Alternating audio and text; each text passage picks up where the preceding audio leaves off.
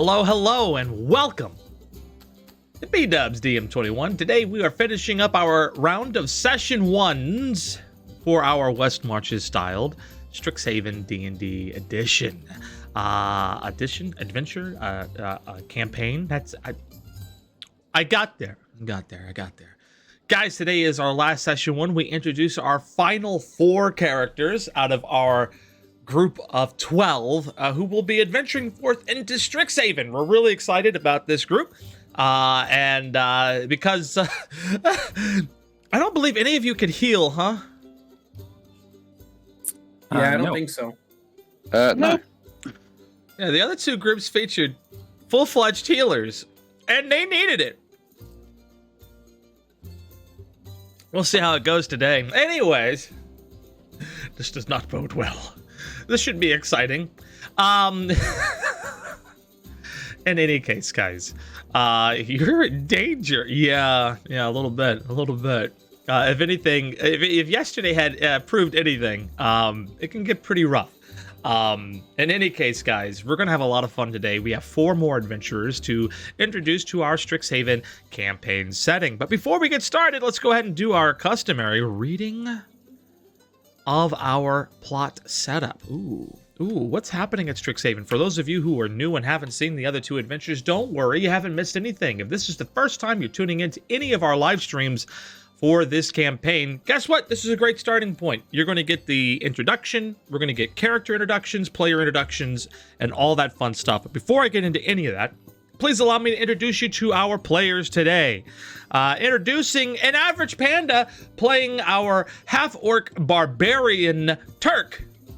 How you doing? Pretty good. Turk, very simple. Turk, very simple. Fantastic. That's what I like to hear. Coming up next, we have Bloodry, who is playing Archibald, our human wizard. How we doing? We're asking you how you doing, my man. How are you doing? I'm doing good. Ready to go? Ready to go. That's good.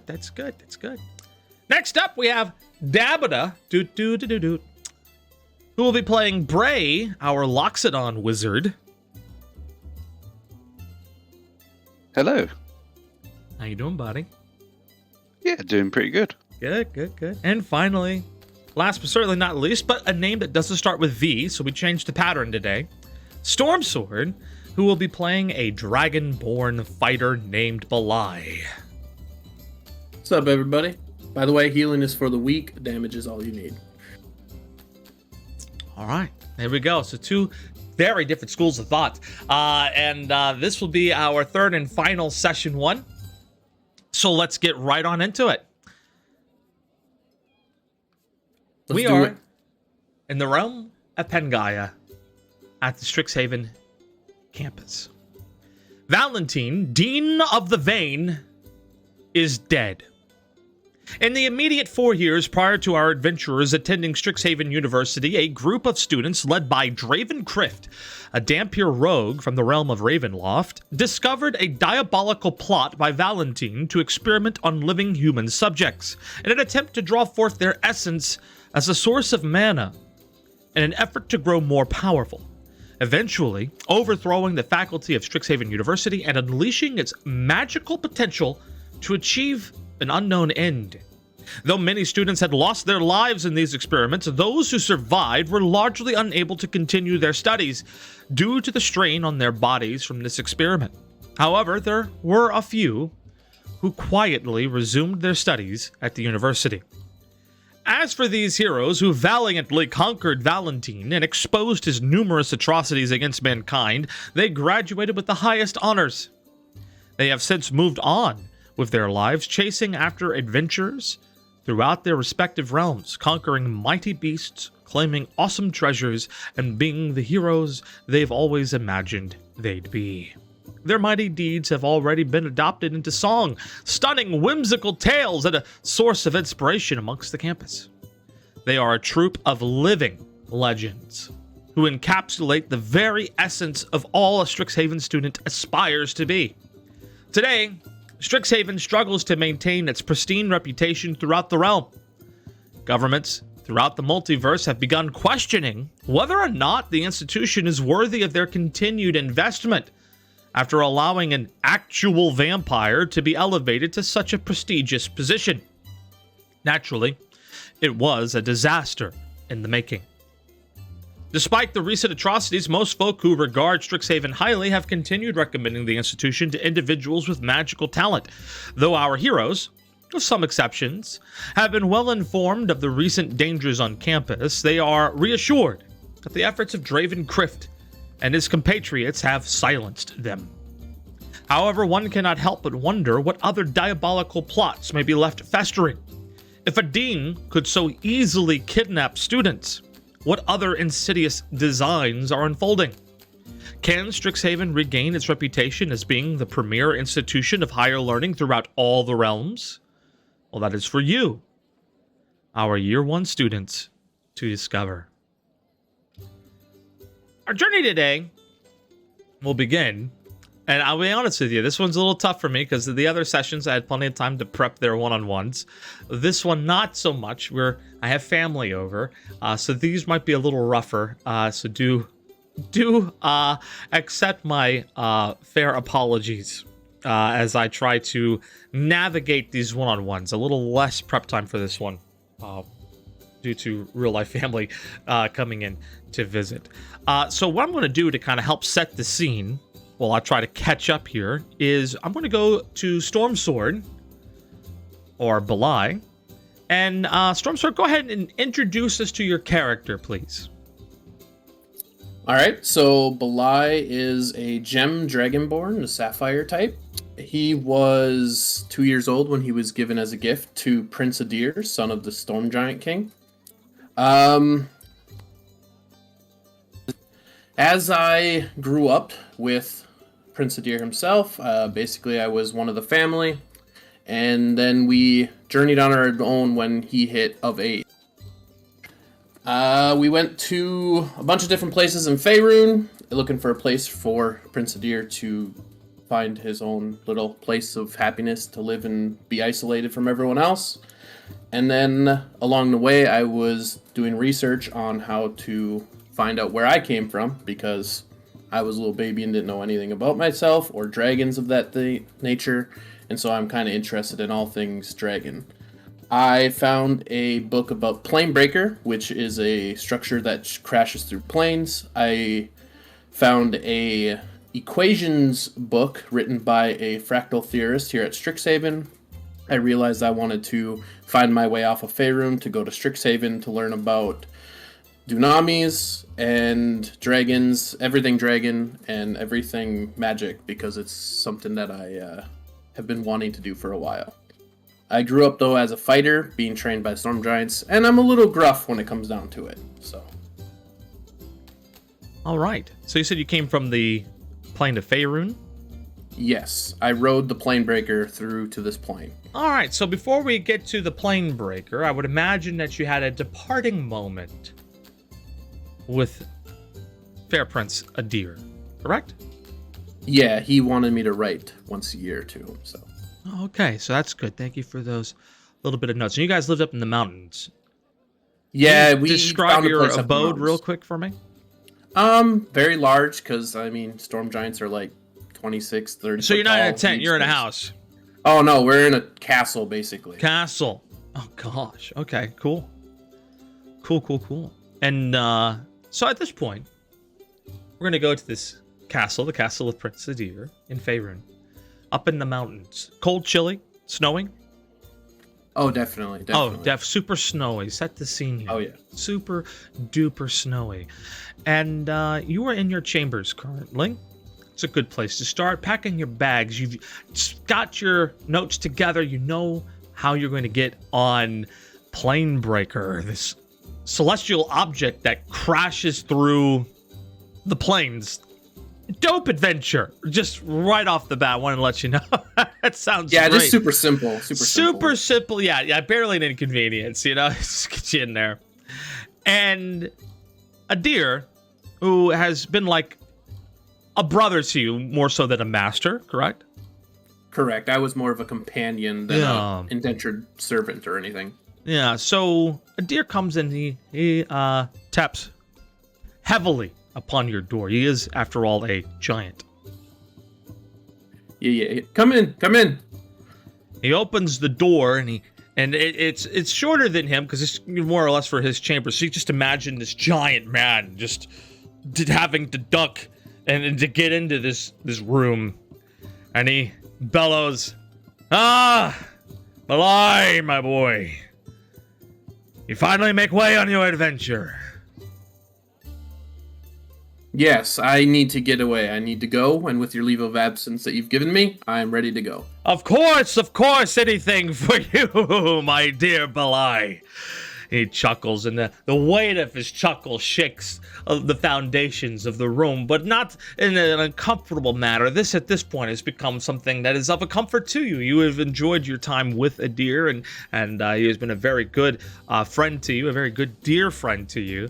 And as he chuckles, his voice fades away a little bit, and he just goes, well,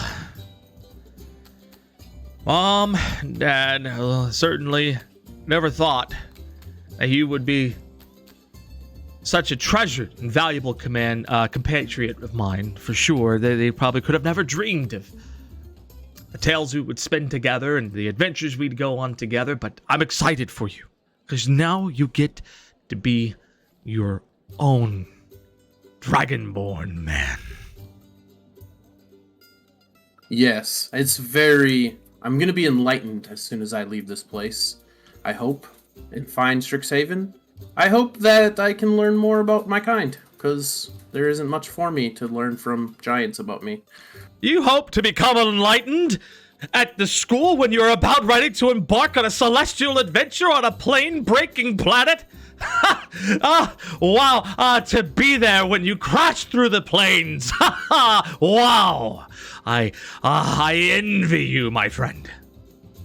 I will very much take my detail on a note for you and share it with you. Yes, when I get yes, I will compile your letters. It shall be the fable of Balai, a dragonborn brother.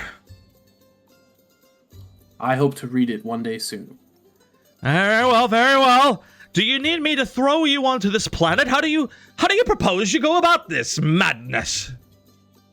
Well, the equations say that I should basically just stand next to it, and looks like I'll just grab on as I go. How do you stand next to and grab onto a planet? I'm not sure. I'll figure it out when I get there. Always you improvising your adventures. Oh, well, you got us this far, my boy. You got us this far. Oh, well, very well then. I'll leave you to it. Be sure to stop by before you head out, and I'll be around. I'm sure you'll have no trouble finding me. It ain't like I can hide very well. He laughs. Yeah, you're a bit big, aren't you? Yeah, poking a bit of fun at himself there. Oh, they're just, they say I'm a little small for my kind, but And yet you still look down on us small people. That's not good. No. To look up upon you is to look up upon your soul, your spirit. Which is mighty indeed. Do right. I shall catalog your adventures. I'll place it into a tomb with my personal library. You shall have about every other year if time doesn't change between dimensions. Very well. I'm not sure how that's gonna work. I must do more calculations. Hold up. Are you coming down for dinner? Probably not. But we've made a feast. I'm not hungry? Very well. I suppose I just will have to consume your portion for you. It is, after all, but a meager amount for me. Yeah, it's not like you don't do that anyway half the time. It's true. Very well, then. I'll be off. I'll leave you to it. But before I go, how does a giant hug a dragonborn? How do we describe this? I feel like growing up we learned that hugging was bad, so maybe like Nux or something, like we fist bump each other. I don't think fist we would bump. hug. He really. offers you that fist bump. I'd punch it as hard as I can, every time I do. Very well. All right. I'll be missing you, my friend. NIU. Very well. So it takes off, and you go about the rest of your planning and your study of how you are going to catch Planebreaker. And for the sake of time, and not to take you on your own full 4-hour adventure, we're just going to say that you stood next to the planet Planebreaker and took hold of it and got on a ride.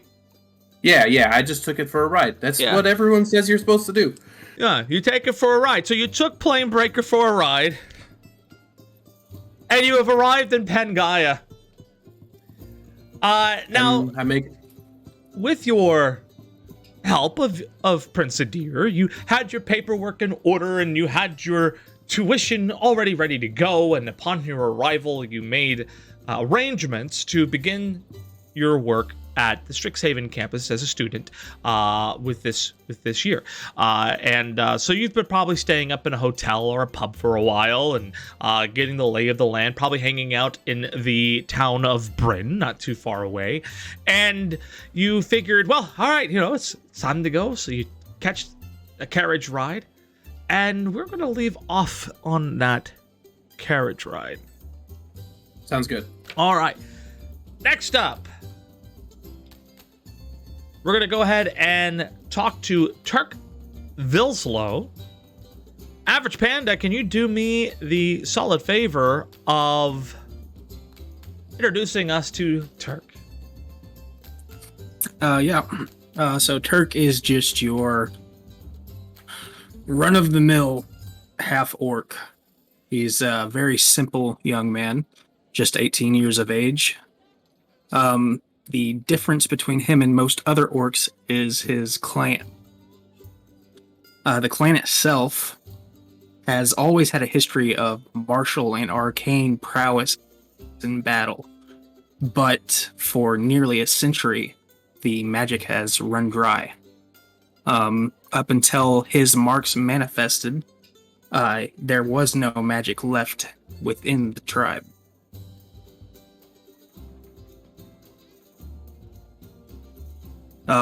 With the Dagger Soul itself, its history, they are mercenaries, war bands that can be hired.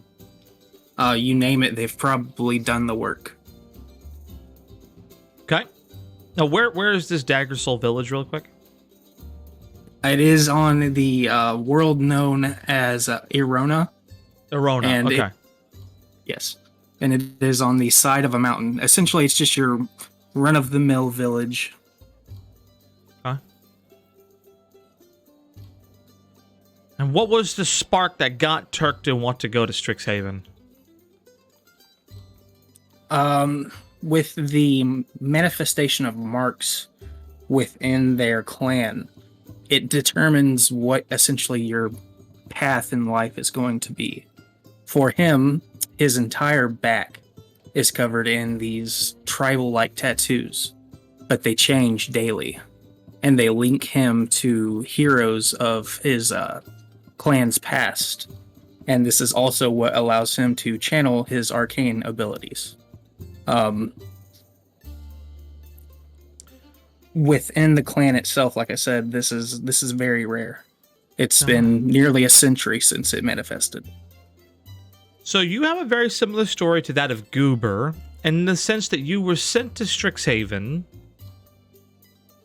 by some celestial being. In this case, the Lady of the Forest. Is that correct? Yes. All right. I didn't roleplay that section because I tend to stray away from celestial being when it's involved in somebody's roleplay. So why don't you go ahead and do me a favor and tell us about that, and then we'll pick up with you at Strixhaven. Okay. The Lady of the Forest is essentially just something that presented itself to Turk. Okay. He used to spend a lot of time in the forest, just away from his father, because his father's idea is to train and essentially beat the lessons of the past into him to activate his latent abilities. Okay. So, through his time in the forest and this manifestation of this Lady of the Forest, he learned more about his clan's past. And how it would affect him moving forward. And she is essentially the arcane energy that sends him to Strixhaven. Okay. As she sends you to Strixhaven, I'm sure she has informed you of where you're about to go. Yes, she is. Let me know that it is completely disconnected from my world. It's essentially a different plane. Got it. Okay. And in terms of all of this and how all of this is working, I take it you have some belongings and your bags packed kind of thing? Forgive me, guys. This is the first time I'm seeing this backstory. You're kind of seeing some of the before the session prep work that I tend to do. Like I said before, I had to be with family this morning, so I couldn't prep for this one like I did the others. So I'm assuming you have your bags packed and you're good to go? Yeah, Turk has his bags, he has his pouches, Okay. he has his javelins and his greatsword, and that's about it. Okay, great. So she ships you off to Strixhaven. And I'm sure with all that you need for your first year tuition. Yes, essentially, through whatever connection she has there, I have received my first year's tuition. All right, fantastic. So these are the types of conversations I have with people prior to the show. Also, Average Panda was otherwise disposed up until like 2 days ago. So luckily, it's good to get him back in. We weren't sure we were going to get him. So forgive our ill preparedness, everybody. All right, so we're going to start from there. You get teleported off to Pangaea. Probably also the village of Bryn, because, to get you acclimated to your new settings, you probably also stayed in a tavern until it was time for you to arrive at the school. And we're going to go ahead and put you on a carriage, and we'll come back to you after I go to the other two. But yeah, I wish I had a bit more understanding, because this one I just didn't read it at all, because I just didn't have time. I think you finished it this morning. So I haven't had time to study this one, so my apologies. All right. From there, we are going to move on over to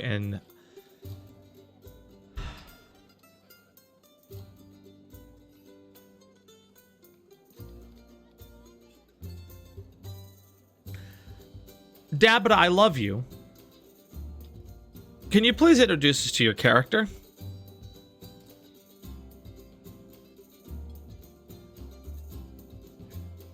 This is Bray.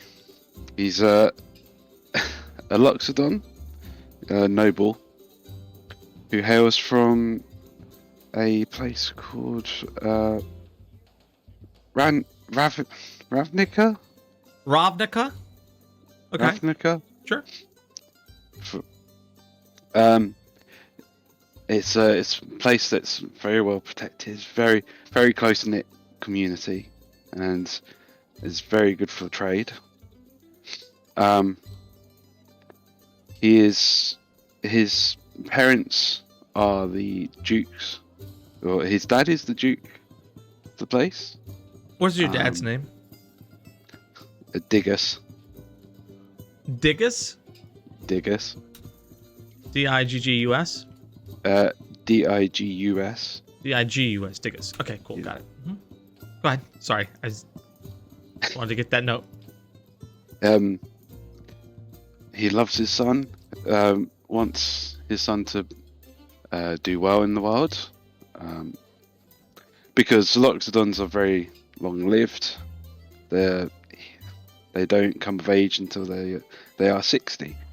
And so he, because Bray has yet to become a adult, he wants to send his son to Strixhaven as a rite of passage to becoming an adult.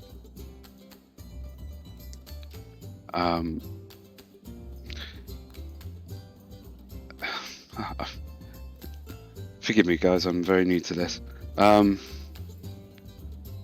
His mum, her name is Kina, Mm-hmm. Kina. She's kind. She likes to embarrass Bray whenever she has a chance to. Very hardworking. She likes to help out Diggus with his duties, support him from the sidelines when he needs it. She is very skilled with wizardry. She's also taught Bray the basics of wizardry, how to make his spell book. And she was also a student of Strixhaven in the past, so she knows how to get there. And finally, Bray, he's had a few friends where he's lived, but because he is a noble, he doesn't quite understand them. But the few friends he does have, they are very good to him. He likes to read his books, and when he does, he gets lost in them, and so people find it hard to pull him back out of it. Because his mum had taught him with wizardry and general things like that. She's very, very important to him, and he thinks of her as his role model. Is his name Diggus Maximus? I had to ask. Chat threw me a bone there. I'm like, I gotta ask this one. Diggus Maximus. All right, we're gonna go on ahead and head on into Ravnica, into the Duchy of Diggus, whatever his last name is. Maybe one day we'll figure that one out, and that's fine. You don't need to know now. And you are reflecting. You're a very reflective individual. A lot of stuff. You're stuck in your own head, in your own world, in your own books, right? And so I could just imagine you sort of hanging out there, and let me move you out of the way of my alerts. But thank you, Nomad Ninja, for that resub. And let me just really quickly, I just realized, wait a minute, you are in a place that's a little odd. And we'll settle you down on my shoulder, maybe? Oh, I got it. Yeah, we'll do that. And then go all the way down here. There you Perfect. go. Yeah, I think that'll do, and we can just kind of move. I just realized you were covering up the alerts, and we'll just move the orc just a little bit over here, and I think we're good. All right, perfect. All right, so we're gonna go to Ravnica, and at Ravnica, we're at the Duchy of Diggus, and you're in your own thoughts. You're sort of lost in your world. You're probably on like a bit of a lookout, and you can see what I'm imagining a very mountainous / grasslands vista that you're looking upon. Yeah. Very deep in thought. And this is shortly before you depart to go to Strixhaven. And your father approaches from behind, and he says, "Lost in your own world again, are you?" Huh? You're lost in your own world again.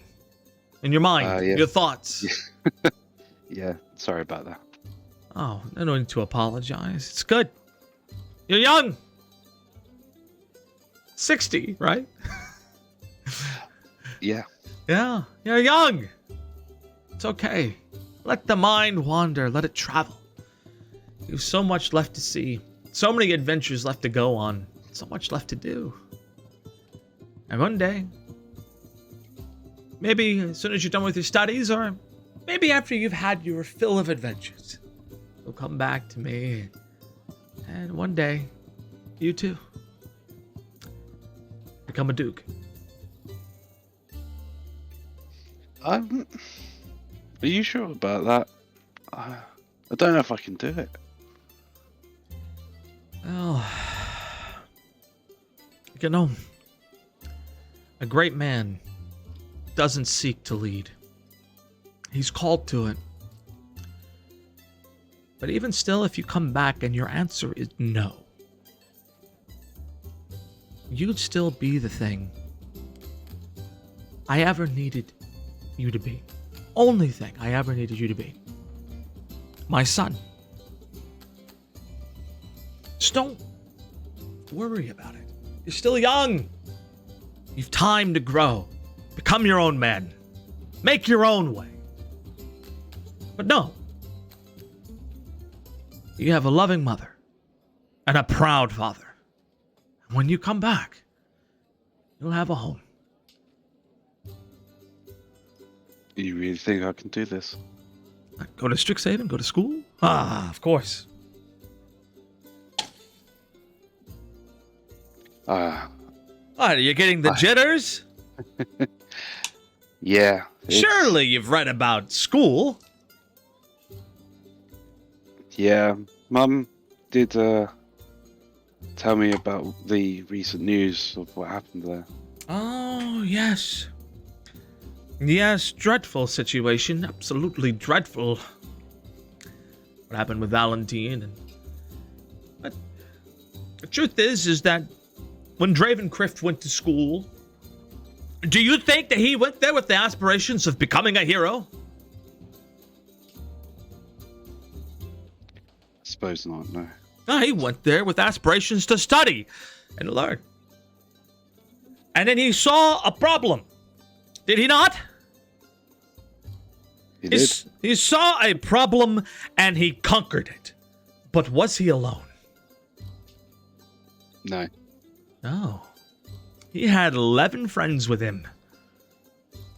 And they went and they conquered that problem together. A great man, a leader. Now let me tell you something.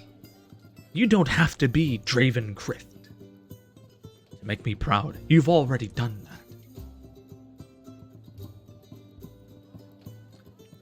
You could have been a band at that party, and I would have been glowing with pride. Because here's the thing, this is our way. Where there is need, we are there. Where there is a problem, we solve it. Wherever there is someone crying out in hunger or pain, we feed or tend to their wounds. That is our way. Yes.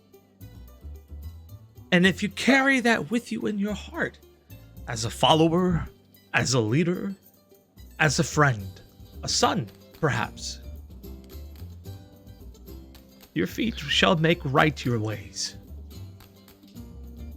I will try and do you and Mum proud. Absolutely. Now go and learn how to cast Fireball. Yes, Fireball. Mum has told us many times how destructive that spell is. Fireball solves every problem. That's what I've been told. I don't know much. Just a simple paladin myself, but You've got your magical swords and whatnot. They can do just enough damage as a fireball. is my magical sword what makes me me? Sometimes you would like to think so. I do. You've got it all wrong. It's our spirit, boy. It's our spirit. And in you is the spirit of a champion. Yeah. After all, 60 long years ago,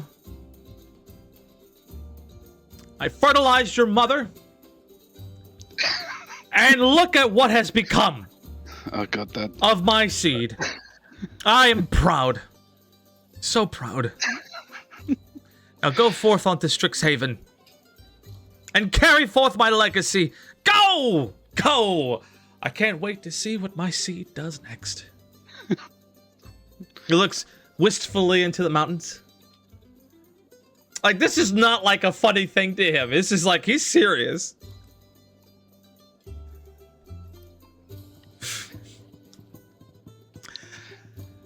Dad, why do you do this?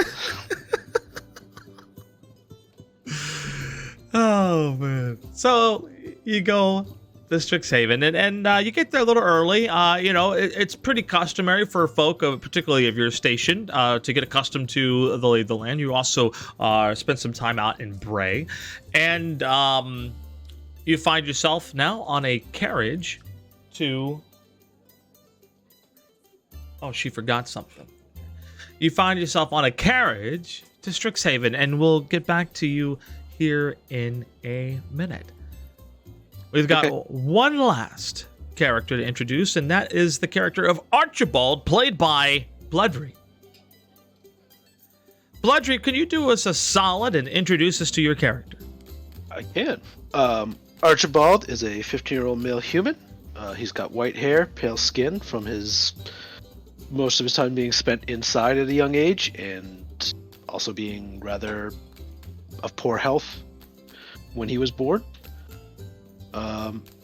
He's quite a bit shorter than most 15-year-olds. Not much, but shorter than average. He wears glasses because of his poor eyesight, and he's usually seen carrying around a large grimoire. Archibald is from the city of BDubz, where he lived with the youngest son of the Belling family. And he actually, because he couldn't be outside, he took up reading in the library, read many adventure books, and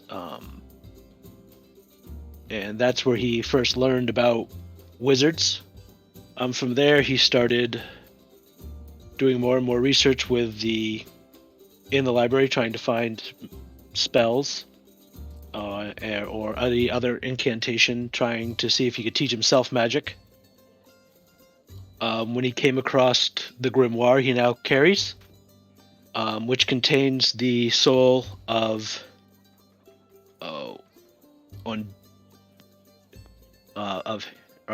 Henorium, and Henorium has taught him magic, and was able to help Archibald convince his parents to let him go to Strixhaven.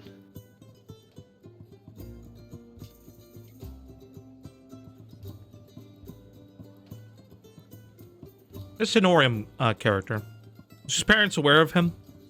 No. Only Archibald knows about Honorium. How does Honorium communicate with Archibald? They are linked through the mind. So it's kind of, he's able to speak into his head. Can I speak into your head? Okay.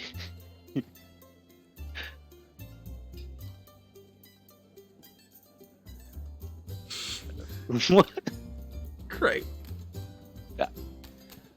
Okay, tell me a little bit about Honorium. I want to make sure I get this correct. All All right. right. Tell me Honorium. about. Hold on, I gotta break out the notebook. Hold on 1 second. I gotta take some notes here. Like I said, I didn't get the prep time that I normally would have prior to these shows, but I have a family over, so please forgive my lack of preparation today.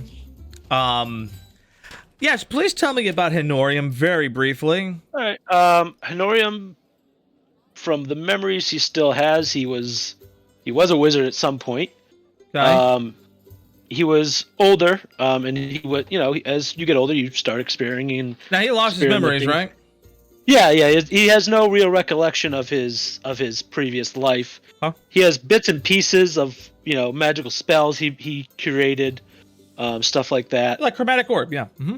Yeah. That was his main spell, Chromatic Orb. One of his favorites. Yep. But other than that, he doesn't really know his past. But from what he could glean, what Orion. All right, what I want to know about his personality.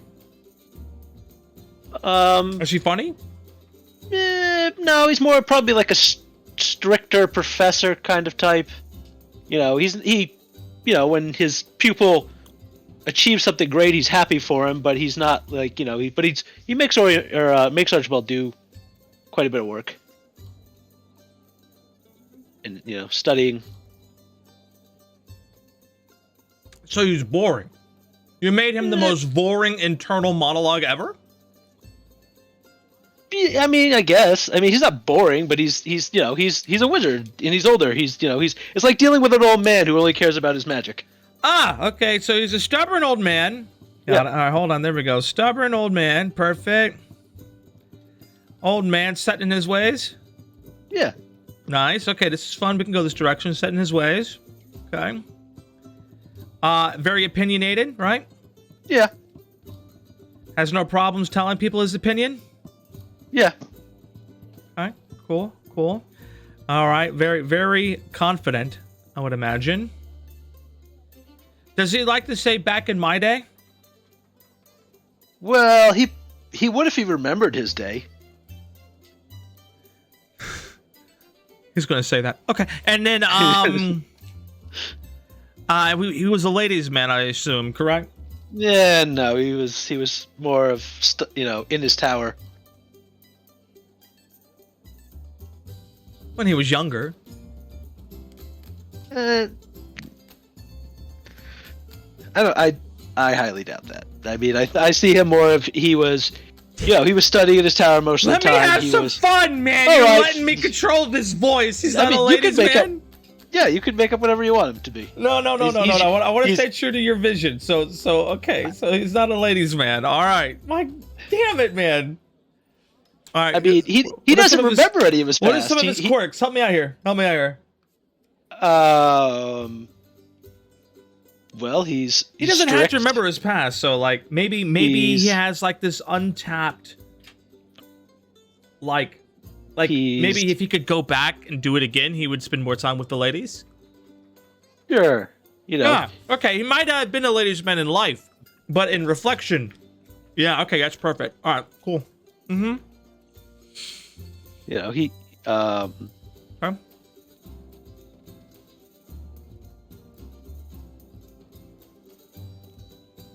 His first love and always though has been the magic. He was always looking for better and stronger spells. Man, better and stronger spells. Okay.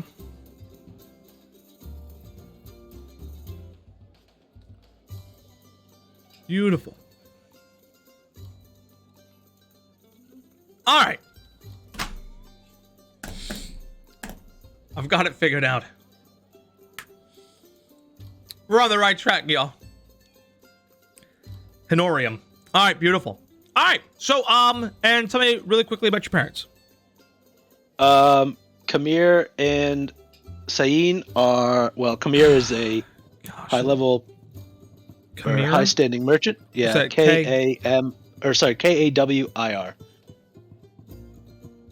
Kawir. Kawir? Kawir with a W. Kawir. Okay. That's dad. Okay, and then the other one. Sian, Sian. Okay. Okay.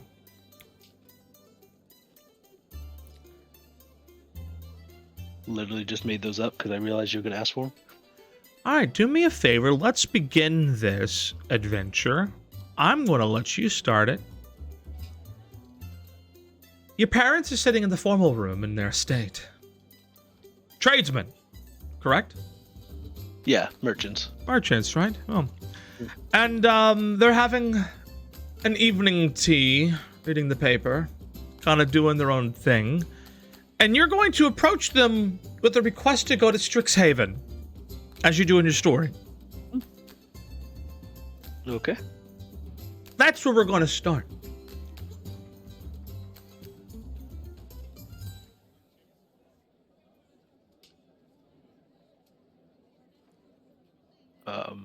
Mother, father, I've come to you to ask permission to leave the household.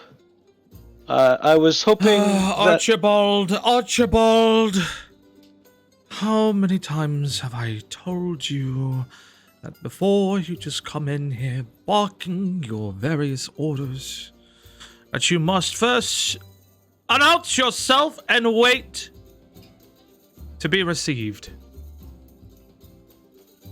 I apologize. Go back Father. to the entrance. Knock upon the door gem. All right. And announce yourself. As we have taught you hundreds of times before. He goes back to reading his paper. He takes a sip of his tea. Meanwhile, Seon is just sort of sitting there, totally ignoring the entire conversation. Archibald will walk back to the door and knock on it, and go. May I enter? May I enter the room, Father? Why are you talking like that? Well, you seem Are to. Are you mocking me? Tiny bit. Meanwhile, Hinorium in your voice, in your head, goes, "Is your father always such a stuck-up prick?" Most of the time.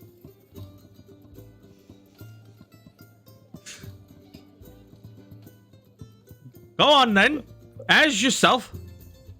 I was just hoping that we could have a discussion about my teachings. I've seemed to. He kind of perks up at the subject. Yeah, his full attention. Even your mother, Cyan, has dropped her paper and kind of turned to look at you.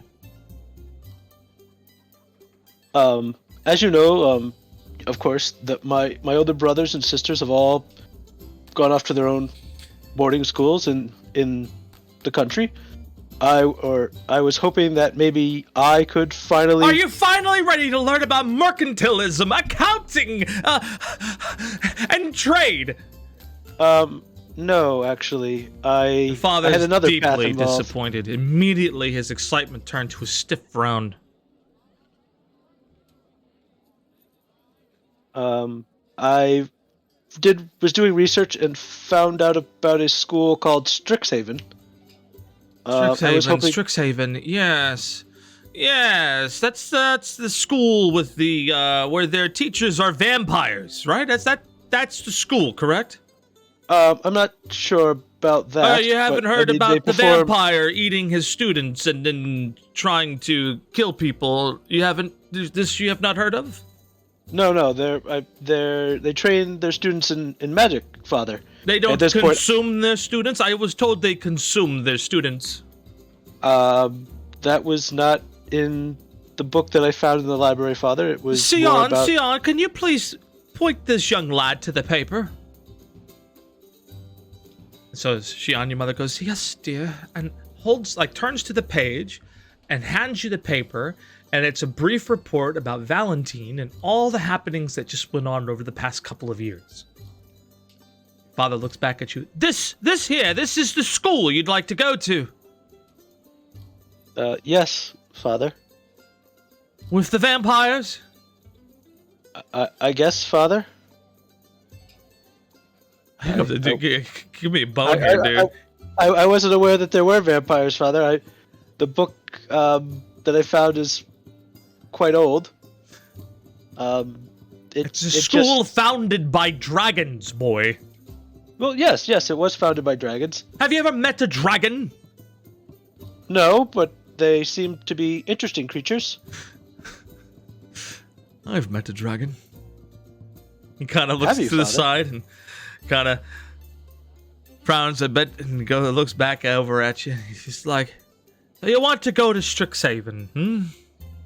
Yes, I believe it will help me increase my potential. I've already learned some. And what minor course of spells. study would you like to cover? He's like barely listening to you. He's used to you kind of prattling on and about.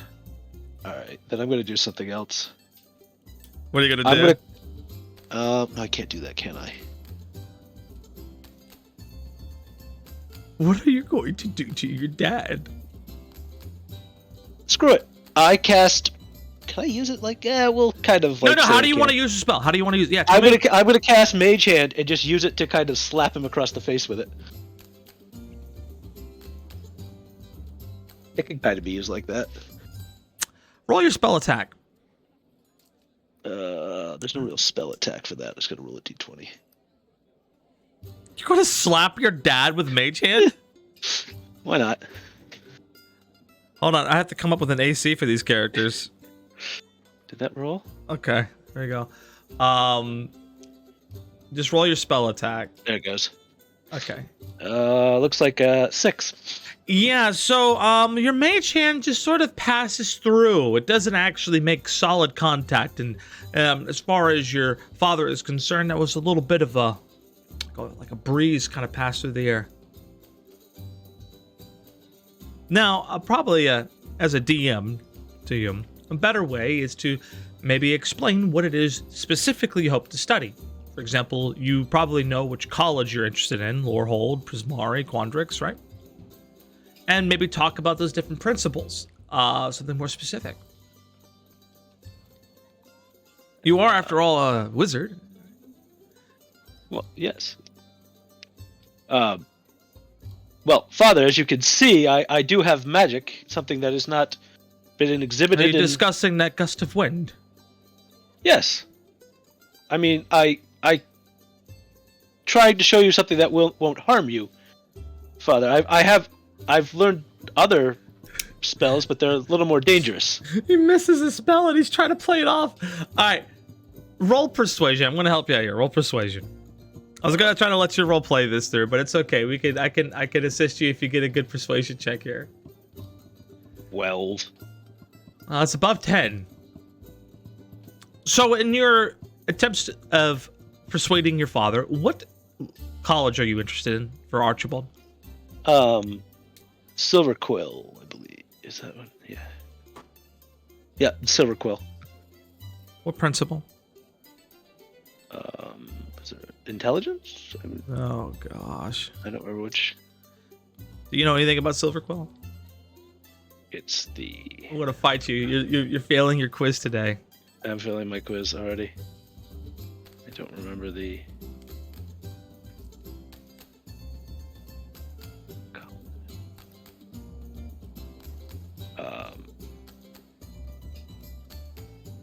Spells of the word of. Radiance and Shadow. Yeah. Okay. So I'm trying to help you out here, because like you're Poetry, trying to drama. describe a course of study of your father, right? So you're going to Silver Quill Radiance, right? College of Radiance? Yeah. All right, perfect. All right. So you described to your father that Silver Quill offers a variety of studies, and that you are most interested in the Silver Quill College, not the Witherbloom College where the vampire was. They've never had a vampire at Silver Quill, and the vampire was disposed of, and the activities happening there were certainly not sanctioned, Father. Furthermore, there's many great teachers and faculty. For example, Shale Talonrook, the Dean of Radiance herself. So, good, kind, Owlin professor. She should know about this. You're talking about going to a school. You should know some of the faculty. Very optimistic orator. Cool lady.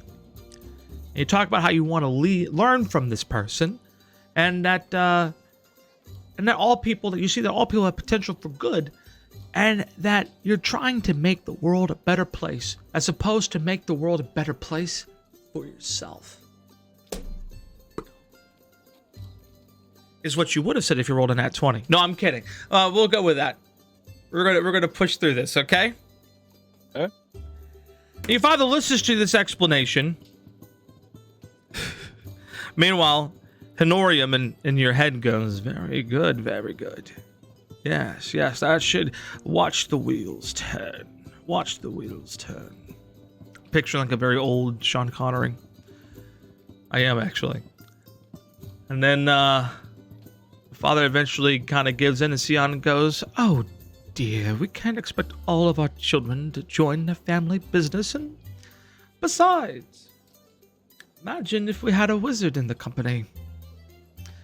Right, Sion, right, Sion, and how much will it cost to send our boy to Strixhaven per year? I'm not sure of the cost, Father. You would know it's 600 gold pieces. Feel free to ask me if you don't know the answer. All right. Yeah. 600. 600 gold pieces. I'd imagine we can arrange for a trade. Yes, a trade. Berries. Yes. Yes. Yes. All right then. Very well. If your mother agrees, you just stay away from any vampires, boy. Can we agree to that? Yes, Father. Of course. Very well, very well. All right then. I shall arrange for you to ship out, and we'll notify you of the time. Now, please do leave, and take this cup with you. Bring it to the main. All right. I take the cup. And off you go. All right. So you travel to Strixhaven, and like the others in this particular group, you spend some time to get acclimated. You spend time in the city of Bryn, the town of Bryn. That's like between a town and a city. It's not too big, but big enough. It's quite nice there. And you get acclimated to your new setting. You kind of learn more about what's going on, and you're having a good time. And the day of your first day of classes arrives, and now you find yourself in a carriage en route to the school. Alongside you in this carriage is a blue, sapphire-like dragonborn, a half-orc, and a loxodon, sort of an elephant man. And you're all in the carriage for about an hour and a half's worth of travel through groves and so on and so forth. You guys have about an hour and a half in this carriage together. What do you do? Belai, as people were getting on or he got in his carriage, he was checking their heights to see if he was taller than all of them. So he's kind of interested to know what you guys' heights are. But he didn't ask you, he just looked to see if you were shorter than him. Turk is doing the same thing, sizing everybody up, trying to see if he's bigger. He's about 6'4". All right. Belai's about 6'8". What's the Loxodon at?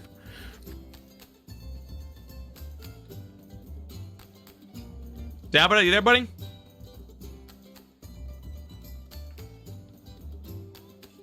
Yeah, I am. Sorry. I stand up at 7.5 feet tall. All right. So everyone but the Loxodon is small people to me. All right, cool. I'm gonna kind of be antisocial, and I'm gonna check into my book that I have, and I'm gonna be making notes and reading through the Interconnected Pathways book. So if anyone wants to talk to me, they can. I don't know if you'll get an answer. Turk just looks up and Blue Dragonborn. Where are you from? Faerun. Turk does not know this place. I wrote Elephant a giant Man. Where are you from? Elephant Man!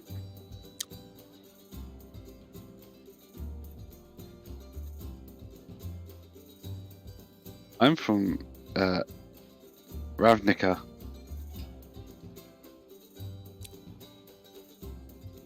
Last smallish creature?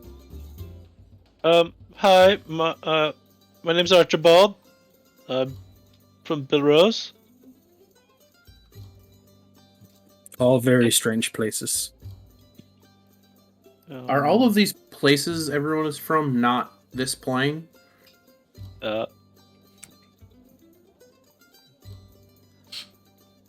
As far It- as The answer is what I've yes, heard. by the way, for those who are kind of hesitating to answer. I don't know if you're hesitating from a roleplay perspective, but the answer is yes. None of you are from this plane. All of you traveled from another plane. Belai's going to kind of light up at that a little bit, and he's going to start asking tons of questions about how you got here and taking notes. Well, I got here using a plane shift spell of one of the more powerful wizards that live in the city. A plane shift spell. What does that entail? Do you know? I will draw out. I'll open my book and I'll use a quill and kind of draw out a pattern into the book. I'm not really sure how it works, but the wizard had this sketched onto the floor of one of the rooms in his tower. My parents did have to pay quite a price to be able to use it. That would have been far easier than catching a ride on the moon. You flew here on the moon? Well, a moon-sized object. Have you heard of plane breaker before? I have not. Yeah, it crashes through planes. Yeah, it's a thing. That's a little scary. I'm quite. Turk wants to see this plane breaker. It kind of came through a couple months ago, so you kind of can't see it. I'll do some calculations. I'll let you know when it comes through again. And then he's gonna go back to his book, do some math. You'll have to show me as well because this all sounds interesting. I've never been. You have some weird ways of traveling. You might have even read something about this in one of your mini books, but it sounded like fantasy to you, perhaps. Yeah, it's pretty simple for me. I didn't know of any other ways to get here, but I found that to be the easiest. That's Turk's adventure was fairly easy. The Lady of the Forest just opened the ground, and here I am. You came in through the ground? How is that connected to this plane? And I'm just more notes.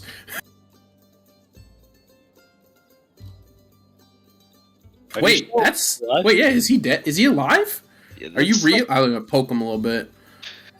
Do not poke Turk. I'm gonna. Wait, did they bury this man and he ended up here? Are you a ghost? I love it. But yeah, back into my notes books. I got all kinds of new information. I'm writing it all down. Just so you guys know, I really love this combination of players because a Loxodon, a half-orc, a dragonborn, and a human all get in a carriage. That's what we're witnessing. That is a strong horse, and it's probably scraping on the bottom. It's a pretty heavy carriage. It's pretty wild. We're in here for an hour and a half, though, you said? Oh, an hour and a half. You got an hour and a half right up there, yeah. I'm a 340. You guys have made it in about 5 minutes, so you're doing pretty good. Oh, wow. We're going to roleplay the whole time? No.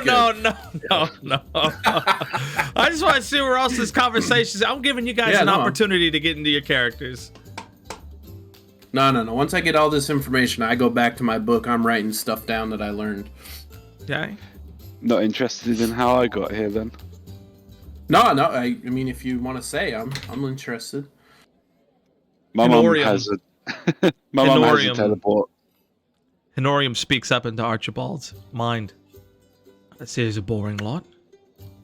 You ever want to play a game called I Spy? Sure. But just say out loud, I spy with my little eye, and pick something out the window, and they have to spy it too, and then they go to the next round. All right. Does anybody want to play a game called I Spy? No, don't. You just say I spy. Oh. I spy something. You're looking out the window. You're going through a bit of a groves, like lots of forest and swamps and a couple different creatures, maybe. You can make up what you see. Green, you say? Yeah, it's probably a leaf. It's probably a Turk leaf. knows it's tree. Yeah, it's a tree. Turk always right. But trees are they're brown. Is the bark green or what? Are you looking at leaves particular? You can't be vague. You must be specific. Well, it's he can't win off tree. That's not fair. How do I play. I mean, I spy with my little eyes something green. But make sure you know what you see. I said it. I saw it. It was a tree. It was with leaves on it. So then the half-orc won. Okay. Then let the half-orc know he won. All right. You won, Mr. Orc, sir. Turk. Sorry, Orc. Mr. Turk. I'm gonna glare at him like, that's not fair. Trees are brown, leaves are green. Turn. Turk spy. Something black. Is it outside or inside? Obviously outside carriage window. Well, then we passed it already. How can you still see it? Turk eyesight good.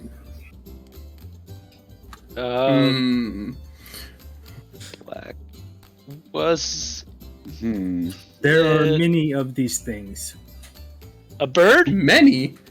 Demand Yes. another clue, boy. Bird. Demand another clue. Who said bird? Bird correct. Hey, I got it right. What? How is bird correct? Was it a blackbird or was it just a faraway bird that was like a dot? You are bad at this game. Specifically said I spy something black. Bird was black. Bird was correct. Was it a crow or a raven? Are there specific Turk do not know bird variants? breeds. It is bird. All right, I guess I I'll hate go. this game. I'll go again. I look out the window. Oh, I spy with my little eye something. Brown. Tree. Tree. No. Dirt. Turk give up. No.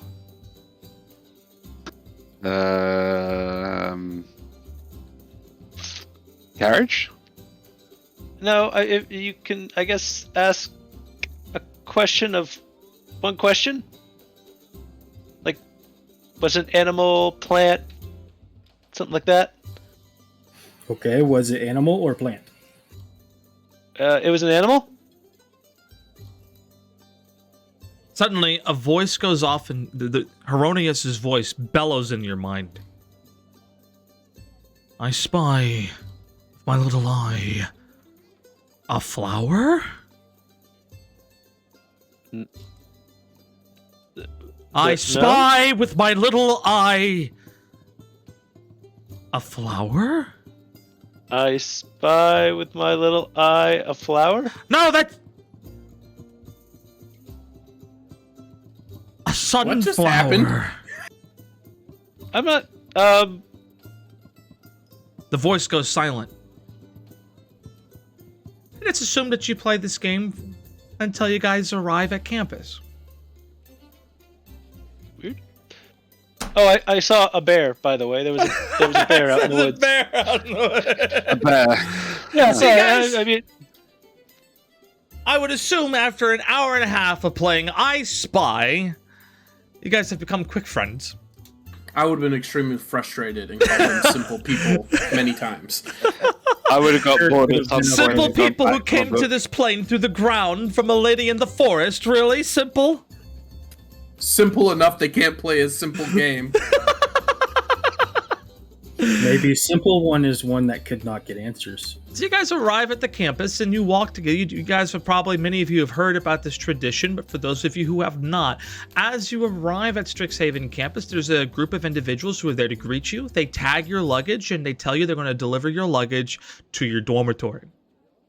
And at that point, they instruct you to walk straight down the main campus road to the Biblioplex for your orientation.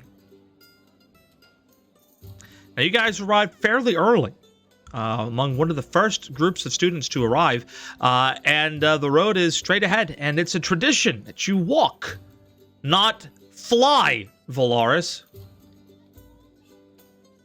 to the Biblioplex. And they point you down the road. What do you do? I definitely take up in front, and I'm like, this way. Turk automatically skips in front of him and starts walking. No. He does Walk not side follow. by side if you're going to do that. Otherwise, I'm going in front. We can just play the game of switching back and forth because Turk's gonna keep doing it. Same.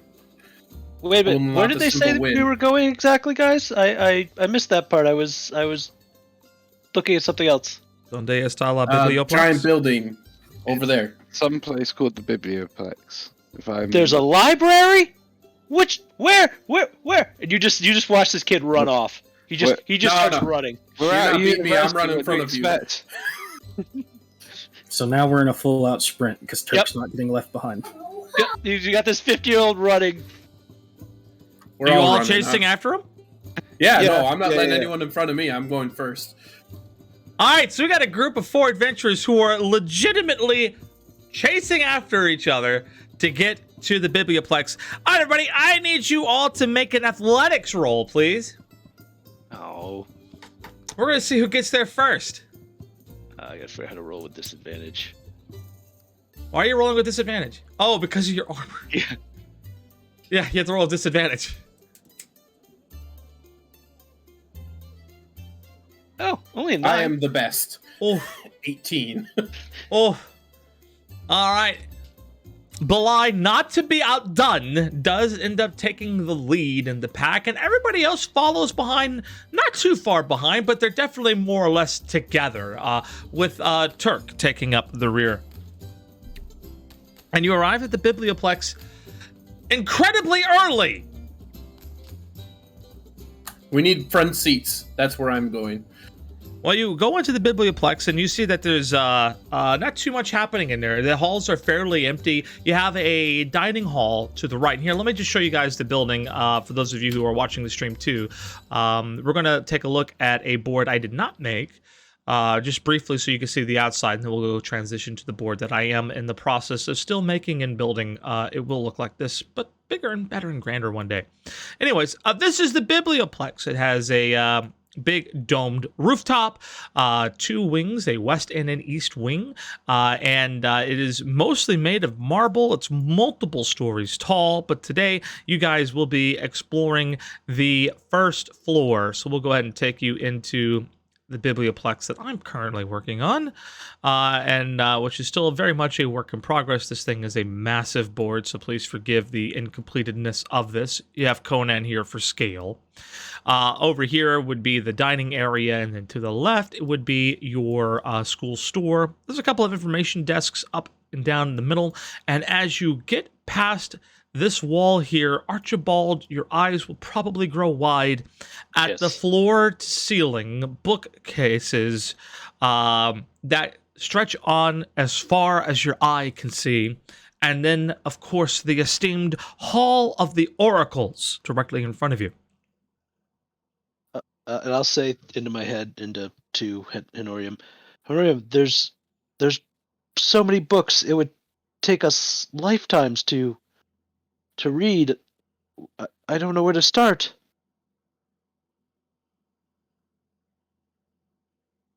What other reactions are we getting here? What do you guys think? I'm just going to find a spot to sit, and I'll save you guys some spots. In the front. That's where I'll be.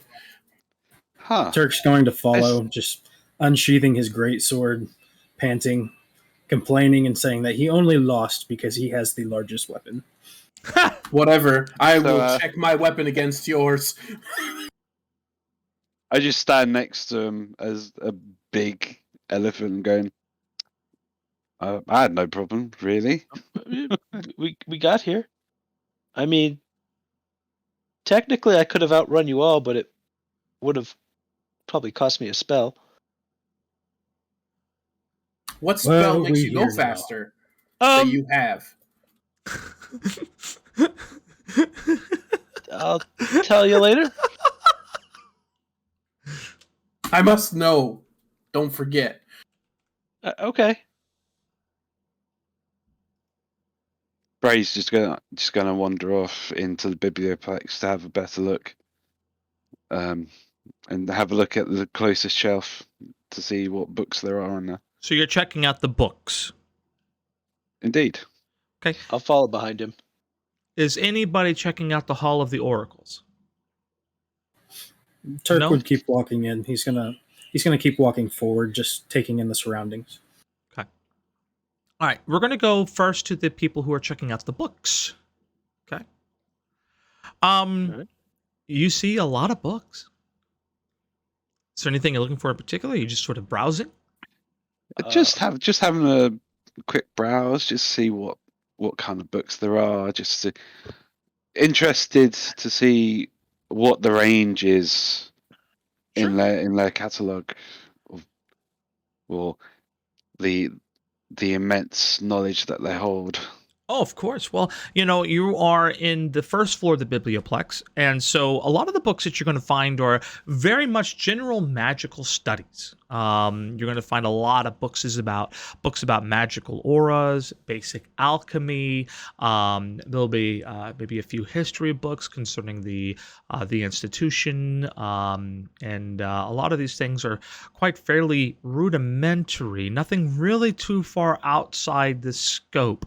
Oftentimes, some of the books that you'll find along these first couple of bookshelves that you're looking at to the left here, I imagine you went to the left, would probably talk about different perspectives of magic, principles, and how people came to discover magic, and how they weave their magic differently from other cultures. A lot of history kind of stuff, but on a very surface level history. I'll have to come back to this place fairly soon so I can have a look at these books. All right. And I'm going to turn around and have a look at the Hall of the Oracles. Well, I'm going to say that you probably spent a good 15, 20 minutes. You had time. You guys got here about 30, 45 minutes early. We're going to go ahead and head over to Bloodry. Bloodry, what are you doing over at the books? Pretty much, grazing the books, looking at different ones. Also, Honorium, do you sense any of them giving off any signs of magic? I don't know if it's. I mean, hopefully we can find some new spells while we're here.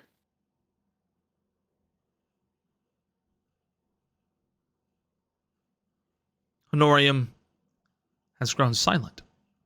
Oh, damn it! All right, well, none of them really seem that interesting. Probably more equations and stuff to read later, but we'll definitely have to read some of them. I'm so Remember the last thing that Honorium told you was something about a flower. Oh. And he hasn't spoken since. Do I see any books with a flower on it? Make a perception check. I have no perception. 13. There are a lot of books here, and you can't possibly go through all of them. But of the books you did look through with that thought, you failed to find a flower. And that took you about a good 10 to 15 minutes of searching. So now we're going to move on over to Turk and Belai. You both passed through the Hall of the Oracle around this time, correct? Yes. Yeah, I would say so. Are you rushing through there? Are you taking your time? What's going on here? I definitely don't want... Oh, yeah, go first. Turk is just carrying his sword sheathed, just looking up and taking in everything. He's seen books before, but he's never seen anything like this. No grand hall with statues. It's all very, very new to him. Yeah, so this Hall of the Oracles has lots of arched doorways, and up above in the Hall of the Oracles, you get statues about, just like you said. And let's go ahead and see if I can give you a visual, at least from this board here. We do have some concept art if I feel like putting it on screen, which I don't. But you have this sort of pylon that shoots up out of the ground, and above it is actually a snarl. This is an actual Pangaea snarl. It's a sort of a source of magical energy. It's what powers Strixhaven as a college campus. And the statues around are resembling that of the previous oracles who have since served with at Strixhaven. Now, as you're walking by, a deep sense of dread fills your heart, Turk and Belai. An indiscernible, indescribable sense of dread, sadness, despair. and it grips you and your being. But where it's coming from, you do not know. Who is causing it, you have no idea. But you cannot shake the feeling of hopelessness. Turk's going to turn to Belai and you feel that? Yes, I thought that was you. Definitely not Turk. Turk's going back up to the books. So you're heading. So just for a quick heads up, the Hall of the Oracle is really big. So heading back towards the books, certainly can do. But you're going to be in this hall for a minute or two. Okay. Turk's fine with that. Turk's Okay. backing out. Okay, you're backing out. I'd like to kind of look into it if I can. Yeah, sure. Go ahead and make an arcane check. All right, with your roll of 12, you know this is the Hall of the Oracles, and you actually are below a actual Pangaea snarl. Now, Pangaea, you don't know a lot about this place, right? But you do know Right. that the magics that course through planets and manifest themselves into snarls, these are places of prophecy. Essentially, the oracles have a very, very strong affinity and understanding of the snarls and how to read it and how to gain answers to questions, to see peril coming before it happens and things like that. And you just so happen to be passing under one of these snarls, and it maybe dawns on you that you're here at a particularly troubling moment. Something happened somewhere, perhaps. Something could happen somewhere, maybe, but that has manifested temporarily in the snarl above. That feeling of dread and hopelessness eventually fades, and you're back to normal, but something, you're not sure what it was, coursed through the snarl in that moment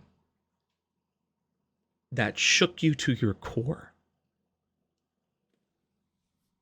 Okay, I will sit right down after it leaves me, and I will just start taking notes on everything that I felt and witnessed during that time. All right. For Turk, is there any reflective surfaces around? Reflective surfaces, so it's mostly marble. The floor immediately below the snarl, which is kind of like a place you're not supposed to walk, is semi-reflective. Sure, it's like a gray slate, has a bit of a sheen to it. Mm-hmm. What he's interested in, he wants to look at the patterns on his back and see if anything's changed when he felt this. All right, describe how these patterns work to me. What exactly are you looking for? So with Turk, when his marks manifested, they are essentially tribal-like tattoos that cover his entire backside. Okay. But they change daily, and they change based on arcane. So he's wondering if this feeling that he got from this magical snarl has changed the way it looked. Give me one moment.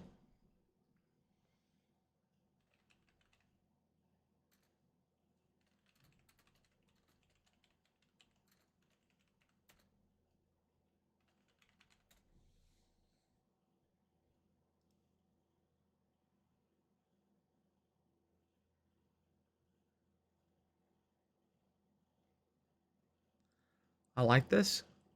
And you're diving into a little something early, but I appreciate it and I love you. About how high is the snarl up in the air, by the way? Oh, it's up a good 30, 40 feet. Okay.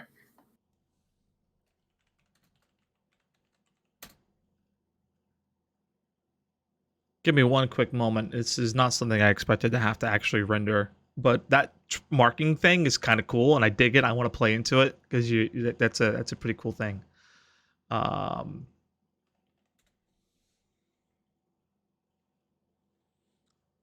haven't actually looked this image up in quite a long while. I did not think that I would need it.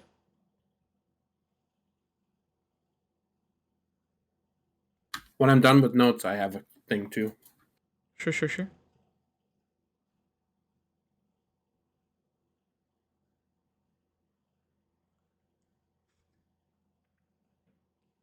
Okay. So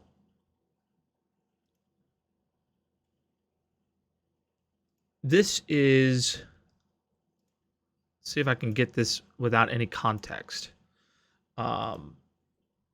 See if I can grab this image without any context.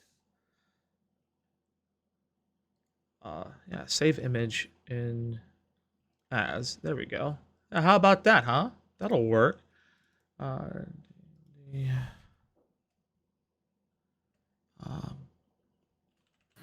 This is your Turk's tattoo. So I want to call it. Let's get Sounds rid of good. all Turk's mark.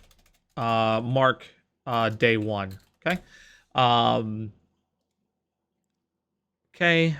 Great, brilliant. And what I'm going to do is we are going to temporarily. Love this, man. I love it when you guys freaking do this to me. This is the best. Make me pull stuff out early. Wasn't my intention. No, it's fine. That's exactly what we're here to do. I think that will give me what I'm looking for, maybe. No. All right, hold on. Oh, I know why. Because I did the dumb. I'll get that window up here in a second. I wasn't actually expecting to have to do this. No, a specific window. Give me tail. Let's put Tailspire back up on the map. You know what? I'll just do this. Put up a image, and this is. This might be a running thing. Turk's marks. Okay, there we go.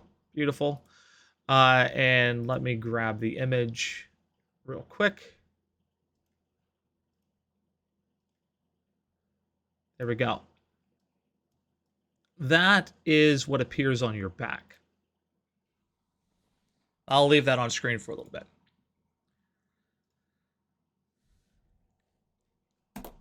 Perhaps maybe you might want to find some help in understanding what this mark symbolizes. Yeah, after Is he's looking at the reflection of it, and obviously it is different from what he woke with that morning. So he's going to attempt to find someone that looks to be staff, who may possibly have some insight. as he I finish my notes and he's like going to walk away. Half orc, need your help. Turk need help too. What you need? I bet you can't put me on your shoulders and lift me up. Bet Turk can. Let's give it a try. Go ahead and try. I will attempt to lift him. Okay. Athletics check. I'll help him as possible, to get better. He doesn't need it. He's good. Yeah, he lifts him. He lifts you up, man. Perfect. I'd like to cast Mage Hand and reach up and to touch the snarl with it. And what is it you're trying to do? I just want to see if there's an effect on the Mage Hand to the snarl, or if the snarl will do something, or if it'll connect to me somehow. I just want to see what happens. For science. Okay. You cast a Mage Hand at the snarl, which, by the way, is like a manifestation of magic itself. In this particular case, the magic of Pangaea. Your Mage Hand is but a gentle wind to it, manifesting no real effects or impacts. It's almost as though it didn't exist. It was such a feeble magic, it created no reaction whatsoever. Noted. Okay, thank you, Turk. You can put me down now. I will find our seats. Were you expecting a different result? I feel like you're annoyed. No. Nope. Science is science. All right, cool. It's a very powerful ball of magic. All right.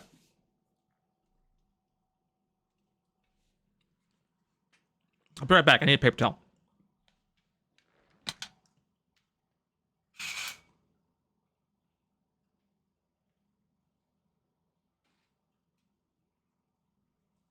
So, half orc, what are you looking at on your back? Yeah, I saw you looking had in the something mirror. for him, didn't you? Turk's tattoo has changed. How does tattoo change? Changes every day. Turk does not know for sure. I wonder if anybody in the chat, by the way, if you do happen to research that image and figure out what it is, please do not share. Do you write down what all your images are every day? Do you take notes? Nearly impossible. Can change multiple times a day. Okay. Off to the seats. All right. So, Bloodry and Dabita, Yes. you guys were heading back through to go find your seats in the, where were you headed? Probably to meet up with the other two. All right. Well, when you get to the Hall of the Oracles, they're not there. But they did continue on to the Assembly Hall, the amphitheater beyond the Hall of the Oracles. And very few people are here right now. But there's a lot of folk coming in through the door now. Like the big crowd starting to show up. And you spot Belai and Turk up in the front, middle. Yeah, we wonder want if- the best seats. I wonder if those seats will hold my weight. Guess we'll find out. Guess you'll just have to take two. I'm just going to go and sit over next to them. All right. So you guys sit Have down, fun. and crowds of people continue to come in. You guys got a little bit of time to talk while you wait for orientation to begin. You guys got here at a pretty reasonable time, early. In fact, maybe you actually could tell your attendance is being noted by some of the people who were there watching. Like, oh, these guys showed up nice and early. Nice. Okay. Studious. These guys are our A students. Turk, definitely a student. You guys have a little moment to talk and maybe share about something that you learned. I'll share the snarl thing that happened that we were, like, what we felt. I don't know if Turk will agree with what he felt, but I felt the hopelessness and dread. Turk will interject with the same feelings and also show his back that the tattoo he had when everyone met is now an entirely different shape. And I will also not mention that I touched it with the mage hand. That'll be a secret. Does anybody want to investigate the mark? Yeah, I'll investigate the mark. Okay, I'm going to let you make a choice here. What about the mark are you going to investigate? From an arcane perspective or from a historical perspective? I'm gonna go for an arcane perspective. Okay, go ahead and make an Arcana check.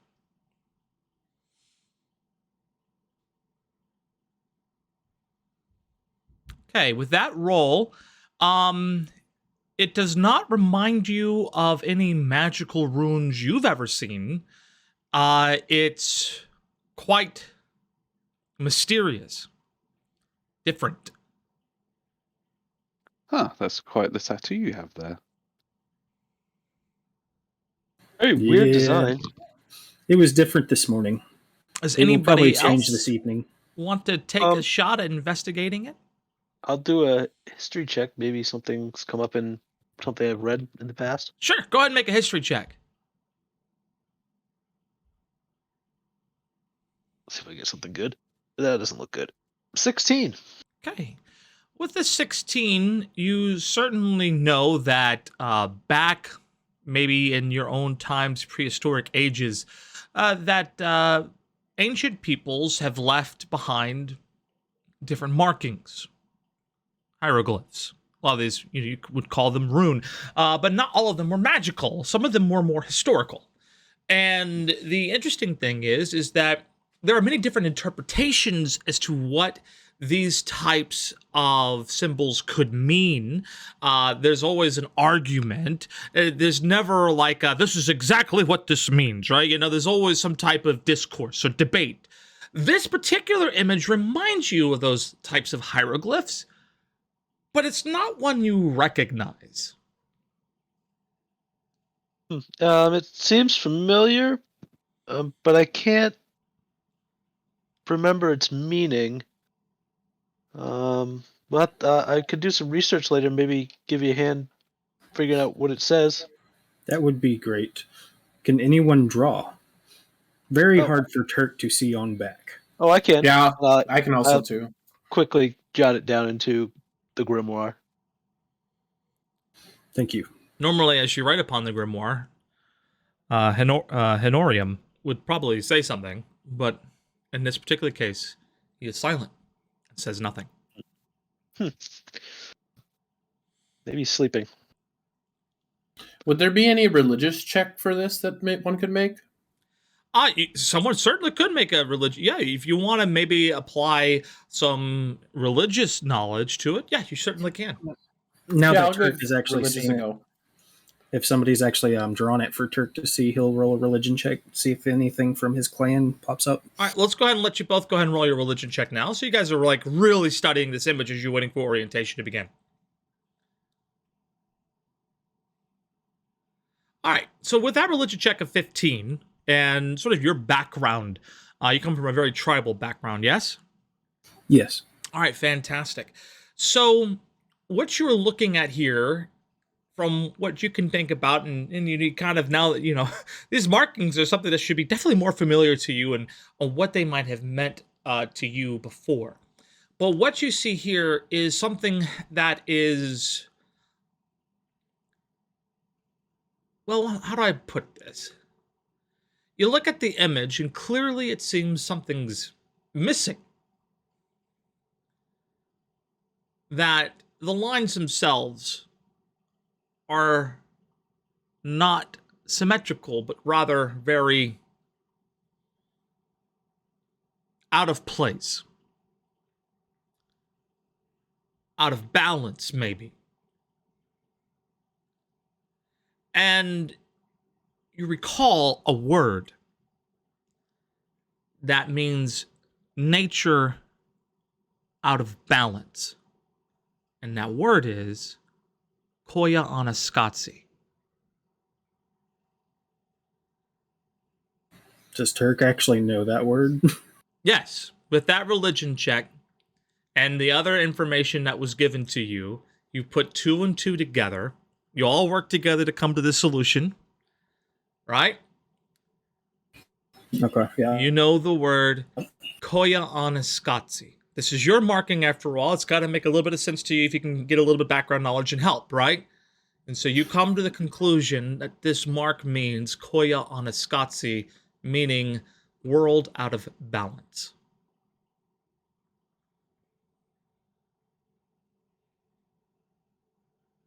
I'll let you write that down.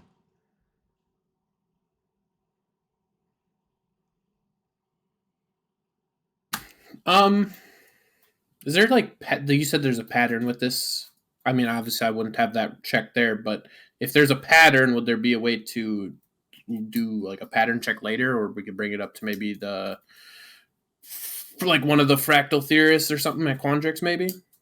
That's why Turk wanted to see this. It's not a pattern. There's no set, like, it changes daily, and interacting with arcane or other things like that changes it. Okay. All right. Now, I am assuming you guys are all done looking at Turk's body marks.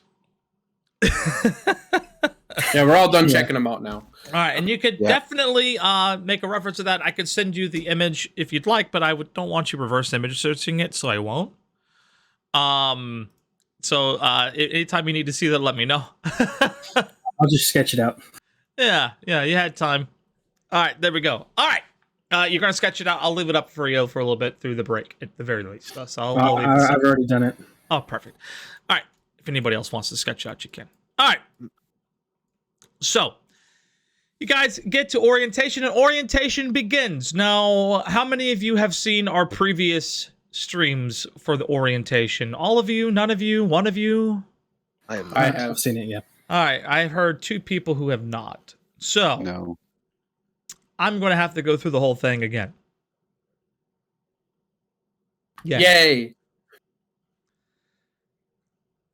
Sorry. It's okay. You're not required to watch the other streams, so, it's fine. So, and not only that, but you guys kind of get to see everything, whereas the other sessions did not. We have a very clear understanding of what's happening here. All right. So time passes, and a little after, it's a little late, but that's pretty normal for these types of things. They say, hey, it's going to start at 10. It starts at 10:05. But it's like right on the dot, 10:05. A tall, imposing man, dark-skinned, short hair, very thick short hair, though not like mine, which is thinning. His is nice and thick and vibrant. An imposing young man. You could tell he's older, but his skin is not... You guys are closer, so you could see much better. That's why I'm describing this. You could tell he's older, but his skin seems very fair. Like, it's very smooth. It's not very rough, but rather it seems young and vibrant. But he carries himself with that demeanor of being older. His eyes are sharp yellow and amber. They shine brilliantly before you. He opens the orientation by introducing himself. Greetings. I am Teva, the voice of the founders. With that, students around you begin to murmur softly, and that murmur becomes hushed whispers, and then gets a little louder into full-on conversations, and eventually the imposing man before you, Teva, exclaims, "Silence!" His voice booms throughout the biblioplex. Foundations quake at the sound of his voice. He resumes his opening remarks, expressing regret on the behalf of the founding dragons. He says, it was a terrible, terrible disgrace that has unfolded on the campus over the last 4 years. And though he is relieved that Strixhaven's very own students rose to the occasion to confront the challenge, such an event must never again repeat itself. The founding dragons have expressed great regret. Bellatrix Witherbloom herself, Teva continues, was deeply saddened by the tragic events which unfolded on campus. She expressed profusely that the College of Witherbloom was to groom stewards who would defend nature itself and to help others. She has personally assigned me to investigate all of the staff and faculty who had dealings with Valentine. This investigation is still ongoing. Continues to explain a few of the changes that are taking place on campus. Agents of the Dragon's Guard have been posted around campus to aid the watch. Be wary. They are not uniformed, nor bear any marking of their station. They are not to be trifled with, nor distracted by anything not pertaining to the Valentine situation. Furthermore, night classes have been suspended until further notice. I apologize, of course, to our fellow Owlin and other more nocturnal creatures, but you must instead wake with us during the day. I do hope your transition to a new schedule goes smoothly. Instructors, professors, and deans will be held to a higher standard, and so too shall the student body. Academic standards have been tightened. Inappropriate behavior will be swiftly punished. Extracurricular activities shall continue, however, they shall be tightly monitored.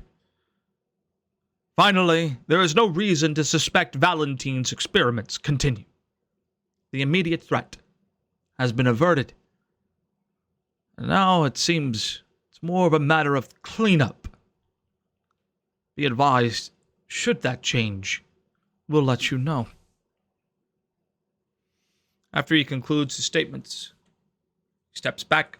Some of the other faculty begin giving their normal orientation routine. Now, those of you who are sitting nice up close and up front, would you like to make a fun perception check for me? Yeah. Yes, sir.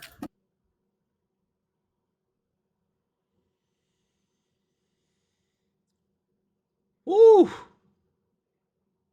Oh my gosh. Got a nat 20, Nope. a 21, a 16. Did we get And a 6. everybody? And a 6. All right. I think we see everything. Oh, well, Turk is just watching he's probably checking out Mavinda Sharpbeak, the Owlin, lovely lady in the back, waiting her turn to speak. That's probably what he's looking at. But in this particular case, Belai and Bray, you notice that as Teva, the voice of the founders, walks to the back, there are suddenly 2 images of him. One sits down at the back, and the other continues towards an exit to your right, which then vanishes.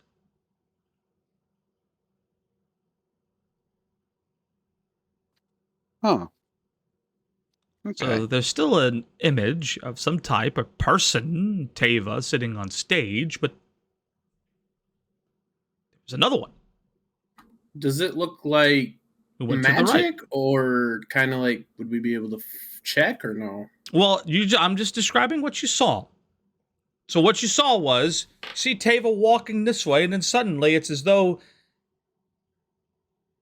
2 come out. Imagine if you're watching a scenario where you see 2 different decisions being made, but they actually are both made at the same time. One sits in the back, and the other one you see off to the side and disappears. I'm just going to think to myself, this seems like a good idea that I came here. I'm gonna look at the people in this group here and be like, see if any of them kind of like noticed it, or like kind of doing anything with their face or anything that they noticed it. Turk's face is pretty blank, just smitten with the owl lady. I'm going to have turn around to him and look him in the eye and slowly like make an acknowledgement that I saw the same thing. And then I'll use like a little. I have a thing here. I can find psionic mind, so I can telepathic message to any creature within 30 feet. And I'm just gonna be like, you saw that in your head? I'll just shake your head yes or no to confirm, kind of deal. I'm going to shake my head. Sounds good. Perfect. Yes or no? Yes. Okay, thank you. Okay. Awesome. Yeah. And then in my same thing, I'll just kind of like, we'll talk about that later. Okay. So the next person of note who goes to the state, the podium, is none other than this nice, lovely Owlin, the one who has captured and enamored Turk's attention. Enraptured, that was the word I was looking for. This Owlin lady comes up to the podium, and she introduces herself as Mavinda Sharpbeak, the guidance counselor. She begins to explain some basics that you need to know. That your belongings are being placed in your dormitories, that you can find your dormitories in the northeast side of campus, the round central campus, and that when you arrive, you will be directed where to go for your dorm. She gives appropriate check-in procedures, etc. She then continues to say that you will be assigned your classes. There was every bit of effort to make sure that everybody managed to get one elective of their choice. However, this is the first year. You're taking many general studies this year. One offered by every college, and one that's definitely more of a general studies course. She also explains that your class schedules will be posted in your dorm's bulletin board, as well as delivered to you in a letter, which you will find in the common room table. After that, she introduces Augusta Tullis. She is a bit of a petite woman, the big pointy hat, wide-brimmed, and sort of like a dress robe. It's like a robe at the top, but then it kind of furls out into a poofy dress robe, fur, more browns and tans in the color, but the actual fur itself is black. She's an older lady, and you who are sitting up close can notice that she's wearing a handful of pendants, particularly one pendant, which sits right above her bosom, and it's green. It's just like a green pendant, like a big jewel in it. You could see that with your passive perceptions. You're watching, right? You're there. You see it. She wears it proudly. So interesting. Bit of an accessory there for her. And she begins to introduce herself. I am Augusta Tullis, Dean of Lorehold, Professor of Order. Today I am here to tell you about the realm in which you all find yourselves in. This is a very important subject, and you would be wise to pay attention closely, for your very lives depend on it. The realm in which we are located is known as Pangaea. Surely you heard the name when you sought out this place. We have been located here, Strixhaven, for the last 3.5 to 4 centuries. Strixhaven's existence in Pangaea is a tightly guarded secret. The natives here do not know we are here. For the outside world, the world beyond our wards and our jurisdiction, is incredibly dangerous. The people who live in Pangaea, the natives here, are incredibly powerful, effortlessly wielding magics beyond our own comprehension. They lack the need of semantic material or verbal components for their spells. They are each seemingly attuned to magic, a gift from their patrons, who still walk among them to this day. As such, travel beyond the Strixhaven jurisdiction is strictly forbidden. To do so would incur significant penalty, not only here at Strixhaven, expulsion, but also with local authorities. Strixhaven has been a well-kept secret for many centuries, for only a few exceptions. A few notable exceptions. You can see she drifts her eyes and seems to be looking at someone in particular. Only a few exceptions. Know that we're here. Would anybody care to see who she's looking at? Turn around and look. Yeah, I Turk's would gonna like give it a to try. have a look. All right, go ahead and guys roll perception. See if you can connect where she's looking to the audience.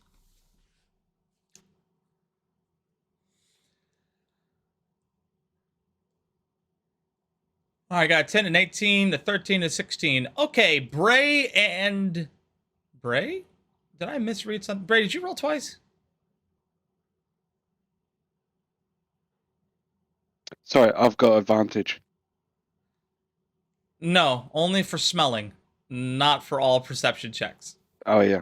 Sorry. So All right. So when you tell me you're smelling, then you get advantage. Not when Okay. you're using All your right. eyes. What if he smells in that direction, though?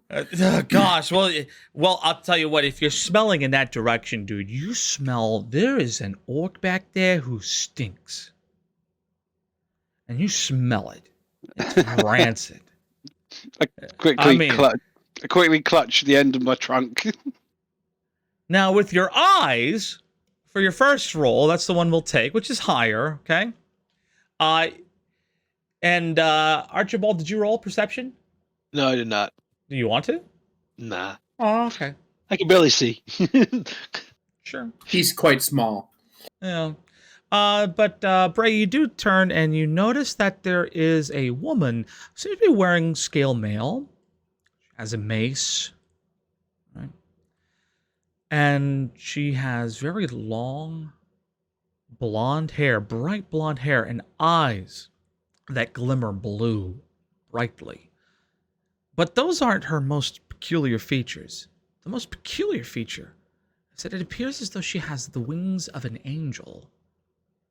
And she's looking incredibly nervous at the attention she has suddenly received from Augusta Tullis and those around her who kind of made the connection.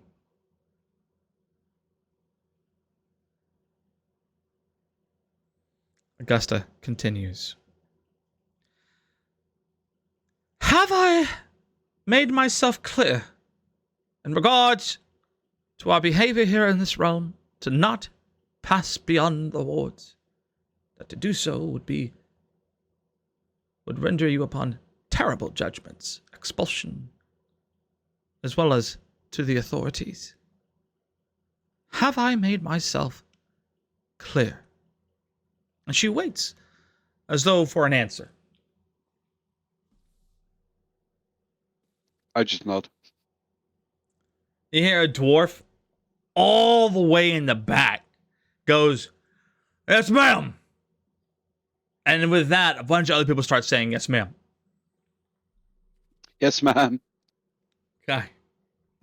Sure. After that, there's a few more speakers, but finally, to finish it all off, there is a lovely cheerleader, human, sort of a brunette, and she's wearing her cheer outfit. Right? She's got her palms. She's really excited, very bouncy and bubbly, and happy to see all of you.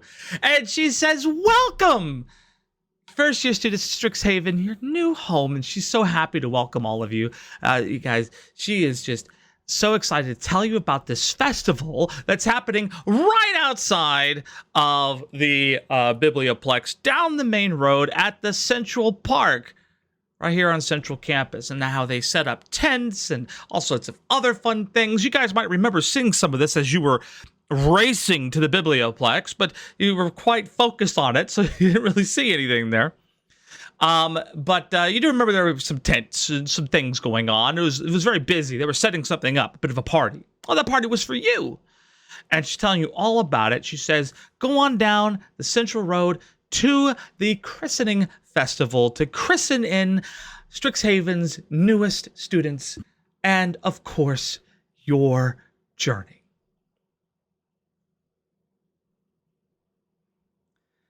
And after she says that, everybody kind of starts standing up, trying to head out.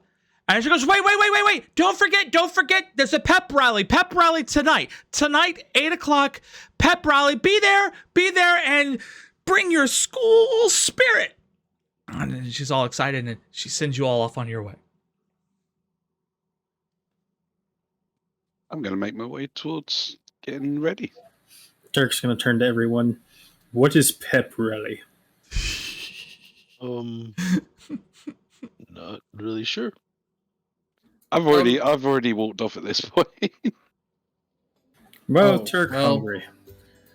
Okay, yeah, I guess we could go. But I was kind of wondering, are the professors and stuff clearing off? Did I happen to see Professor Dika? The one that my book wrote my book? No, actually, she was not on stage. Dang it, I need her autograph. And I'll just go with you guys. Nope, she wasn't there. Sorry. Navosi. You? Yeah, you got a bit in every single episode of OC. You managed it. I feel like, do we want to like stop our little group and be like, hey, should we go check out that splitting Taba thing? Like, once more people clear out, like maybe we hold back. Splitting Taba thing? Oh, Yeah, like once people clear out, like maybe we can like hold you from like all running forward, and we can like have a small conversation about that real quick. Have you bothered to look and see if Tava was still up there? I have. I mean, we can, I guess. I'm gonna be like, wait. I don't want everyone to run off. I want to kind of grab them first. So you're grabbing them first. You say, you see if Tava's still up there, and you can look right now. Look. So many of the instructors kind of filtered in and out. Now, Tava, you saw sitting there for a good long little bit, right? And I'm going to say, because you rolled such a high roll on your perception, that he was there for a time. Definitely was there for a time. And when Bree was doing her thing, that's when you saw the second part of him sort of walk down the opposite direction. So going to the left, okay? But that form also disappeared. So I'm going to say you maintained your perceptive gaze throughout that entire thing, and you followed him. And that's where he went. And he disappeared heading off to the left. Did he look like So he one went to the right. noticed The first one that disappeared went to the right. And the second one that disappeared went to the left. Okay, and I feel then maybe we don't look into it, but at least mention it, unless you guys are interested in going one way or the other to check it out instead of this festival. That's what I would say. Turk does not know what you're speaking of. Turk saw pretty owl lady and man sitting chair. I'll explain it in simpler terms than for Turk to understand what we saw, me and the elephant boy. So basically, we saw one man turn into two. Yes, Okay. and then they both just disappeared. One went over there to the right and just disappeared, and one went to the left just not too long ago and then disappeared. And it's kind of confusing. That would be confusing. Turk is also confused about why we need to know where he went. I'm not saying we need to know where he went. I'm just wondering if we should look into it or if we just want to mental note it for later. I think let's note probably it for now. And other staff are more than likely aware. Okay, we'll leave it be then. Yeah, he definitely Let's did do it the right po- in front of everybody. I'm just saying, he definitely did it right in front of everybody. It wasn't like he was trying to hide it. No, but still just interesting. Like I'm one of those. Oh, yeah, no, I totally get it. Yeah, it's weird. All right, guys, our player's been going for about 2 hours now. We're going to give everybody a 10-minute break. We shall return at 4:23. 4:23, we'll come back, and we head to the festival, right? Yay! Yeah. What's Sure. that in GMT? Okay. It's dude, it's in 10 minutes. Yeah, no, I'm only drinking. Just add 10 minutes. Okay? So it'll be 9:23 for you. All right. Yeah. All right. Be back in 10 minutes, guys. I'm a 14. Hello, everybody, and welcome back. Hello. Give me while I How we drink doing? my favorite beer. A regular one? It's a regular beer. Yeah, it's a regular beer. Just here. It's just beer. Nice. Oh, it's nice. I cannot find that. I was looking for it. It's Duclaw's. If you're looking for a regular beer, the brewery is Duclaw. Duclaw. Brewing company, Duclaw. You can get a I'll regular probably beer. have to order it in. No, it's a regular beer. Anyways. All right, guys. So my mom's visiting real quick. And so I went upstairs and I was telling her, she was like, so how is your dragon game going? It's going very good, mother. And then I said, my newest bunch of students are challenging me a bit today. I'm really happy with it. She goes, really? I said, yeah, they raced to the school. And Tanantha goes, I wanted to rush to the school, but then a freaking lightning bolt shot a goblin down into the ground, which knocked an owlin out of the air, who then threatened the goblin for no good reason. And then the goblin went hiding, and I had to defuse the situation. And my mom's like, well, that sounds like an adventure. I mean, running's an adventure too, but it is simpler. Anyways, so yes, try explaining your dragon game to your mom. Yep. Oh. A goblin appeared from a lightning bolt? Yes. And the owlin threatened to hurt it? Yes. Which caused the goblin to hide? Mm-hmm. And you had to defuse the situation? Yes, I was the mediator. And I also have giant wings. That happens. That happens. All right. Just D&D stuff. Yeah, just D&D stuff, you know? Sure. Whatever it takes. All right. Our 4 adventurers here today find themselves at the festival, the christening festival for first-year students, christening in their brand new students as well as the students' own very own adventure. That being said, let's go ahead and go over the map because you guys each received a map as you came to the festival, and we'll go over the various goings-on here. So, here we have a dining area. You have food from roast pork and beef and other things like that, to tasty pastries and some potatoes and other cool starches. You also have beer, all the beer you could possibly want. Over here you have light foods and refreshments, if you so desire a healthier choice. And over here you can paint your faces with the Lorehold or Quandrix or whatever colors you want. You can show off your school spirit. How awesome does that? You could show off your school spirit. Anyways. Hell yeah. There's also an archery range over here. We have a bit of a hammer strike game over here. And then hatchet throwing over there. Over here you have darts. You could throw darts if you so desire. Or maybe some more carnival-y type mini games. Knock down the bottles. Or you can put your hand in the bowl and maybe find something interesting. Who knows? Over here, you have the Strixhaven intramural gymnastics team. They have set up their own little booth over here. And then you have the Strixhaven Iron Man or Strongman team, where they have rocks where you could pick them up and put them down if you so desire. It's nice. Good fun. Over here, you have an obstacle course, Ninja Warrior styled. That's right. Go ahead and brave the obstacle course to show off to your friends. Please.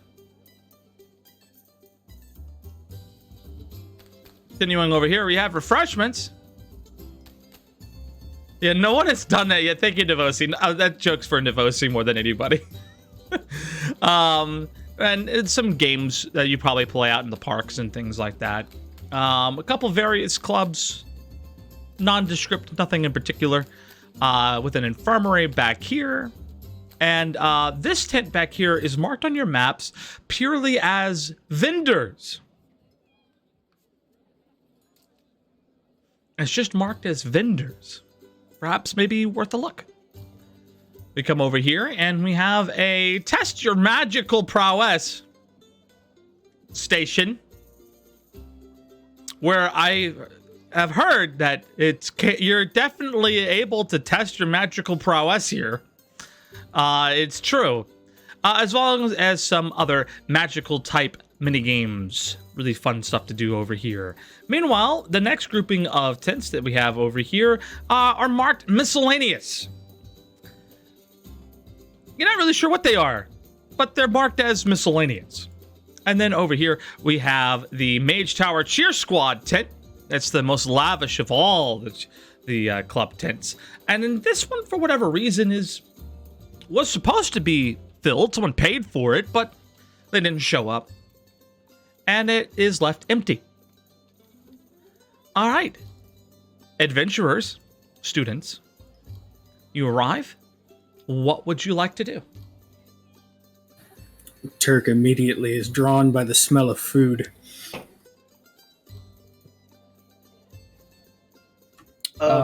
Yeah. Bray, there seems to be a spot we could test our magical power or magical abilities. Do you want to head over there with me?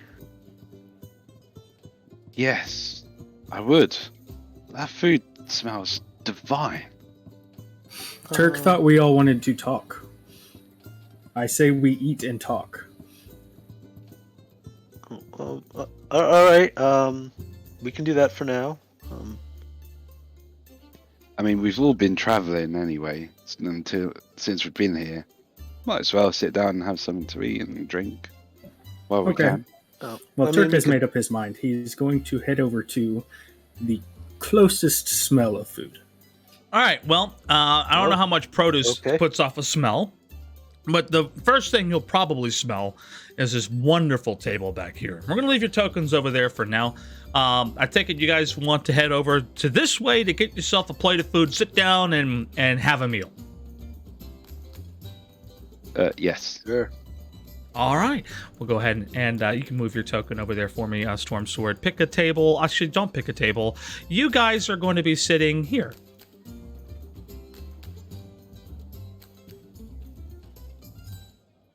This is where you guys decided was a good place to sit, right about here. And so I take you guys grab different food. You guys grab any drink? Turk's going to grab an ale. Okay, Dirk's got an No ale. drink. Very light food. Okay, so you grab from this area over here. All right, cool. Do they have anything a 15-year-old could drink? Yeah, you can drink the ale. No, it's just they're really quick.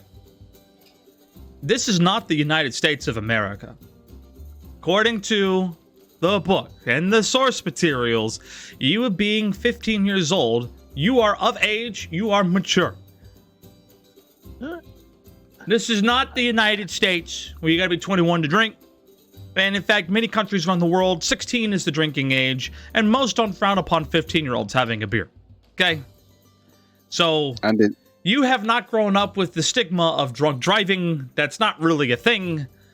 Having an ale, yeah, you're of age. As far as you're concerned, you're considered an adult. You're here. You're doing the college life, man. This is a thing. Please don't spin your character. I will take away your control.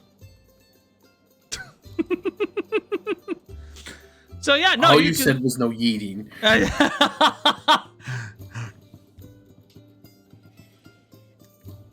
I'm going to go over and pick a tankard up with my trunk. So yeah, you got a drink. All right, cool. Who else is drinking? Turk's just having the one ale. He's going to limit himself. One ale. Okay, yeah, that's fine. I just want to know who's getting a beer. Turk. Who else? Bray. That's the only thing available. Sure, I'll grab one. I mean, they got wine. Yeah. And there's water, but on another part of campus. I'll grab a wine then. All right, you get wine. All right, perfect. And what do you pick blood. up? I'm not picking up anything. I'll just have some light food. All right, light food. All right, cool. All right, so you guys are drinking, you're eating. Around you, there's a lot of students about. At a table not too far from you, you might notice that weird blonde-haired, blue-eyed Asimar girl, along with a few other people at her table, including a goblin, an owlin, and a strange, small, potato-looking fella. Can't really discern what he is, but he's definitely strange, small, and kind of looks like a potato. What is he? And then you have another guy, another group, not too far, at another table over here, where you have a couple of humans, very normal-looking group, like a paladin, a bard, and you also happen to have in that group a wood elf and a dwarf. sitting at that table over there. And they're all very much in their own conversations. There's people lining up for food over here. There's people grabbing drink over here. So it seems someone has set up some kind of weird table back over there. And there's someone singing here on this stage, having a good old time, singing their songs about Draven Crift and company. And people going back and forth. It's a party. There's crowds. There's lots of people. And yeah. What do you do? Turk is chowing. He's got a ham hock in one hand, just holding it by the bone, going after it. And he says, "So, we wanted to talk about the splitting men." I don't know if it warrants more investigation, but I definitely want to know more about why he's splitting himself and what abilities he might have. I don't know if you guys are as interested in it as not. I think it's just something we could have a look later on and down the line. I'm more interested in Turk's tattoo. Turk's tattoo is probably still the same. We have the sketch, and I will ask later. Then the question becomes, who do we ask when it comes down to that? Maybe a lorehold person? More than Could be. likely. Someone with a grasp of history would probably help. Speaking of a grasp of history, I'll let you roll a history check to see and check your knowledge and understanding of the Lorehold. Of the Strixhaven colleges, because there's a pretty good answer to that question. Maybe someone might know. Yeah, I could Oh, roll. okay. Does someone Well, else that want works. All right, cool. Yeah, so Turk definitely knows where to go. So you are familiar that Witherbloom, which I haven't had a chance to look over your character sheet. Did you take a background in one of the colleges? I took a background in Lorehold for the history. Okay, we might have a chat. Okay. We don't have a Witherbloom student yet, but we'll have a chat after this.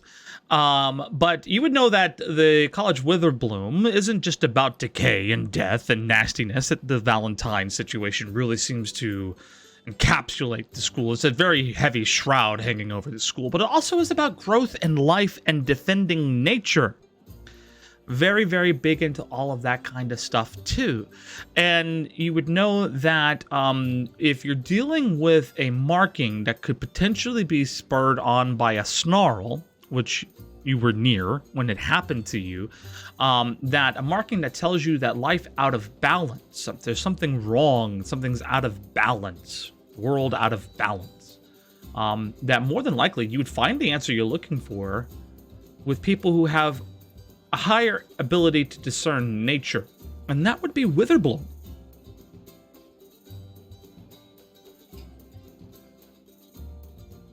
Turk will relay this information. He said, Turk believe he need to speak with Witherbloom. They may know something to do with nature in this marking.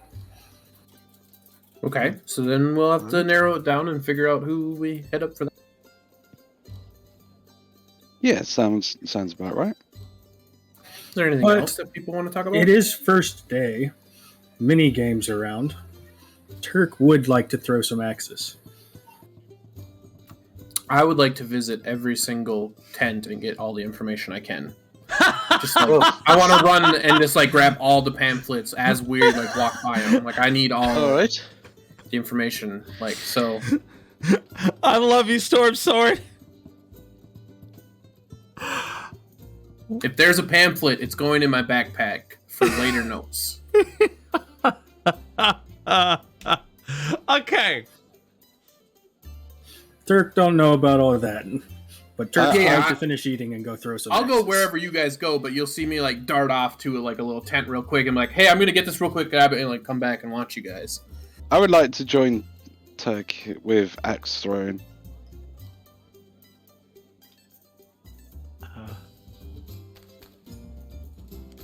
See if we can make this a little bit of a competition. Competition always welcome. Well, I don't really possess any upper body strength per se, but I'll come watch, I guess. I was more Turk interested to plenty see if they had strong. any magical. Not Ten. all about strength. Turk plenty strong. but can still bounce the axe off the board. Okay, so it seems like you guys have a general direction. We know that Belai wants to go check out every tent. We see 2 people on board for the hatchet throwing. Archibald, what say you? I was hoping to get to one of the magical tents, but if the group seems to be going to axe throwing, that's where I'll head. Okay, so you're going to stick with the group, and the whole group goes to the axe throwing.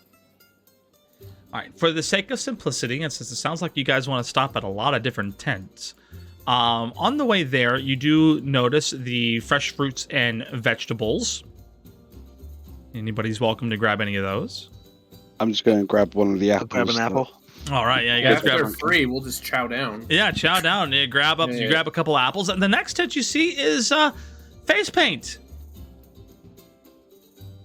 Does that raise anybody's interest? I feel like I want to do something with that. I want to take like the copied image that you guys have of his tattoo, and I want to give us all the same tattoo, real quick. Yeah. Turk's down for it. Face paint? Yeah, like right on our face, we all get the same tattoo. Maybe we'll get some weird looks, and we can go see who might know it while we're walking around. No, I'm good, thank you. Yeah, I don't particularly want you drawing Turk's on my doing face. Turk's getting I'm gonna this do it. symbol in white on his face. Same. All right. You guys paint that symbol in white on your faces. Weird. Hardly. It's not a pretty good idea. All right. So you guys do that. Anybody else want to paint something? I can paint your guys' faces if you want. I'll do something random. I would like to try and draw. I would like to try and paint a peen on. No. Okay. No, something like fireworks. Maybe you should do like tiger face. Who wants a tiger face? Yeah, I'll have the tiger face. All right, I'm gonna turn the Loxodon into a tiger face. Nice. You all look rather weird at the moment. Is that you? This is not weird for Turk. No, I look like a human. I'm. Does the other wizard want something on his face? No, I'm all set. You guys are good. Turk's gonna reach into the white paint and just right on his face. Oh, jeez. Great. Now he's All even right. whiter. Next one. Just paler. All right. So on to the next area is you see the archery range over here. I don't believe any of you have bows, but javelins you can toss. That's welcome and allowed.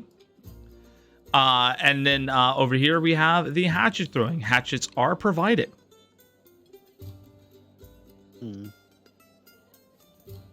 Yeah, the hatchets sound like fun. Go ahead and move your character over there for me, Storm Sword. Turk is ready for this. God. Yes, that's what I wanted you to get stuck up there. That's what was going on. Okay. Almost yeeted him. Whee. All right, there we go. And who's hatchet throwing? The orc and the elephant man, right? Yes. Yeah. Yes. All right, I'll take it. You guys are probably back here watching, having a good old time. All right, here's what you're going to do. You're going to go ahead and use, I'm sure you guys have a throwing weapon of some kind on your character sheet, or you're starting equipment. You can equip that and use that roll for your attack roll. Pretty simple game. Let's see if you hit. Can my dagger count? If they're thrown, yeah, use that. Oh, I have a Cool, throwing will do. weapon. All right.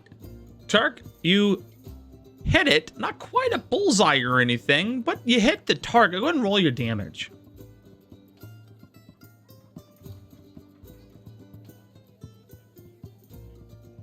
Very nice, very nice. It's a not a center hit, but it's sort of like a side hit. Pop right through the wood. Hatchet is in there firmly. Ha! That is how you throw an axe. Meanwhile, Okay, okay. let me I omitted a little something.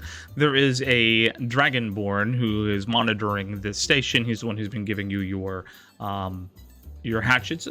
It's more or less a bronze-scaled Dragonborn, just sort of chilling here, and he watches, goes, good.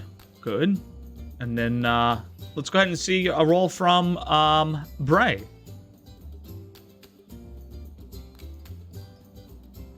Bray, nice, good, solid hit. Pretty much more towards the center. A lot more accurate than Turk's. How about a damage roll? 3, but not as fierce, not as powerful. It gets in there. It's a nice center mass-ish hit, and it's not as deep. And the Dragonborn looks over and he nods in approval, and he's like, okay, yes. You may be strong, but mine is more accurate. But can I have a throw? I have a. You're going to use a hatchet, but you can definitely have a throw. Just use your same throw for your throwing weapon. Oh, okay. Mm-hmm. I thought we'd use it. Just use the throwing weapon that you have on your character sheet for the throw, but you're using an axe. All right. Boomerang.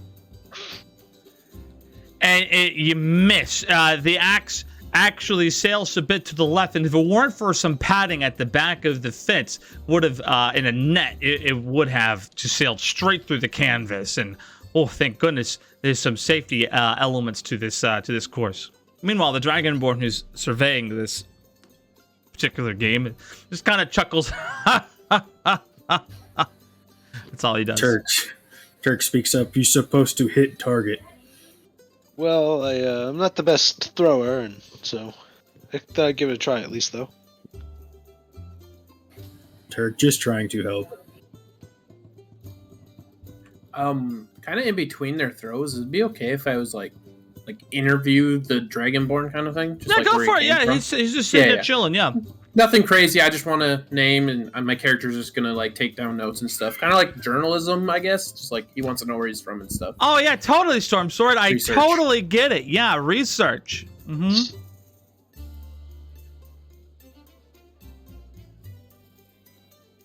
Well, you're welcome to talk to him. No, I don't want to do RP. I just could be like, hey, I need your name, where you came from, kind of taking notes down as he gives them to me if he does. He just looks at you like, dude, I run a carnival game. Dude, it doesn't matter. Dragonborn, I don't know anything about myself. I need news, research, things. I just want to know where you came from. That's Another all. lost pup. Look, man. Man. There's plenty of Dragonborn to hang out at the pub. The Bosun Tavern. The pub. Got it. Thank you. Mm-hmm. All right. Well, that was interesting. What is your name? What is your station? Where did you hail from? Who are you? What are your likes and dislikes? What is your favorite pudding? Basically, that was yeah, the no, lie. it just was kind of like, another lost pup. I'm at the bow's end. Hang out there. All right, cool. Well, I believe someone said they wanted to do some magic stuff. I am not opposed to watching. I'll join in with the magic stuff as well. To the magic. Yeah. To the magic stuff, huh? All right, great, fantastic. So you guys are going to cross through this center plaza, sort of like your shortcut, right, to the magic stuff, okay? And as you guys are passing through this way, you're going to kind of head up over here. Okay? Okay. Yep. Great. Yeah, it's next to this huge statue over here. It's a really cool statue. It's like a bit of water here and some arcs and things like that. And as you pass right over here, you happen to catch somebody's attention. They were kind of looking for people over here.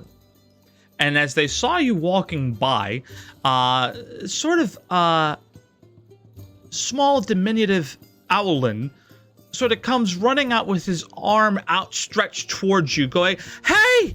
Hey! Hey, you! Who are you looking for? You! And then Who? there's two others Me? that come with him. One is sort of a human-looking guy. He's got like a beanie. He kind of looks like a weird modern student. But he's got he's got his uniform. It's definitely heavily stained, and he's got these Coke bottle glasses and like sort of like a wide-eyed stare. And he comes out with the owlin, and they approach it, and they he seems out of breath. Just that short little jaunt running towards you, and after he gets there, he goes, "We're looking for. We need help." And you look like you can help. Would you like to help? And then the human guy, who's a bit more, he's less nerdy. He's kind of got that stoner kid look. He's kind of black hair, Coke bottle glasses, a beanie, definitely stained up freaking jacket. And he's kind of like, "Hey man, it's good to see a lot of new first years here, dude.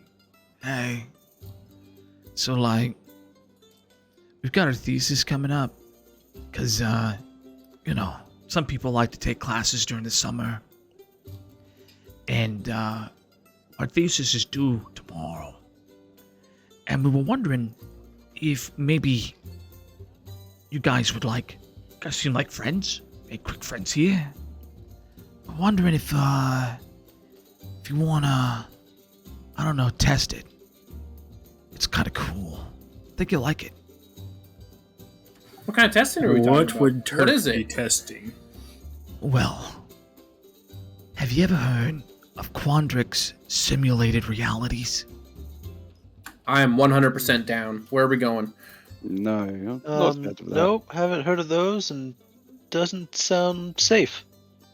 Oh, it's plenty safe. The Mage Tower team has been using it now for the last 75 some odd years since it was invented. They have all of their games with it. It's really great.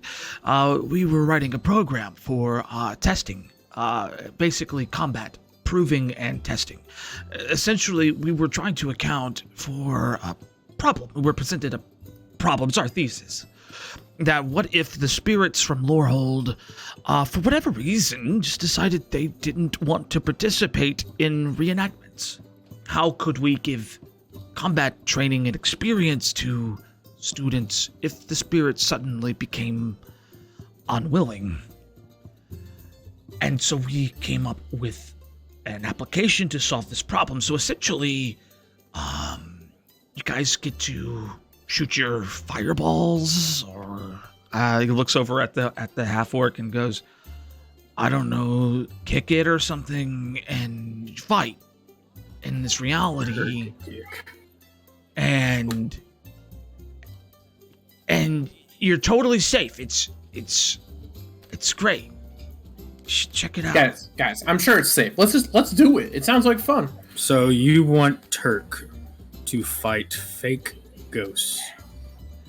These aren't like ghosts, but I bet you that when you're in this reality, like, it'll feel like the real deal. Like, imagine being in a mortal battle to the death with no actual fear of dying. Turk's in. Can I, do I feel like he's being truthful with me? Oh yeah, 100%. You roll an insight if you'd like. Yeah, that's what I was going Yeah, I go would like to roll an like to insight. roll. Yeah. Turk heard mortal battle with no fear of death, and he's ready to go. Oh yeah, I'm ready. Let's do it. He said Quandrix. I'm down. All right, so you guys both rolled 14s, and so with that, and I always want to remind you all that insight is not a lie detector. That's not what it's ever meant to do. But this dude's super relaxed. He's really chill. He's definitely an older student. He's not a first year. He actually has on a Quandrix uniform, so you know he's been around for a while. And the Owlin, who's like panting to death over there, looks like he's been looking for volunteers for a while. And he goes, and at the end of it all, you know, he goes, "And by the way, I'll make it totally worth your while. Because, you know, we're taking you away from the festival and all that, but like, how would you like to earn a little bit of gold. 10 gold pieces. We'll pay you 10 gold pieces. Test. Turk still get to hit things? Still get to hit things, yeah. All right, come on, I'm Wizards. ready. You're doing Let's it go. anyway. Let's go. At about this moment, Yeah, okay. there is a huge commotion breaking out where you were getting ready to head towards the magic area. And there are people chanting and a huge crowd gathered. And there's sounds of hideous laughter and righteous shouts of fury, steel clashing. If you didn't know any better, there was a fight, and it's happening now. Oh, we're gonna miss that. But Oh no, dude, I'm gonna go check that out. And he like just bolts off towards the fight. Dude, follow me. right on my way. Yeah, sounds good. I guess we'll check out this fight. All right, so you guys come on over, and it takes you a little while to get there. And you heard a lot of this fighting going on, but you do eventually get there. And you get here, and what you see is a scene that kind of looks like as follows. You remember Little Potato Boy? Yep. Little Yeah. Potato Boy is, I'll tell you what, I'll even set it up. I want to give you guys the exact look of what was going on. See, there's two goblins over here, and you see this clearly, okay? And this guy, he's knocked down and is in the arms of this goblin. Okay? Okay. Meanwhile, you have sort of like this roguish looking potato. Not really sure what he is. He's like a little child, but really mature. Like he holds himself quite maturely over here. And there is an orc who I will illustrate with this. Is not the same token I used yesterday, but because of you having that token, I don't want to put it up there. He's here. There is a halfling that is actually knocked out on the ground over here. There is a... I want to make sure I give you guys the perfect reenactment as best as I can. There is an owlin right there. Oh, wait, no, this guy was over here at this point. Yep, he's over here. And there is that woman with the blonde hair and the blue eyes. She's there, and she's standing here. There's a dwarf who's knocked out unconscious on the ground back here as well. This dwarf looks like this guy right here. Just put him there, and he is knocked out unconscious. All right, great. So I believe we have all of our heroes and people who got knocked out and the like. Yeah, I think we do. I think we got it all. All right, beautiful. Yeah, 1, 2, 3, 4. And then as you appear, this is the scene. The owlin walks up and stabs the orc with a knife. That's what you see. And at this point, you see this goblin holding this goblin with like a knife to his chest. This goblin's unconscious. And then the orc suddenly rips off his jacket and yells out, "Dagger!" And then he drives his nails and his claws into himself, ripping his own flesh, and explodes. Oh shit! Well, Turk not seen orc do that before. This guy over here gets knocked out. The little potato guy, knocked out. However, the lady with the blonde hair and the blue eyes, she survives the hit. This guy is like obliterated. Green entrails and blood and nastiness, acid, and just sort of goes all over the place. Oh my gosh, it's terrible. And then the goblin back here, upon seeing this, releases his grip upon the unconscious goblin. And it's about this point where you see the girl rush, she's like over here touching this purple thing. She comes back and she heals her compatriots. So this guy comes back up. This is happening very quickly. We're talking about a matter of seconds.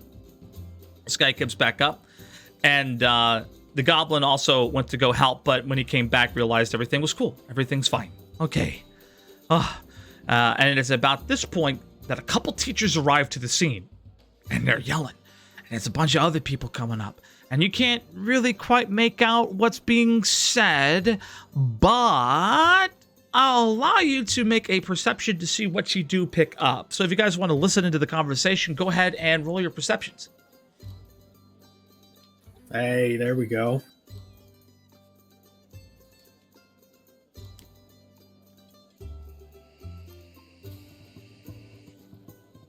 Rolled an 18.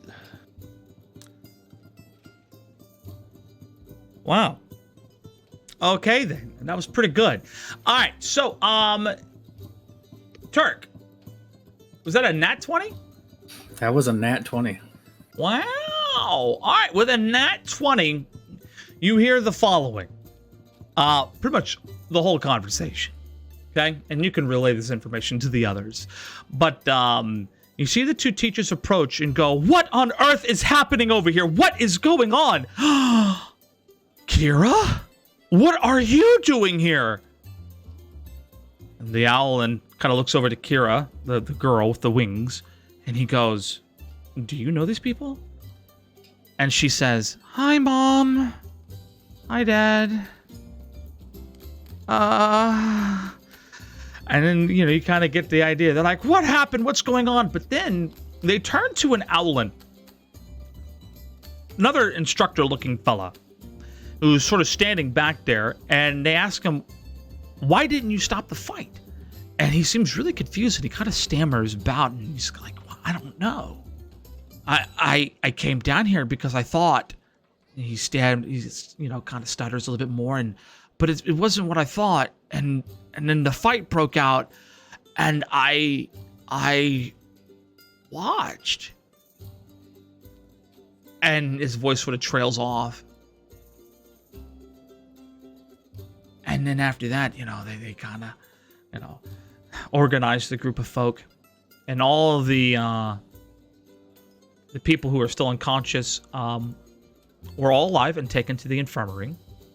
So we'll go ahead and remove them from the board here. They were taken to the infirmary,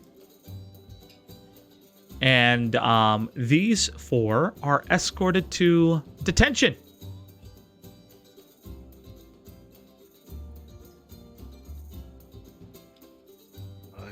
And that's what happened here. For brevity's sake, for the conversation, Turk just relays exactly what he heard to everyone. Meanwhile, Stoner Kid kind of goes back, "Dude, that was wild, man. That orc blew up. Oh, gosh. Literally. I've been here for years. I've seen plenty of fights. The fights here are wild. Oh, my gosh. Imagine a bunch of these, apprentice mages, all the time just fighting, dude. That's why, you need, software to test. Is that why you're doing your thing? Well, you fight these spirits, man, and they're all old, right? People didn't know how to fight back then, dude. Today, man, these guys practice, and they have really, upped their combat game, and, they do things you wouldn't believe.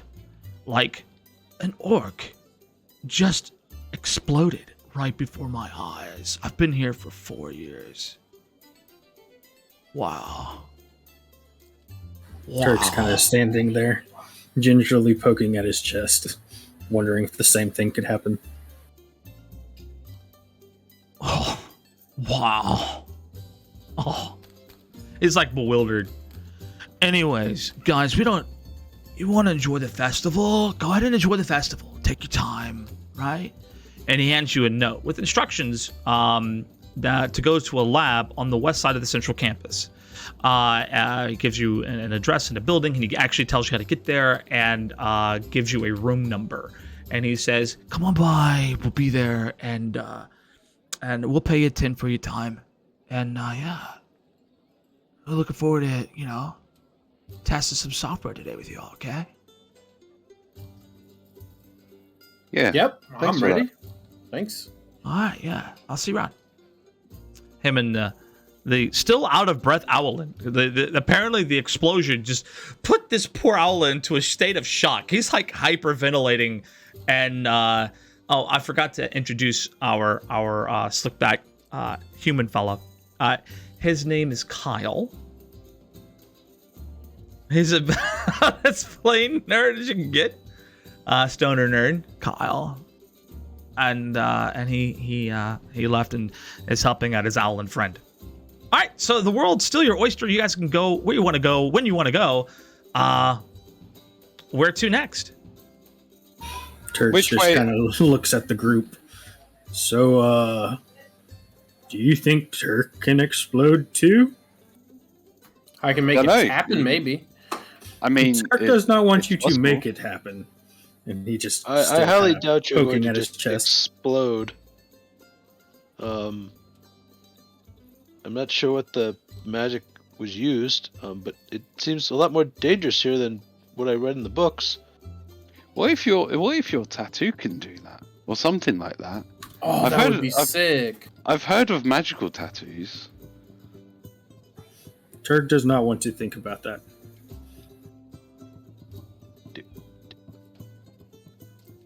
Tattoos Alright. change every day. What if one day the tattoo is just a bomb? Turk is not ready. Then No. whoever is on your bad list, better watch out. For the sake of time, because we're running out of it, and I have this whole other thing for you guys, I do want to give you an opportunity to explore the festival grounds. Is there anywhere else that your characters would like to go? Just I would like to go to the obstacle course. Does anybody want to follow him to the obstacle course? I'll follow. Yeah, If he Turk wants will to do it, I'll watch. participate. All right. we keep getting me directed here. So we're going to Poor Archibald. Yep. I'm the smallest one. I understand. Like, I just want with the magic. Just a heads up. The magic section of the festival is closed until further notice for investigation. By the way. No. All right, so you guys come to the obstacle course, and there's this very big, like, burly dude. He's wearing a mankini and literally nothing else. He's kind of got like cuffs and really big furry feet, and you kind of get the idea this dude's like a half giant. And he's got like long hair pulled back into a ponytail and a big thick beard but it's trimmed so it doesn't go all the way down. It's just like a medium-sized beard. It's really thick, covering his whole face. Okay, trimmed. And he's standing right about here-ish, and he goes, yeah. "Oh, you ain't gonna try it. You ain't gonna try it. Oh, cowards." He looks over at Archibald, and he just says, "You wouldn't try it. Yeah, no, I'm definitely not going to try it. Hey, cowards, all of you." No, I would like to walk up towards him and be like, "I'm gonna try it." All right, Elephant Man says, "Nah, I'm gonna try it." walks Hey, forward you as gonna well. try it? I am no coward. Turk will do this. And Turk says he'll do this. Anybody else want to try? Gosh sakes. No! Stop getting stuck on tables. Okay, there we go. We got there. All right. Now I try it. Here's the rules. You're going to climb the rope. So these are ropes, not ladders. Get on the platform, balance beam across. Once you balance beam across, you're going to jump. Jump across to the other platform. And then from there, you're going to jump down to the ground. You see the cones over there, you're going to zigzag between them. Okay? Back and forth, back and forth. go through the mud crawl, body crawl underneath the ropes, and the first to cross the finish line wins. You're not gonna try it, are you? Screw you, you drunk old Let's man. go. Let's do it. I ain't drunk. He's not drunk. He doesn't appear drunk. A gift day. There we go. All right. So the way we're going to roll this is pretty simple. Each of these activities have a preset DC. Fail any one of them, and your time on the course is over. When I say any one of them, I mean specifically on the scaffolding area. Okay? I will let you retry this one, but the balance, if you fall off, you're out. If you fail the jump, you're out. This jump is pretty much a free one, and then from here forward, it's about speed. Okay? So we're going to begin with the rope climb. Guys, I will allow you to make an athletics or an acrobatics check, your preference, for the rope climb.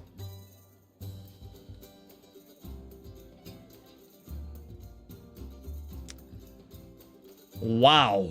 All right. Brilliant.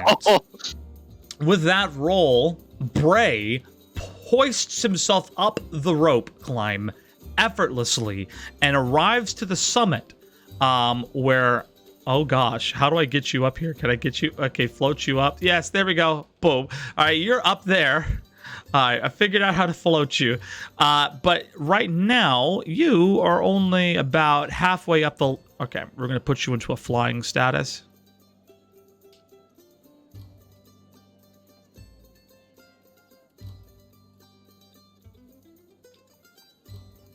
Okay, you're about halfway up the ladder right now. So you get to move first at the top here, Bray. Go ahead and make another acrobatics check.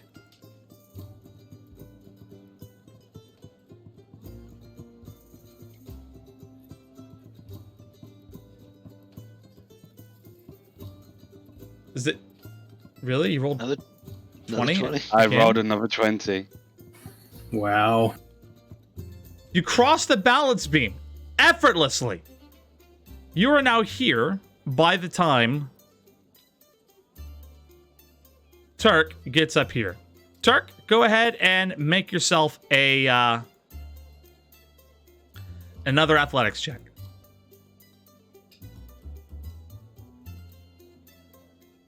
(18 + 5). Very good. There you go. Not quite enough to catch up. So you're crossing the balance beam successfully.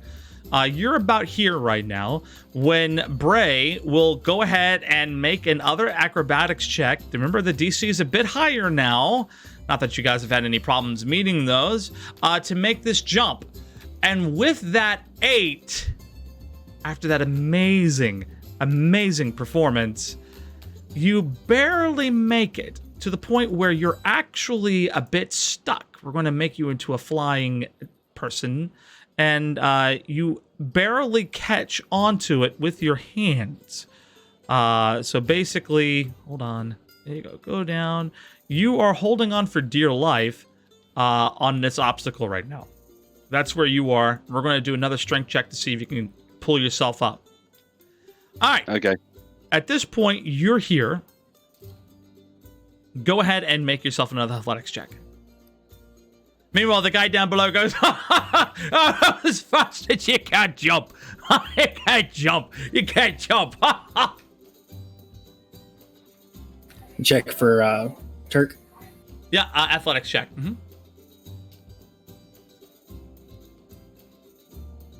16. You clear the jump successfully. All right, you are now here.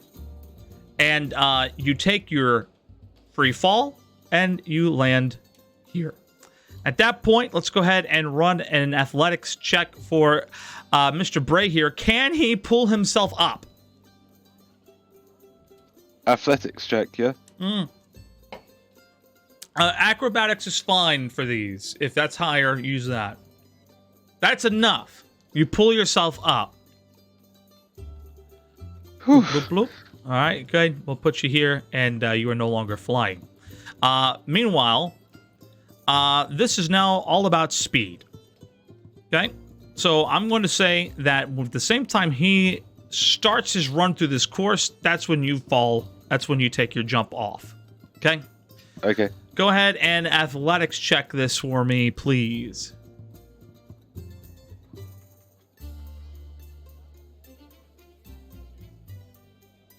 Seven.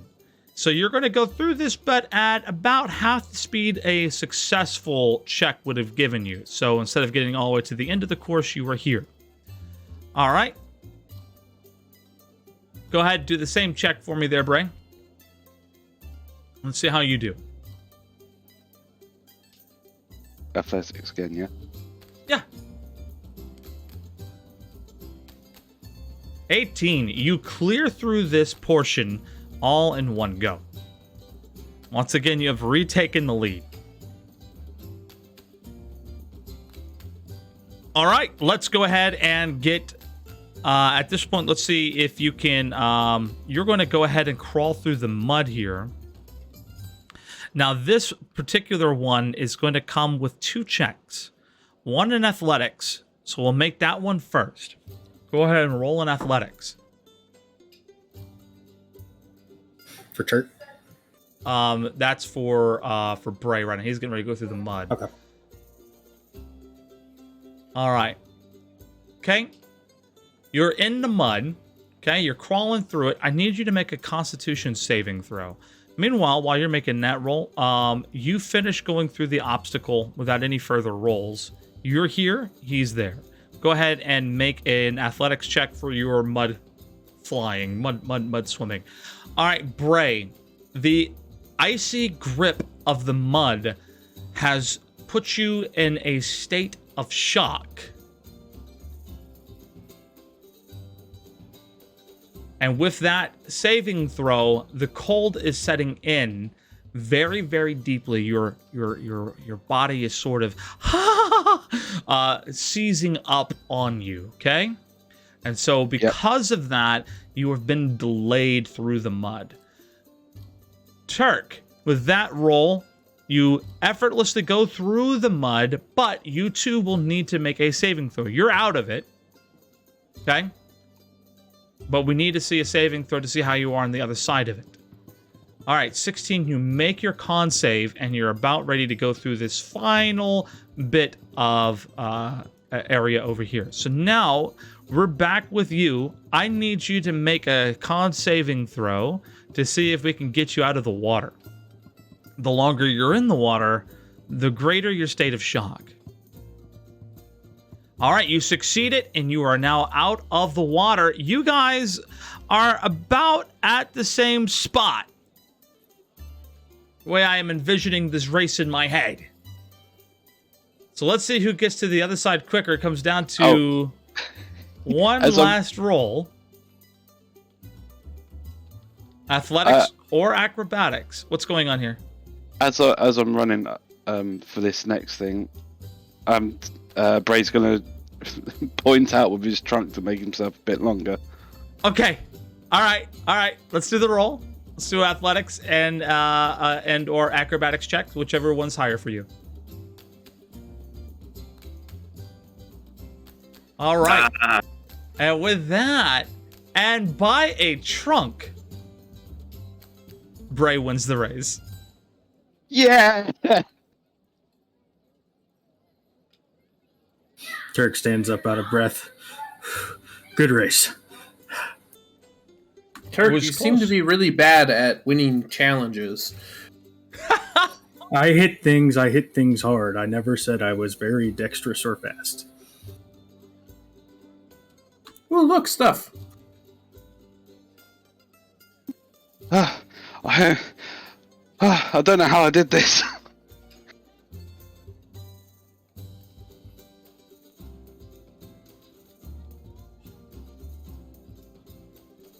Pardon that. All right, I'm back. Stuff. What? Nothing. I got bored. I went to the next tent. Do their thing. Sure.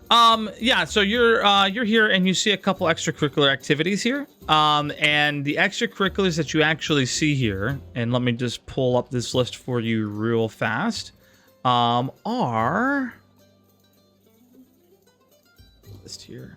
All right, you have the Fantastical Horticultural Club, the Future Entrepreneurs of Strixhaven, you have the Live Action Role-Playing Guild, and you have the Strixhaven Star. Those are the 4 that are here. I'll take their pamphlets, and I'll join back. Okay, you take the pamphlets and you join back.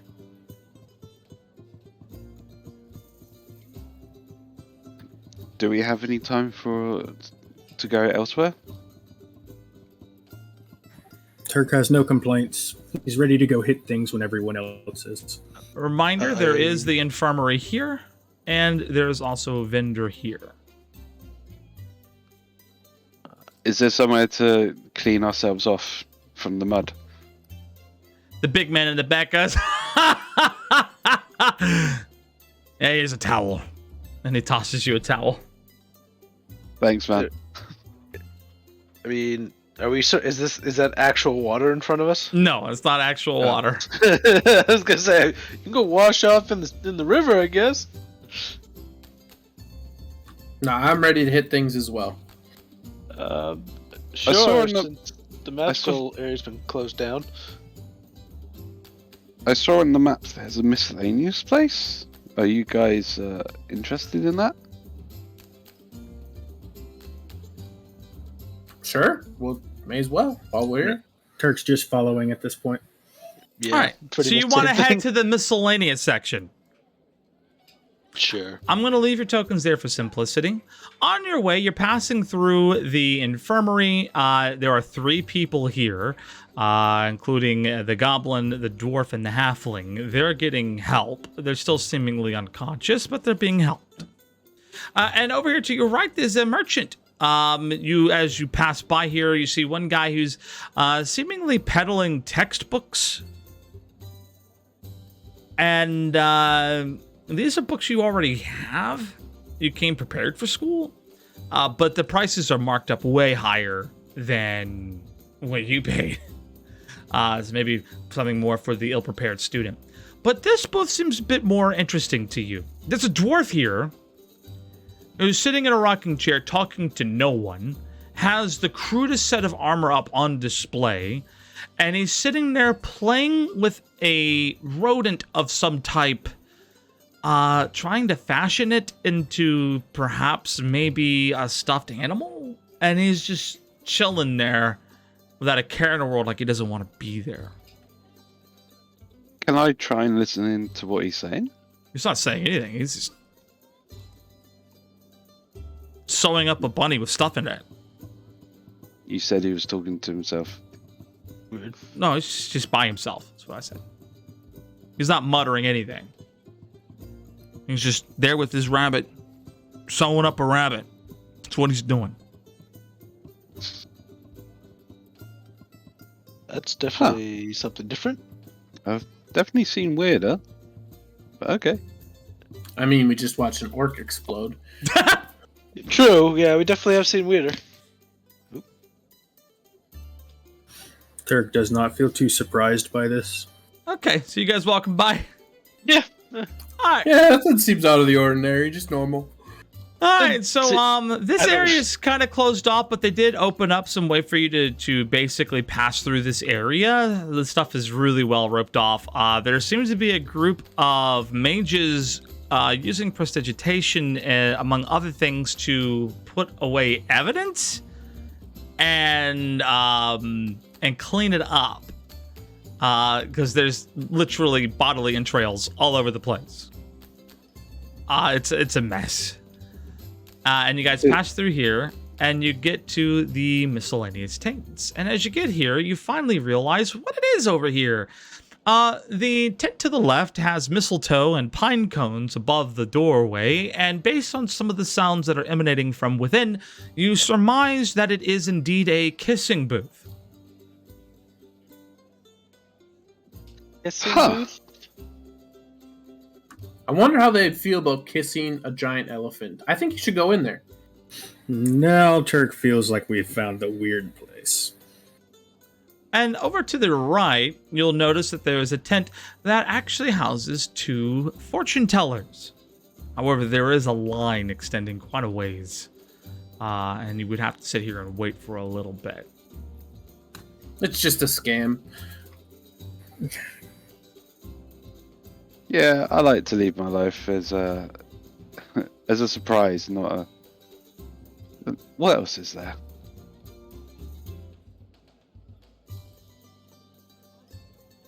What else is here? Well, there's the Mage Yeah. Tower Cheer Squad booth right here. And Oh, this yeah. one is empty. Vacant. Someone had bought it, but no one set it up. I think we found all the tents. You did? Yes. Except for a few, but most of them you did. I'd be more inclined to see how someone would kiss a dragonborn. No, that would just be awkward. Might just be another dragonborn. Turk believes a kiss is a kiss. It doesn't matter what you are. Aww. Love is love. But, like, his trunk is in the way, bro. Love is love. I love it. Is it in the way or is it extra? I'll leave that to your imagination. Turk is not imagining that. How long are these guys going to talk All about right. kissing? I think we need to go kill things now in the Quandrix thing. All right. I guess we can go Yeah. try that out. Yeah. All right, so the four of you head off to the west side of the campus, and let me just double check something. So you guys are pretty much coming from here. So you're heading off to the west part of the campus. You're going to cross through here, and you do happen to walk by these booths over here on your way out to the Quandrix buildings in the central campus, and you do notice over here is the intramural gymnastics, and over here the Strixhaven strongman tent right there, and over here is a dart throw, and over here is the bottles, and the maybe you get something cool and special out of the bowls. Is there anything that interests you guys? That's it. No, I think we should. No, I'm good. All right, cool. So you guys head out west. Oh, hi, Tenantha. They watched your fight. Anyways, and we head out. And we go to the Quandrix office buildings, sort of. These are more administrative and less learning, but there's some labs here. So you would imagine some Quandrix students will come here to perform labs, particularly private or personal labs for their own study. In this particular case, you are here to test the thesis of Kyle and some nerdy-looking owlin. And as you go into the building, exactly as discussed, Kyle's there and he goes, "Hey, it's good to see you. Glad you guys didn't bail. Super cool, man. So, like, it's pretty easy. The way this works is prisms, mathematics. We can kind of create spaces of simulated reality." He points over, you see through that gateway over there, and it's kind of like a marble building. And the gateway he's referring to, it's literally like a door. But instead of it being a door you open, it's sort of like a shimmering blue that leads to another room. You can see into it, and what you see on the other side of it is something more akin to like a throne room on the other side of it. You see a throne and a few other things that looks like, a fictionalized setting from maybe one of the other realms. And he goes, yeah, so basically it's really simple. The way it works, you go through there, you're in the simulated world.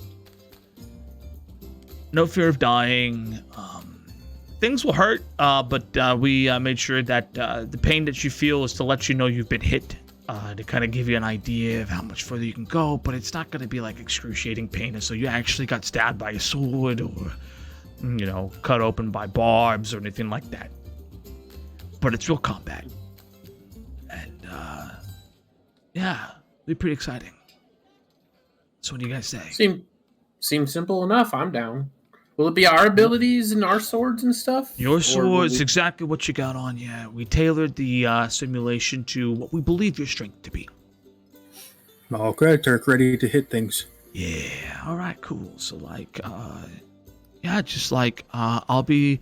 He points at a desk, and it looks like there's, like, sort of like a magicked screen. You can see through it, but there's lettering, and you see numbers and math sort of appearing all around it, and some of it's a little shimmery, and it's like a crystal on the desk, and it seems to be projecting that image. And he goes like, yeah, so like I got the application up and running. Like he's using words like application, like he's really getting into like techie stuff. It's kind of crazy. And he's like, yeah, so I'll be watching, the application, make sure everything's fine. Okay. Oh yeah, my friend over there, he's going to be watching you too. His name is Sheldon, and he was a bit out of sorts earlier, but like you might hear him talk to you through the experiment and let you know if anything, if we needed to address anything or change anything. Okay.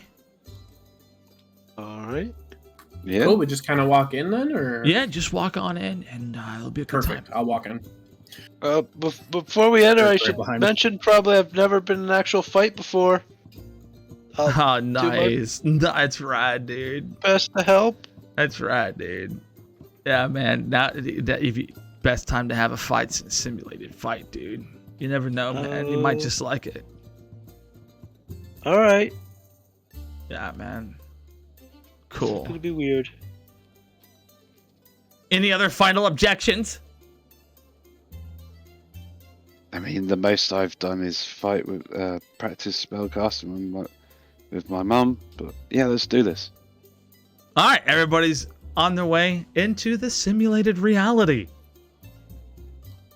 Beautiful.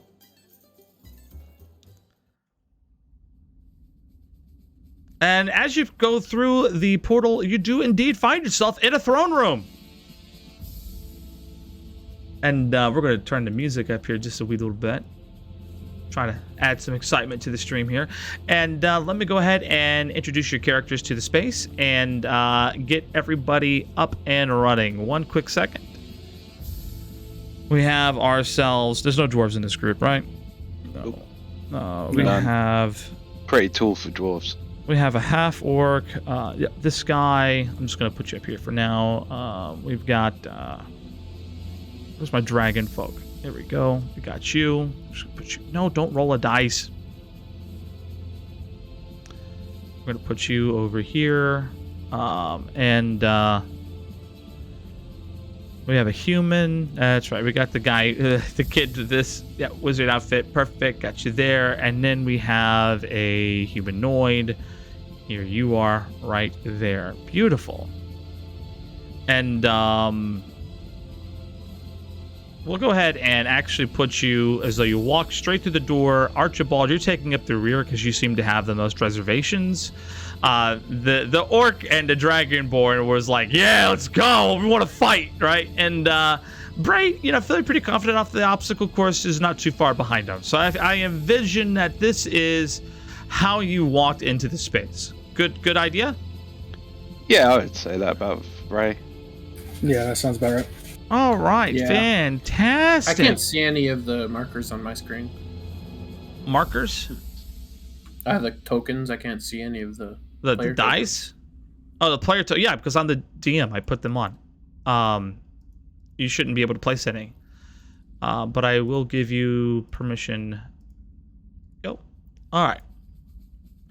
And yep, so you should be able to move him now. Now, forgive me Yep. while I quickly try to see if I can find applicable creatures to what we are fighting here today. So as you arrive, the Owlin's voice comes over the intercom. Hello. So we're gonna begin with a pretty basic exercise. You're taking the castle, I suppose, and we're gonna go ahead and summon in a few foot soldiers. And yeah. And he says he's gonna summon in a few foot soldiers, but what appears instead are actual crabs. These guys are supposed to be crabs. And he goes, oh gosh, I that'll do. Yes, storm the castle and retake it from the villainous crabs. Go ahead and roll for initiative. Natural 1.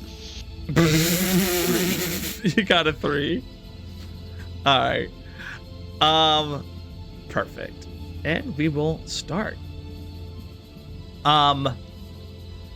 Belly, you are actually Belai. My apologies. Belai, you are first. Awesome. Sounds good. Let's see. 1, 2, 3. Yeah. Is it going to take extra movement to get over the table, or do I have to go around it? That's going to take actually a bit of an athletics check to get on the table. Not so much like a loss of movement, but getting that verticality gives you a few options when you attack. So I'm not sure how many people actually do that with you, but in any particular case, it would be an athletics check to get up there. Okay, I kind of want to get up there and then like, hop on, like, and then just jump down one more to the front of them. Okay, that's all you want to do? Well, I'm gonna hit him. I feel like that's what I gotta do too. Can I give you a fun option? You can, yeah. All right, I'll give you a +2 to your attack roll. I mean, your damage roll. If you want to jump down from the table, and it will only raise the AC of the creature by 1. So a +2 to your damage roll, but he gets a +1 to AC because you got to do a daring maneuver. That sounds fine to me. And I got to do an acrobatics roll to get over the table to do that? Yeah, we'll give 1 acrobatics roll to do that, and then you can do like a jumping attack. All right, sounds good. Acrobatics incoming.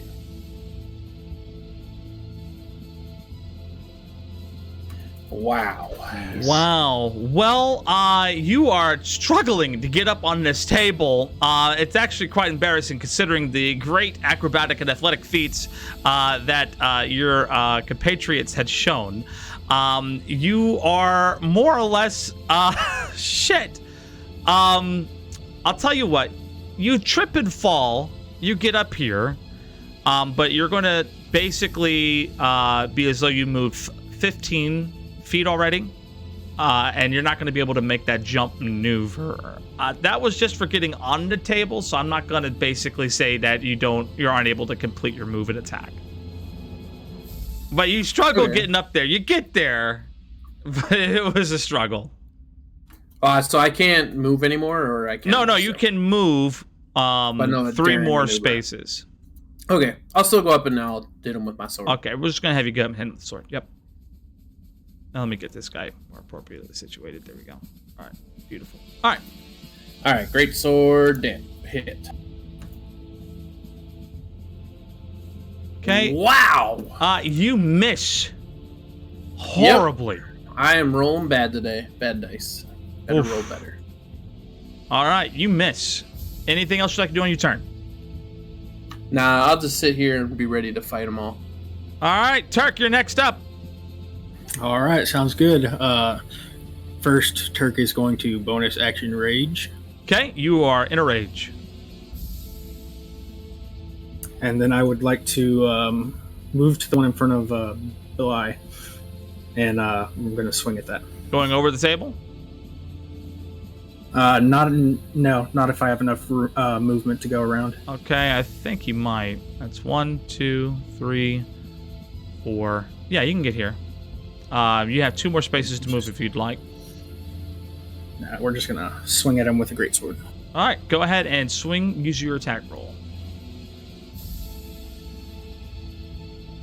All right, that hits. Go ahead and roll your damage.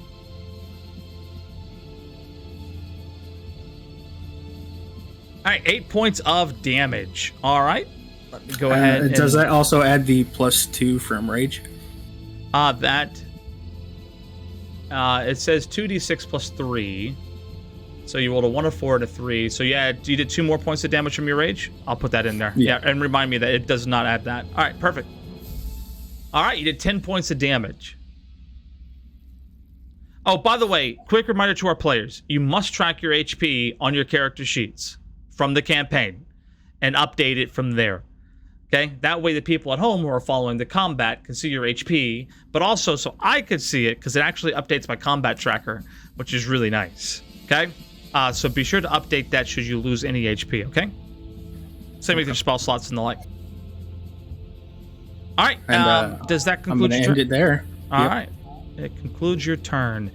All right. The next creature to act is actually the this crab thing that you guys have been fighting, and it reaches out to Bly with its claws, right? And it's just like, and it kind of like a crab hiss at you. It's kind of weird. When did crabs hiss, right? It's like kind of comical in the sense that it's doing that. And it reaches out and does a 17 hit your AC, Belai. Yes, it does. Beautiful. And reaches out with its claw and it attacks, dealing 7 points of damage to you, Belai.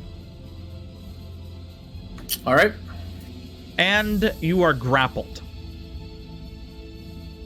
Sounds awesome. Okay. The next one moves to act. And he's going to come up.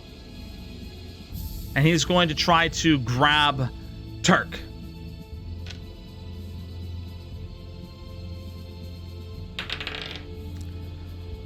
Does a 20 hit your... Yes, it does.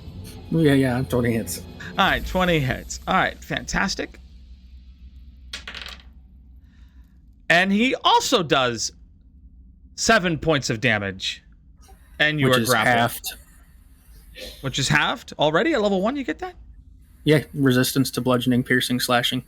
That is indeed a melee weapon bludgeoning damage attack. All right, half that damage. I round down, so you take 3 points of damage. Okay. Okay. And you are also grappled.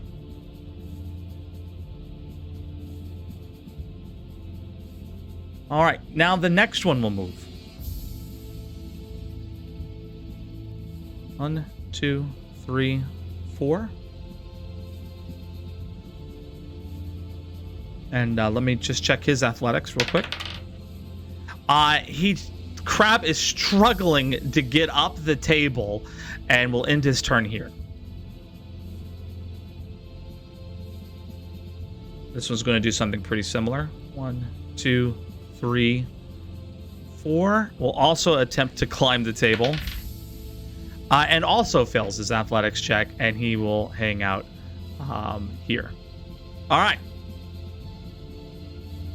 Yeah, this table is causing problems. I love it. All right. Next to act is Bray. Okay. I would like to move within. Oh, hang on.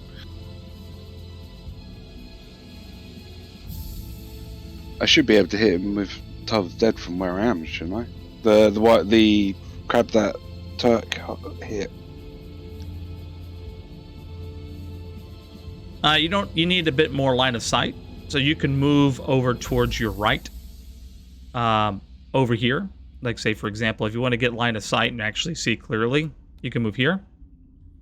Yeah, I'll do that. Okay. And then I'm gonna cast Toll of the Dead, and because he's taken damage already, he will need to make a Wisdom saving throw of 12. What are you casting? Toll the Dead? Okay. Yeah. All right, so this is an attack with a Wisdom save. Okay, let me go ahead and make that roll. He fails his save. So go ahead and roll your damage for this.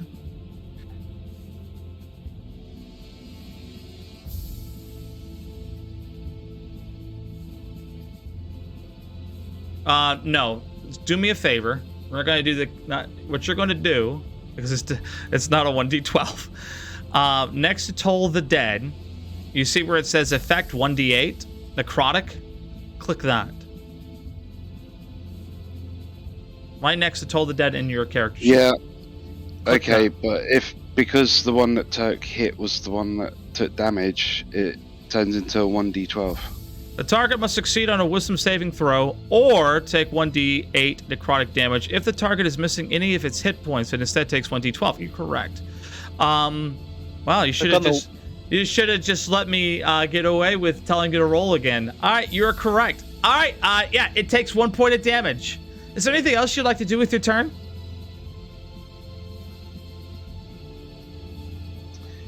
Curse at myself, yes. All right, I'll take it. That's the end of your turn. Next to act is Archibald. I want to run to the left between these two pillars. Okay, you're gonna run to the left. Let me see here. That's 1, 2, 3, 4, 5. Okay. I've got 30 feet of movement. Yep, that's 5. You got 5 feet left from that position.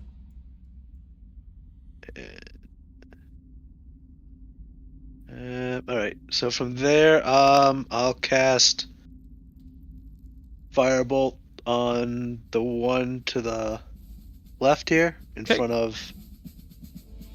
All right. Go ahead and make your spell attack roll. +5. 14. 14 does not hit. No, that's not good. And I'll step back diagonally 1 spot.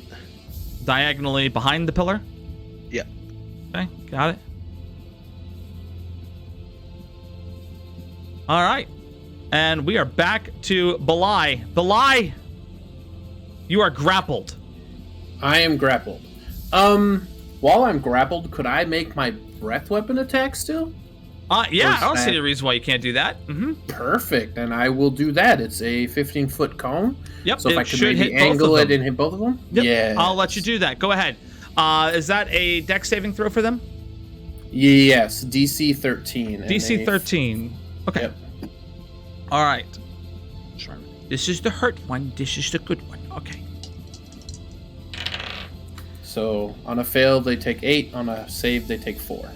Okay. The hurt one is saved, so he only takes 4 points of damage. However, that is enough, and the creature evaporates into the ether. Awesome. Get wrecked. All right, and the other one did not save, and he takes 8. Yeah, he did not save. He takes 8.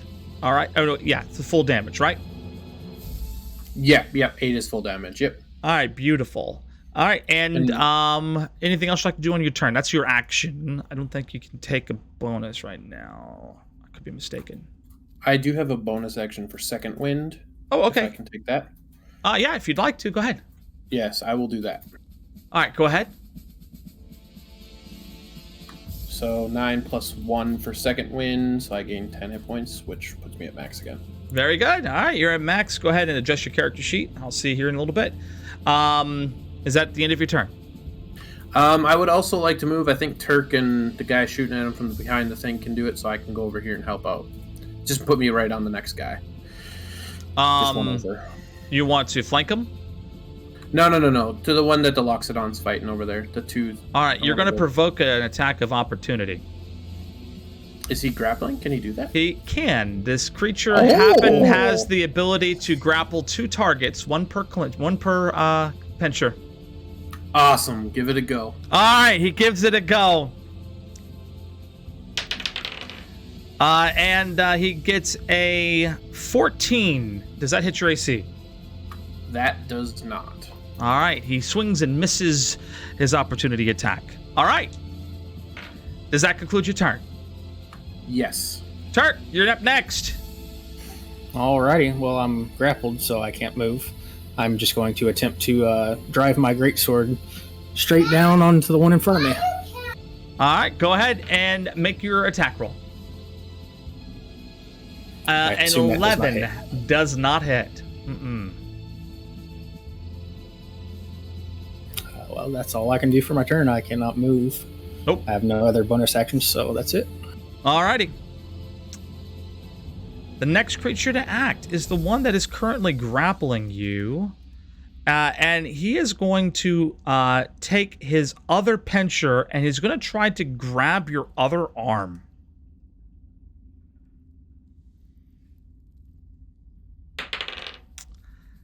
I take it a 9 does not hit your AC. Does not know. All right, he misses horribly. Next up, we have this guy, and he's bound and determined to go after this Loxodon. We'll go ahead and successfully climb the table, and we'll grapple the Loxodon with this claw. We'll give it a shot. Does a 16 hit your AC there, buddy? Yes, it does. Fantastic. And he does 4 points of damage to you.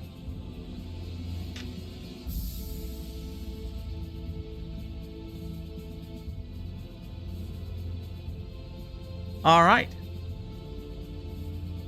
This guy is going to go this way and will attack Belai. His prey has moved behind the other pillar there.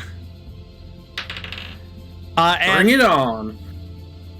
Trips and falls over his attack, and is actually he fell prone, but had enough movement left to kind of pick himself up. He only moved 2 squares, and he had more than half his movement left, so he tripped, but he got back up pretty quickly. Which I do believe gives you an attack of opportunity. Perfect. I will swing on him then. Yep. That falling prone would give you an attack of opportunity. He will get back up before the end of his turn, but you do have that. And I believe that's an advantage attack because he's prone. Okay, I'll hit it twice. Yeah, hit it twice. All right. Dice, Well, I you know miss. you can do better. You miss horribly. All right. And we have... Yep, that should have been all of the crab people. Next up is Bray. Bray, what you got for me? Bray, you are grappled and you are within melee range. So you're going to have some disadvantage on your spell attacks. Will that count for Booming Blade? Booming Blade is a DC saving throw action on self. So, no, you will not have a disadvantage on this. Mm-hmm.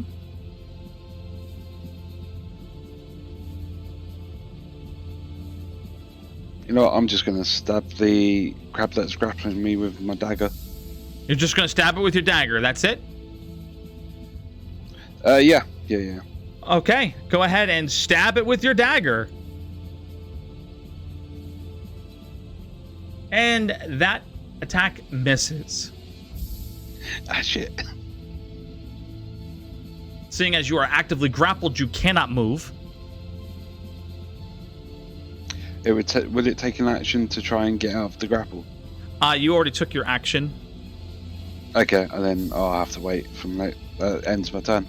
Yep, alright. That'll be the end of your turn. Alright, and Archibald, you are next. All right. I can't see from my corner.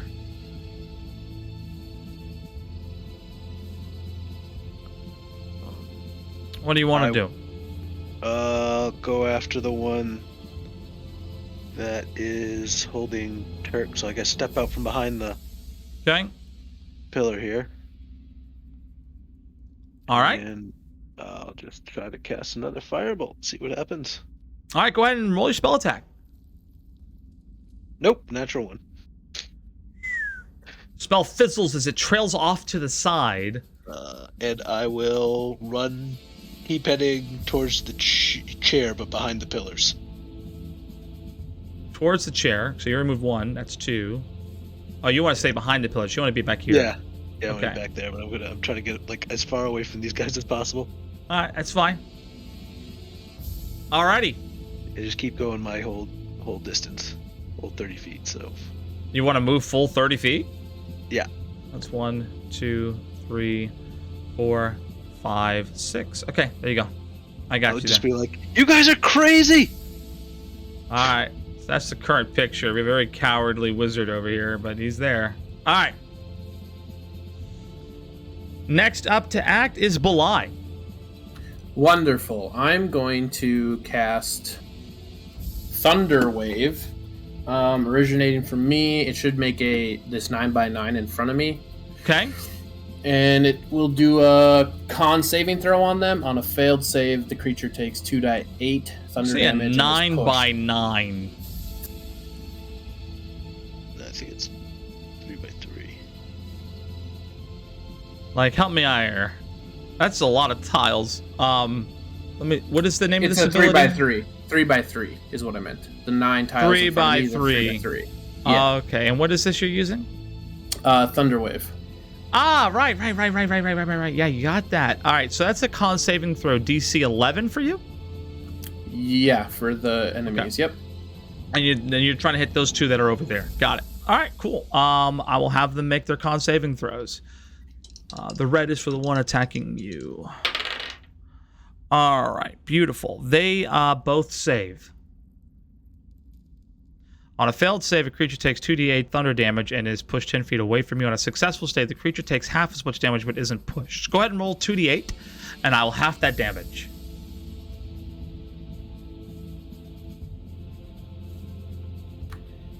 There we go. Looks like it's 10. All right, they take 5 points of damage each. So that would be C and D. All right, they take 5 points of damage. Their crustacean, skin kind of fries in the thunder, but they are not pushed. Okay.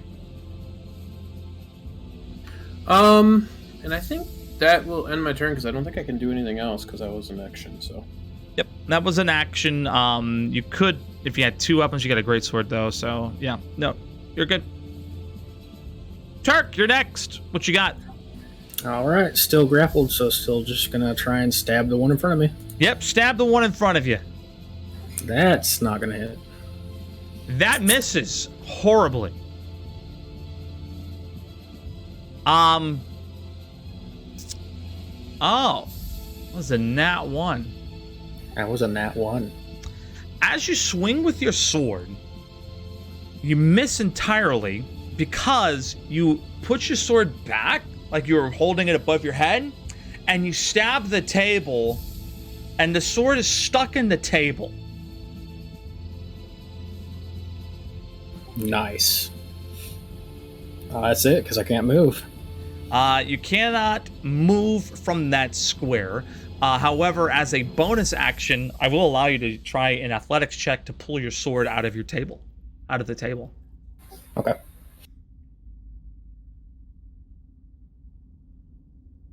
And you succeed your bonus action. The sword's back in your hands. All right. Nice. Okay. Recover from your... Look, I believe in crit fails being crit fails. So, yeah. All right.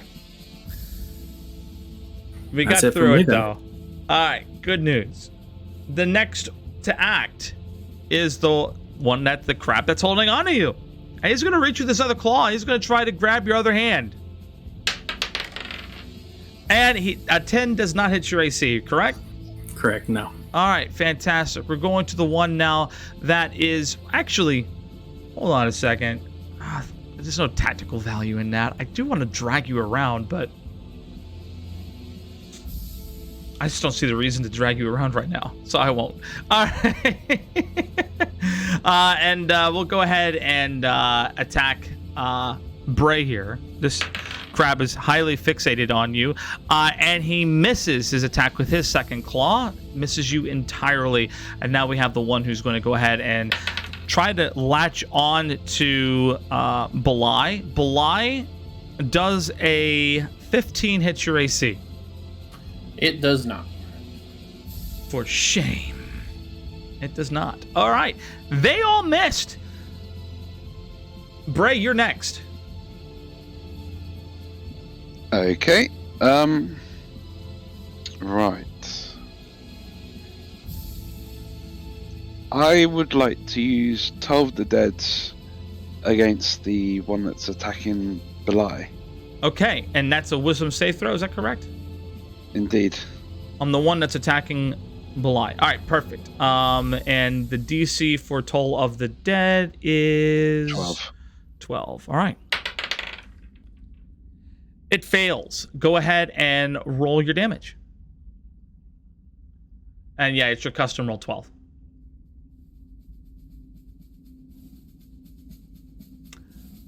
Better than last time. Only just. Better than last time. You're on your way. All right, fantastic. Okay. All right. I feel like we all need to give a little bit of a pep talk to our dice later. That was the one fighting Belai, correct? Yes, it was. Okay, perfect. And that has been damaged. All right, fantastic. Anything else you'd like to do on your turn? No. All right, fantastic. Archibald, you're next. All right, seeing that Turk is in a lot of danger at this point with both his hands being grappled, I'm going to try and cast Chromatic Orb at the crab creature. Okay, so you're going to come out to get some line of sight, about here now. Yeah. Okay, and you're going to cast Chromatic Orb. Yeah. All right, go ahead and make your spell attack, please. Oop. What would that do? Oh, I gotta choose my cold. 23 to hit. 23, nice, you hit. And 3. Go ahead and roll your damage. 4. 14 cold damage. All right, 14 cold damage. Let me double check because you actually specified a type of damage. Okay. All right. The creature that is attached to Mr. Turk here withers and dies from that cold attack, and suddenly, instantaneously, fades away from the simulation. Turk, you are no longer grappled. All right, anything else you'd like to do on your turn there, buddy? You are currently in this spot right here. I hope that helped, and I'll stay where I am. All right, fantastic. I feel pretty safe. Next to act is Belai. Wonderful. I'm going to use another breath weapon because I'm not trusting my sword right now. So, You can only cast that once. Twice. I can cast it twice a long rest. Twice a long rest, really? Yes, sir. Wow. Oh my gosh, you can! All right, go ahead and you cast. That's a DC 13, correct? Yes. All right, let's do it. They both save. So go ahead and roll your damage, and they take half damage, correct? Yes, half damage of 6. So that's 3. They take 3 damage each. Okay, beautiful. The one right in front of you, Belai, is looking really messed up. The one that's still on your elephant man friend over there is he's doing okay. He's still holding on. But he's not as messed up as the one right in front of you. Then if I can, I'll use my psionic mind to kind of shoot Turk a message to go for the one on the table then. And I'll finish off the one on the floor. All right, hey, you psionic table. mind, and you tell him table. Perfect. Yep. All right. End of your turn? Yes, sir. All right, Turk. It's your turn. Having heard table, Turk will say, "Yep, read my mind." He's going to attempt to climb up on the table and then walk down toward that other Okay, go crowd. ahead and make me an athletics check.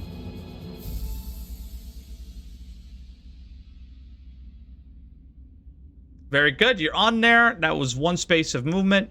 2, 3. You're here, and you want to attack it, correct? Yes. All right, go ahead and make your attack roll.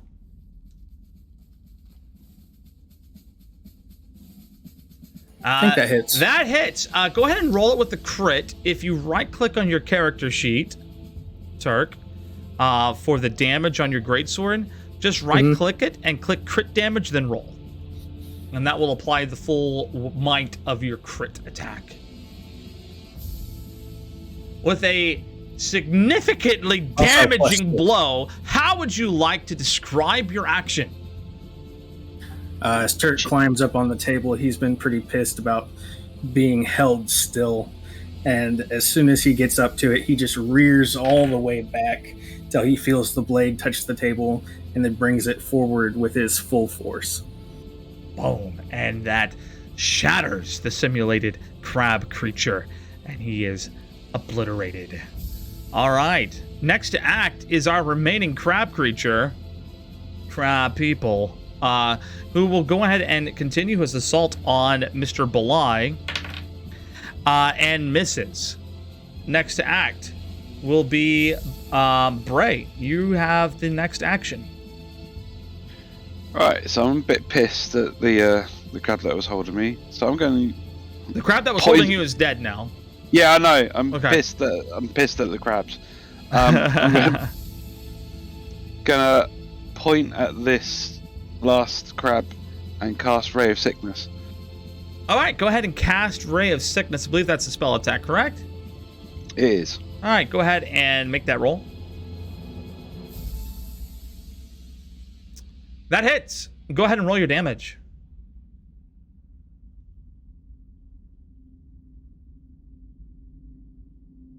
All right, 11 points of damage, and the creature gets very, very sick. Starts vomiting all over the place. Bubbles and ooze seeking out of its mouth. Very realistic looking, and then shatters into the reality gone. Okay. So guys, we had a bit of a problem here with the thesis, and what we're gonna do is we're going to go ahead and save this, and we're going to load state to a different scenario to see if we can get the appropriate creature files to load.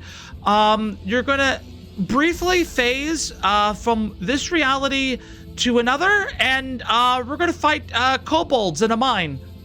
Okay, let's go. And you guys teleport to a different place / environment.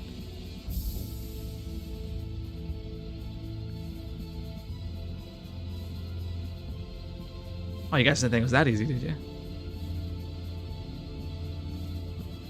Maybe. All right, great. So we're going to go ahead and save here, load data, and yes, good. I think we're ready to begin this part of the simulation. All right, guys, have fun. And with that, just a couple things that you might notice right off the bat.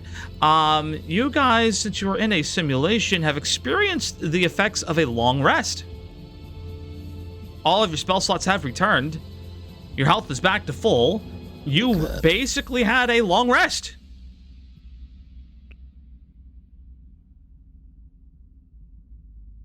Sounds wonderful. I'll do that on my sheet. Yep. Yep. Done that. That's pretty cool. I still feel their simulation's a bit off. I'm not hitting like I should be.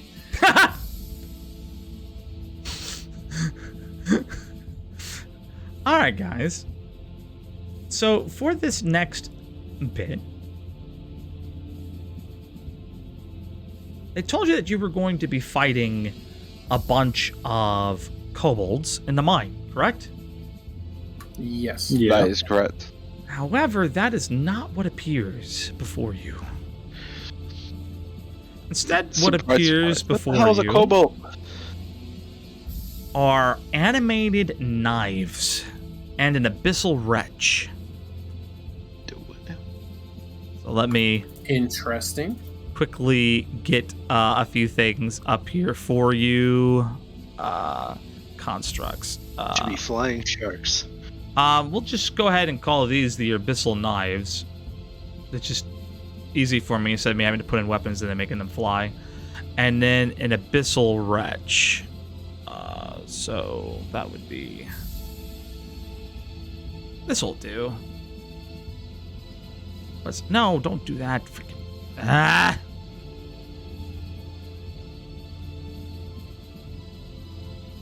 Alright, beautiful. That'll do. And let me strategically position these a little bit here. And then we'll begin. So this knife is going to be over here. This knife is going to be here. This abyssal wretch is actually in the minecart. Okay, and then this guy is actually floating up. Can I put him on there? He's actually on that little ledge right there. And that is what you see when the simulation goes up. And you hear the owl and,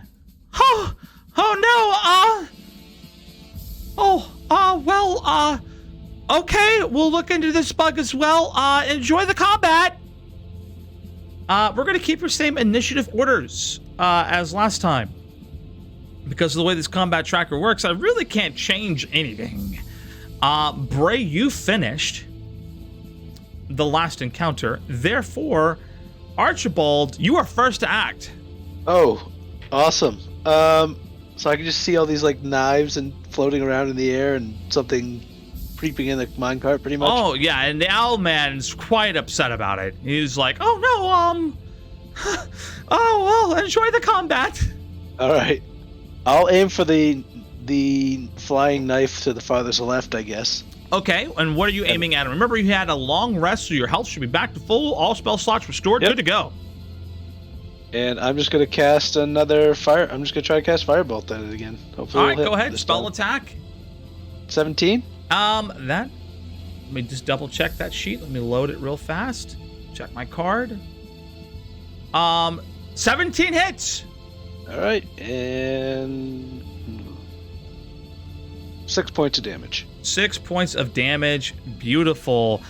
You Fire hit damage. the knife. Fire damage. Yep, I hear you. You hit the knife with your fire damage, and it, the blade sort of shimmers in the heat and looks a bit wounded, as a knife can. It's metal sort of becoming a bit malleable there in place. All right. All right.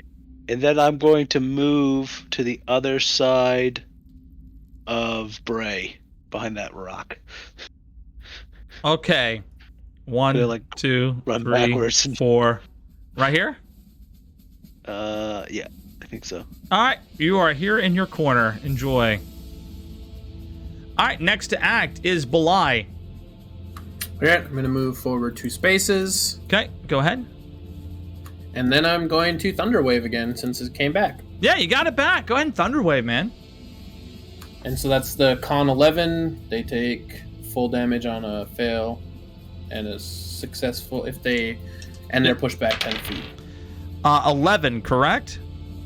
Yes, con 11. And it's All right, 10 and you're damage. aiming for the wretch and the other knife there, right? Okay, con 11. The knife fails, and the abyssal wretch failed as well. Go ahead and make your damage roll. Yep, it's 6 and 4. I rolled it. It's That's 4, the 10, damage. so they both take 10 points of damage. And they're pushed 10 feet away. All right. The abyssal wretch is in the wagon, so he's pushed up against the wall of the carriage he's in. Okay. And in this particular case, this knife is already against the wall, but I'll tell you what, he gets pushed that way. All right, sounds good to me. Whatever works. All right, perfect. And then, so let me apply the damage to the other knife. Just get that done in there for you. All right, and that was, 10. They both failed. All right, great. Very strong hit against both. The wretch goes, and looks at you really weirdly. Sounds wonderful. I'm going to do some more movement here. I'm going to try and go to the other, like, just closer up on the wretch here. Okay, you want to get closer on the wretch? Okay. Yeah, just to face him directly. Okay. Oh, wait, you can move yourself. So, yeah, put yourself where you want. Yeah, I think that's good. That's good. All right, perfect. Good. All right, cool. End And of your then turn? that's my end. Yep. All right, Turk, your turn. Alrighty. First off, I want to bonus action rage again. Okay. And I want to move into flanking position if possible. On the wretch. On the wretch, yeah. Okay, 1, 2, 3. You are in flanking position on the wretch. And I'm going to attack, and that's with advantage, right? That is with advantage. Go ahead.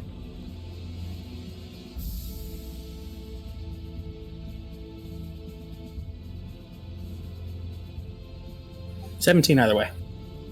17, that hits. 11 points of damage to the wretch. Plus 2, so 13 total. This guy is messed up right now. This dude is looking flipping terrible. There's a lot of damage going out to this guy. He's hurt. And that'll be the end of my turn. All right. Next up will do be... some massive damage. You guys did some big damage.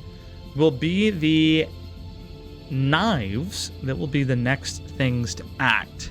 So, this knife that is up here is going to come down and go up behind you, and it is going to try to strike you with its metallic body blade.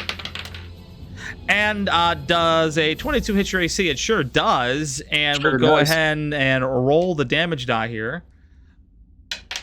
And it does 3 points of damage to you. Is that reduced to 2 or 1? That is actually going to be reduced to... Gosh, I round down. Maybe I shouldn't round down. 1. Okay.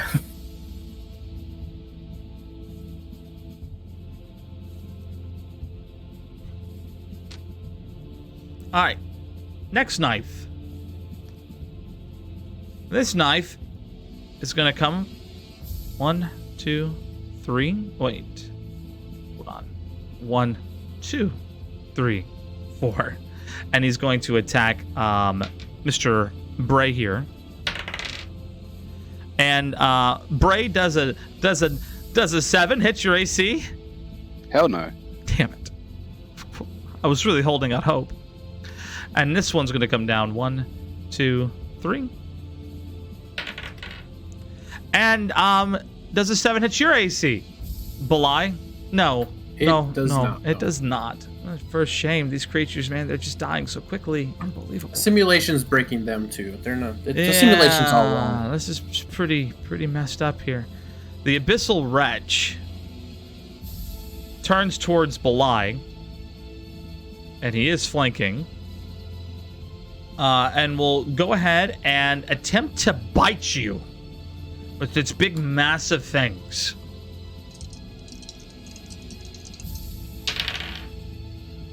And does a 17 hit your AC? Yes, it does. All right. It does 9 points of damage to you. Oofta. Okay. All right. And that'll be the end of the enemy turn. Bray, I believe you are next. Okay.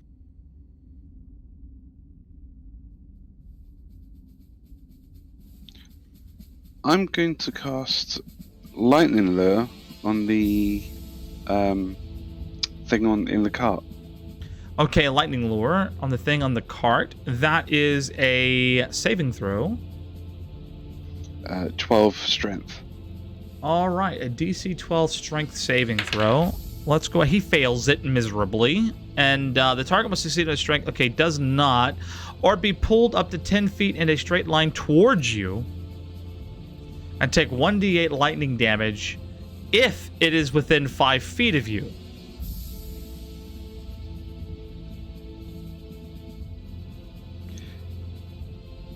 Yeah. By the end of it, you think?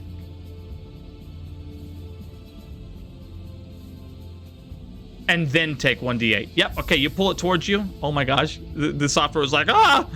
You pull it towards you, and it takes... Go ahead and roll your damage. Yep. Then you did... Okay. Yep, that's right. That's how it works. Go ahead. If it's being pulled, would there also be attacks of opportunity? Right now, I'm going to let... That's Toll the Dead damage, my man. Can you roll the correct one? Shit, sorry. Yep. You know what? It's the same die. You rolled a 4. And that kills it. We'll let him finish being a badass, and if it was still alive, I would have let you guys take your attacks of opportunity, yes. But it's dead. No, I'm good. Just checking. Yep. Yeah, I'll let him do his turn, and if it's dead. And this thing disappears into the simulation. Gone. Out. All right. Anything else you'd like to do on your turn, Bray? I'm not going to move, no. All right, you're good. All right. Next up is Archibald. I need to get a better.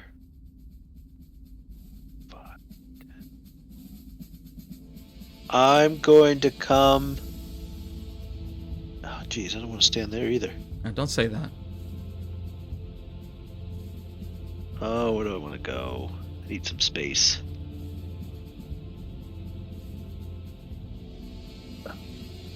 Alright, I'm going to come back to the beginning of the train tracks where they enter the map. Okay, 1, 2, 3, 4. Right here. Yeah. Okay. So, Yeah, it's 4.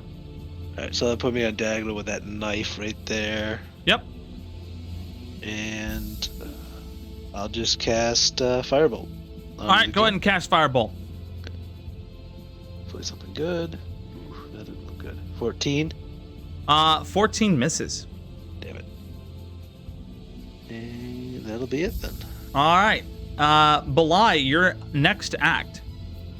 All right, sounds good. I will turn on this guy and will hopefully use my sword on him and do some damage. All right, go ahead and roll your attack. I missed. That is definitely a miss, and with the 1, why did you roll twice?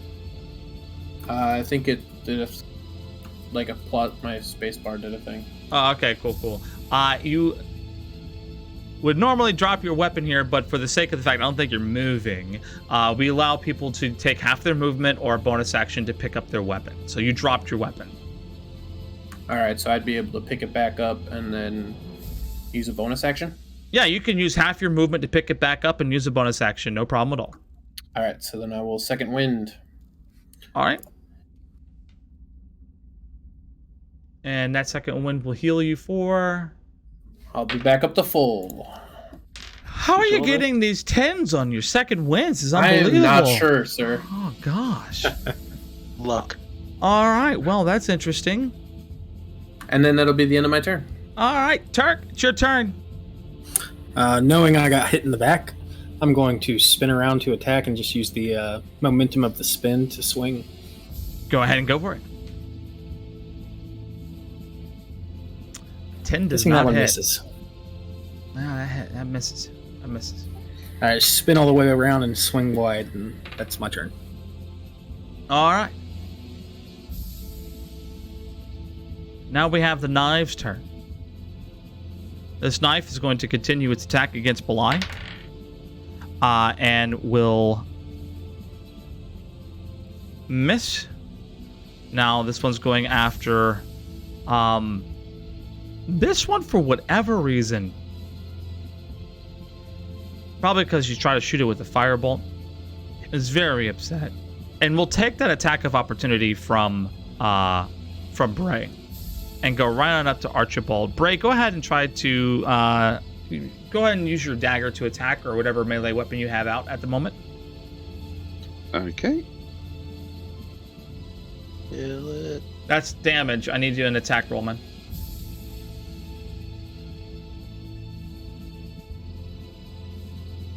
All right, that does hit, and we'll take the damage that you rolled there. So 5 points of damage to the knife. This one is actually undamaged. Now it is. And now that it's ready to go, it's going to go ahead and attack Archibald. All right. And does a 15 hit your AC? I cast shield on myself. Okay, you Bringing cast my shield AC up to 18. on yourself, and you say it will bring your AC up to 18 until the start of your next turn. You have +5 days bonus to AC. Yep, and that will take a spell slot as well. Yep. All right, cool. All right, he misses. It deflects his bounce off your shield. Shame. All right, and I think I had those two act. Oh wait, did I have this one hit you yet? I don't think so. I have not been swung at. Yeah, you're gonna get swung at now. And 21 does hit your AC. Yep. 5 points of damage. I reduced to 3. Yeah, reduced to 3. Yeah, then we're gonna round up from now on. I don't feel like 5 should be reduced to 2. We'll go to 3. Yeah, no, it's more fair. Yeah, I think so. All right. Fair for you guys too, because if your damage gets rounded down, that would suck. So yeah, we'll do 3 points of damage. All right. And that is the end of the knives' turn. Bray, you're next. Okay. I'm going to cast Toll of the Dead on the one that's next to Archibald. Okay. Go ahead, and that's a wisdom saving throw, is that correct? Yes, 12. 12. All right, fantastic. It's the wretch. Let's double check these blades here. Okay. Oh gosh. Oh wow. Okay, even with the -3, it succeeds. 14. It saves. Okay. It doesn't take it then, does it? No. Mm-mm. Yeah. In that case, yeah, I'm just going to stick to where I am. All right, you stick to where you are. Archibald, you're next. All right. Well, I'm gonna try close range firebolt. See if it hits it. That will be with disadvantage. Oh yeah. Oh shit. Yeah, right. It's a range attack. Yep. All right. Let me put it disadvantage. Ooh, roll. Nope. Double 11s. It looks like 16. 16 misses. What the? Shit. All right. All right, is that the end of your turn? Yeah, because I don't feel like getting hit. Wait a minute. No, I can technically move without being, because I still have shield. Yep, I'm going to. You will be run swung away. at, but yeah, there's a chance you Yeah, I have can't my be hit. Well, no, because I still have my shield. Yeah, until the there's a actual end chance of my he turn. can hit you. He still has. Oh, you still yeah, has if to he make an rolls attack it. roll. Mm-hmm. All right, so yeah, I will run away. Over back behind the rocks where I was before. All right, 1, 2, 3, 4, 5, and I'll go ahead and roll their attack. 18. Oh, freaking A. All right, yeah, it hits. It is my AC. Yep, and you take 4 points of damage. Shit.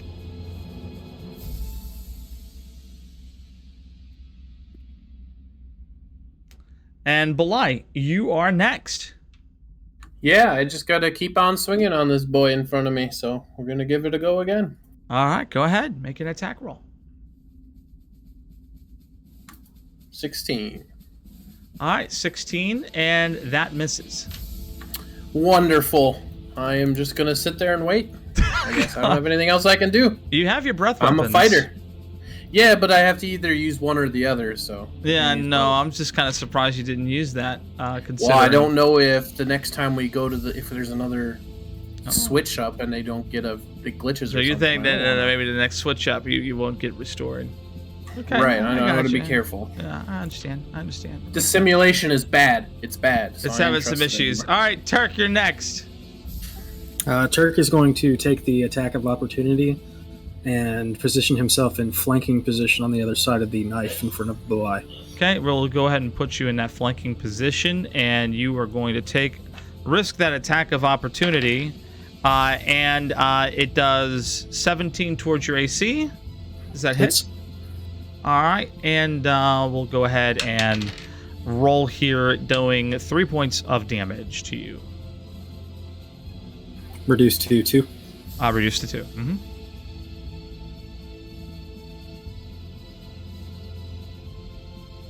All right, and then I'm going to go ahead and swing with advantage on that knife in front of me.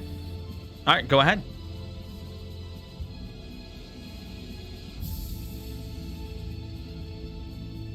All right, 24, that hits. Go ahead and roll your damage.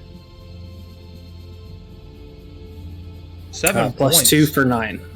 All right, beautiful. And it actually dies, shattering in the simulation.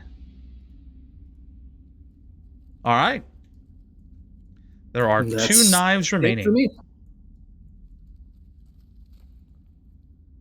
All right, next to act will be the knives. This knife. 1, 2. We'll go ahead and attack Mr. Archibald. Does a 15 hit your AC? I'm going to have to use shield again. So no. All right, so that will miss, but you've now used both spell slots, correct? Yep. All right, no problem at all. And this knife will go straight over to you, Bray. Okay. And yes, it does hit. Unless you would like to use some type of reaction. I do not have any reactions. All right, and it does 2 points of damage to you. Next act, Belai.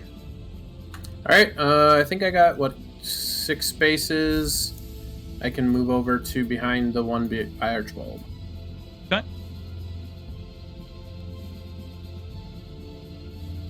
Does that give me the flanking bonus I need? Yeah, you got flanking. Perfect, then I will... I need it! You've been having a rough day. Yeah, it's been rough. So I got up 15.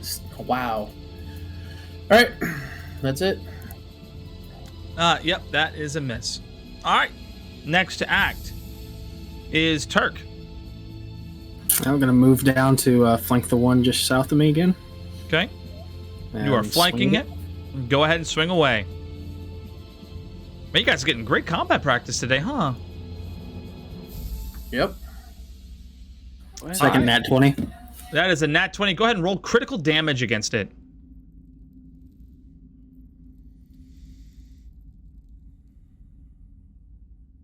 +2. Wow. Go ahead and describe how you kill this animated knife. I'm going to come down as hard as I can, trying to crush it into powder. And when it crushes into powder, it disintegrates into the digital world. It is eliminated. All right. Anything else I can do on your turn? That's it. All right. Let's go ahead and move on now to the last remaining knife, which is in a bit of a pickle. But we'll make a desperation swing here on Mr. Archibald. 13. Does that hit your AC? Is my shield still up? You had a turn, if I'm not mistaken. You did. Well, no, Didn't I you? had the reaction, but I haven't had a turn yet. He attacked me. I haven't had a turn yet. I've been there. This is the first time the knives acted on this round. Yeah, I haven't had. No, because This is the first time that this knife has acted in this yeah. round. So I still have my shield up. So no, it does not hit me. This is the first time the knives have acted in this round. You did something. Yeah, his shield would be up until his next turn. This is the first time the knife has acted in this round, unless I skipped him But somehow. I haven't got. You must have, because I haven't. I had skipped never you. attacked the knife. You're correct. I skipped you. Correct. Go ahead. It's your turn. I skipped you by accident. Oh. Yep. I went to Belai after Brave for some reason. That doesn't help either. All right. Well, it's your turn, buddy. Let's see what I have for other handheld weapons. Just know that it will attack you on its turn, which Oh, I is know. after you. Oh, I have a dagger. Okay, I will pull out my dagger. And I will try to attack with that, which is with advantage, thank God. Okay. Let's see if either one of these hits. What's it? 22 That hits. for 5 points of damage. 5 points of damage. Did I kill it? We'll send that knife packing. God. Okay, guys. All right. So this environment also clearly a little bugged. Let's go ahead and we'll try the swamp. You guys like going to a swamp? Not particularly. Not really. Okay. All right, great. I hear ogres like to live in a swamp. Maybe one day I could go visit one, but simulated swamps are about the same, I'd imagine. And the Owlin sends you over to this swamp. Do we get our health back again? So we're gonna go ahead and load state from this position, And so you guys should be encountering maybe some gators, or at this point, really, let's just hope it fits the biome. He says as you guys arrive in this particular spot. Much to your surprise and probably your chagrin, a group of abyssal chickens appear. Oh no, not the chickens. Oh yes. Chickens? The abyssal chickens appear. What is this, Zelda? And you guys have experienced the effects of a long rest. Oh, thank God.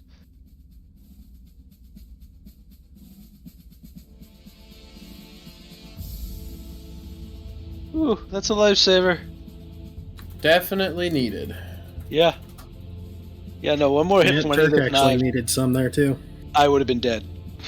That's why I was like, is my shield still up? I'm like, I can't take this hit. All right. You guys are facing off against a group of abyssal chickens. Archibald was the last one to act. Therefore, Belai, it is your turn. Oh, wait. Looks like there's... Hold on a second. I did his turn out of order. Bray would be the first to act after the animated knives. And I rolled all of their initiatives, by the way, because of how the combat tracker works. So we're going to actually go from Bray as the starting position. It's Bray's turn. Okay. You got a full rest. You're here facing off against a bunch of abyssal chickens. So the one that's dead in front of me, I'm going to use Ray of Sickness on it. Go for it, man. Go for it.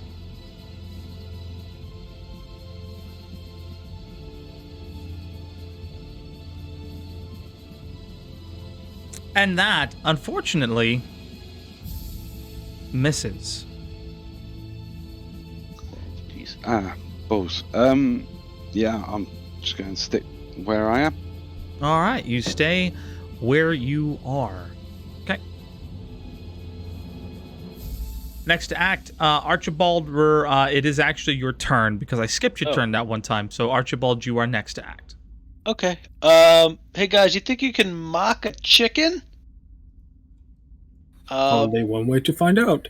I guess I'm gonna cast Vicious Mockery on the one on the far left. I'm gonna go, my mom put your mom in a stew! Wisdom 13 saving throw.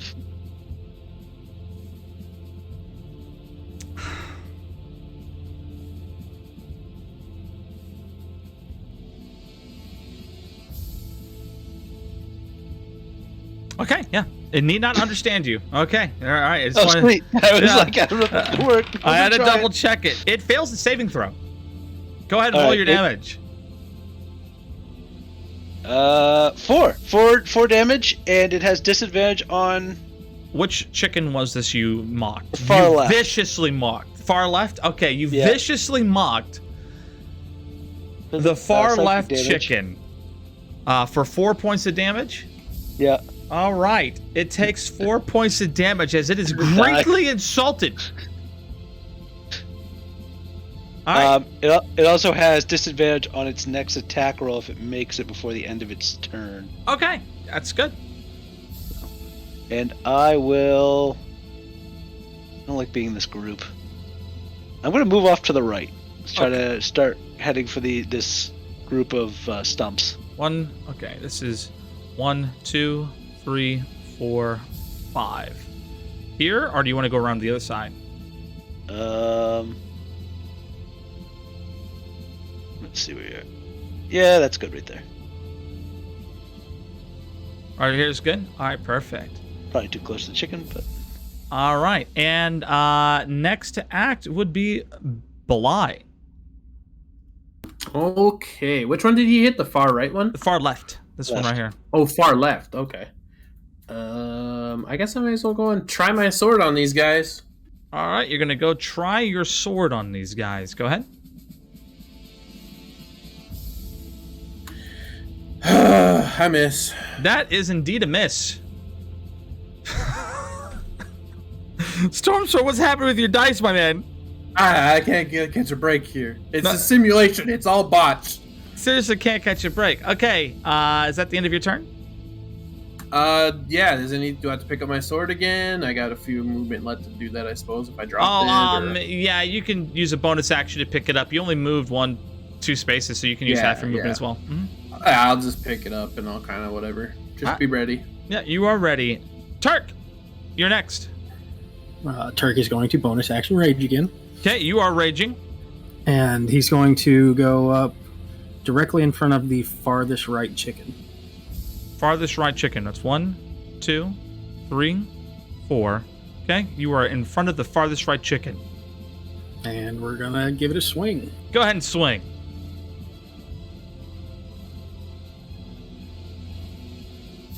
$16, that hits. Go ahead and roll your damage. Nice. +2 for 12. 10 damage, 12 damage. That will kill the chicken. The chicken, and then just straight obliterated out of existence. That was a very good chicken noise. That'd be the end of my turn. Believe it or not, I've had some practice being a chicken. I believe it. Jeez. We should make him do it again someday. All right, this chicken right here. Yeah, he's on top of you. That's enough. That's good enough. Perfect. Yeah, great. We'll go ahead and ready his claws and his bite. And he will make a multi-attack. Disadvantage. With disadvantage. Right, thank you. Because you viciously mocked this chicken. The chicken. And does a 13 hit your AC? It does not, correct? Right, it does not. All right, great. This chicken, okay, fly 30.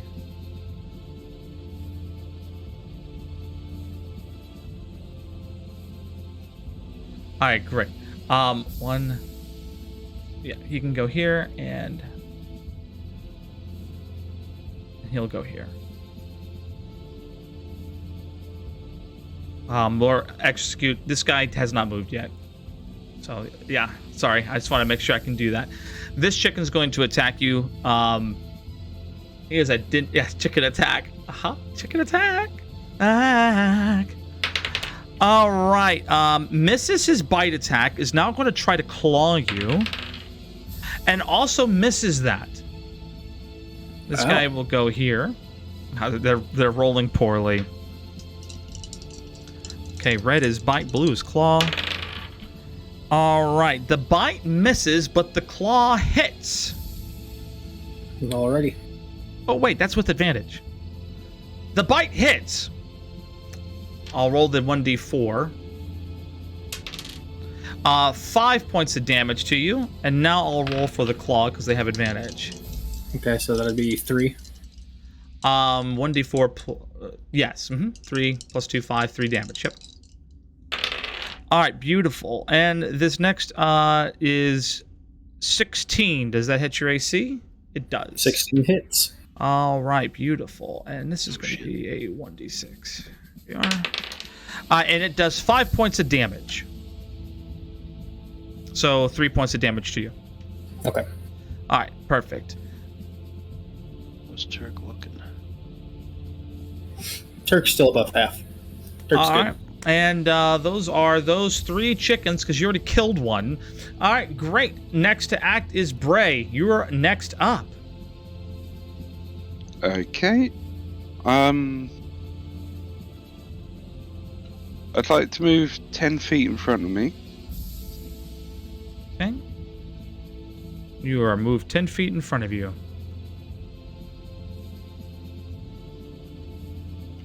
And then I'm going to turn towards the chicken that's behind Turk and cast Lightning Lure on it.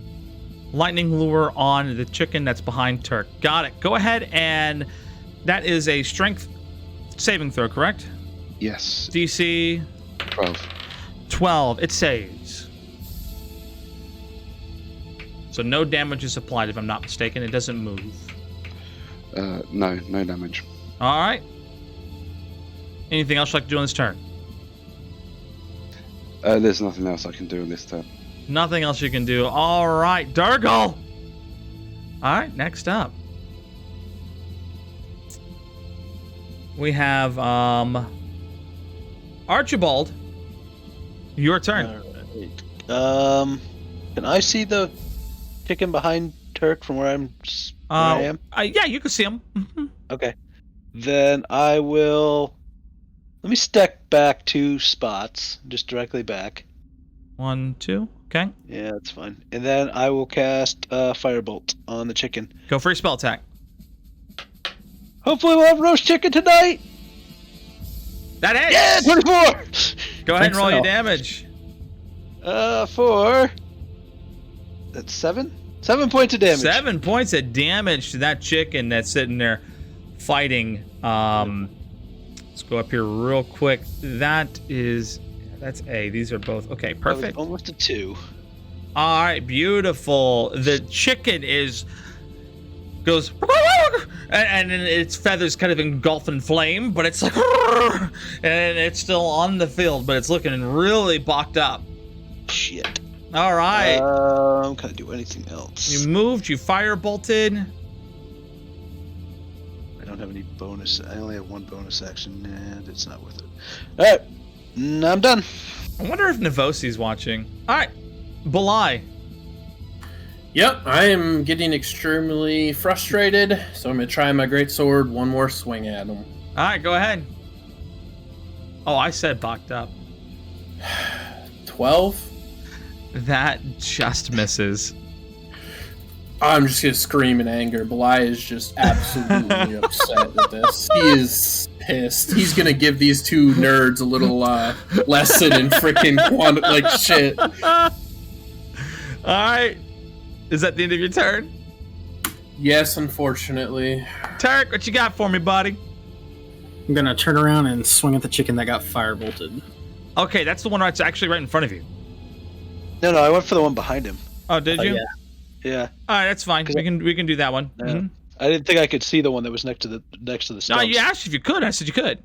That's a miss. That is a miss. Yep, that is a full miss. I think you guys need to get some different weapons. That's it for me. I'm balked, indeed.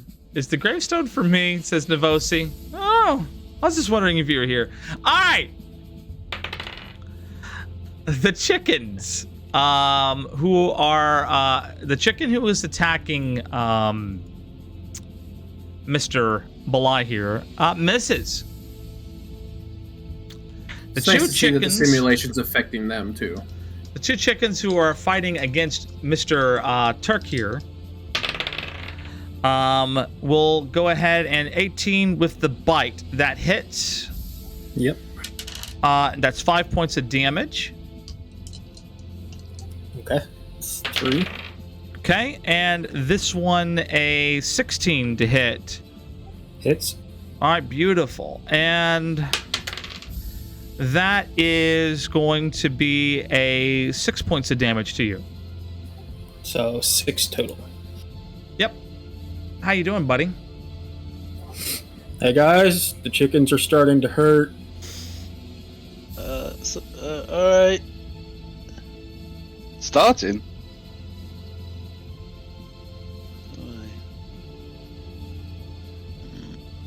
All right, and that is the end of the chicken's turn. Bray, it is on you. Okay, I will like to cast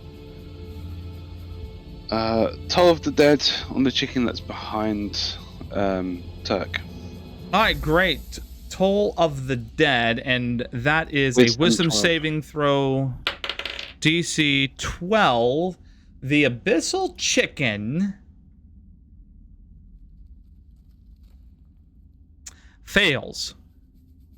Go ahead and roll your damage.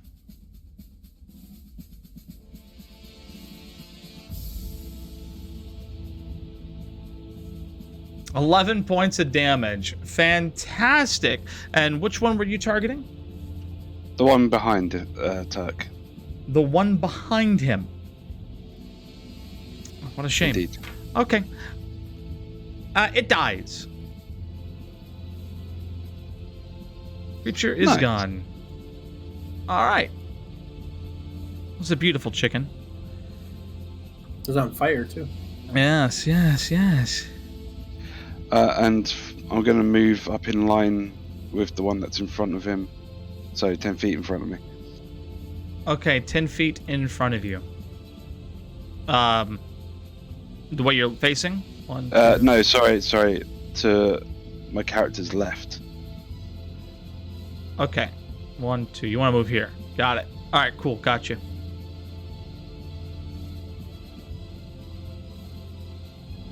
And that'll do. All right.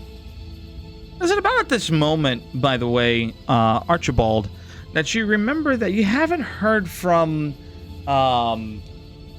Henorium in quite a long while, not since the morning? Oh, shit. All right. That was the end of Bray's turn. Is that correct? It was. Archibald, it is your turn. Just a quick, hey, Henry, you there? No response.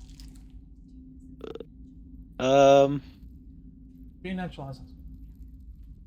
Hold on one second. Yep, no problem. All right, what did you say? Oh no, I'm thinking now.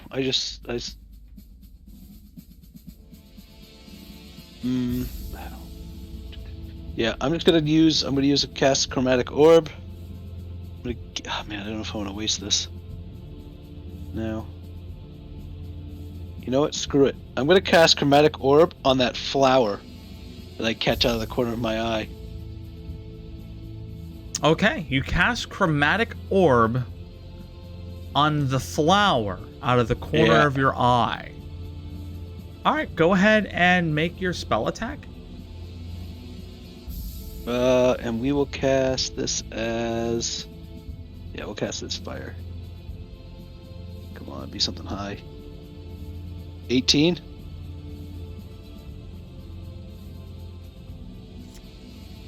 In that moment, when the chromatic orb lands on the flower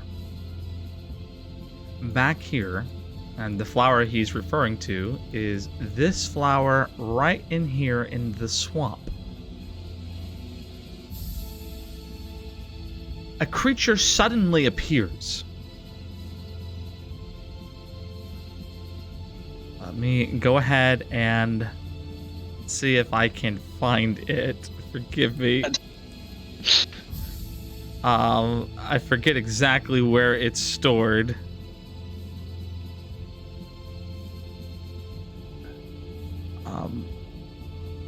Because I had this at one point.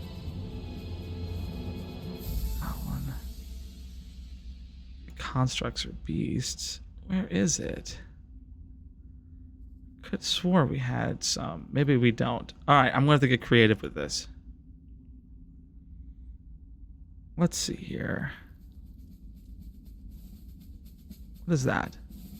That'll do! Oh, jeez. A humongous sunflower emerges out of the ground. And, go ahead and make your damage roll. Be high. 15 fire damage. 15 fire damage. As the diamond in my hand glows. All right. The fire hits mostly the surface of the ground, but the bit of the flower that was above ground does indeed burn and shrivel up.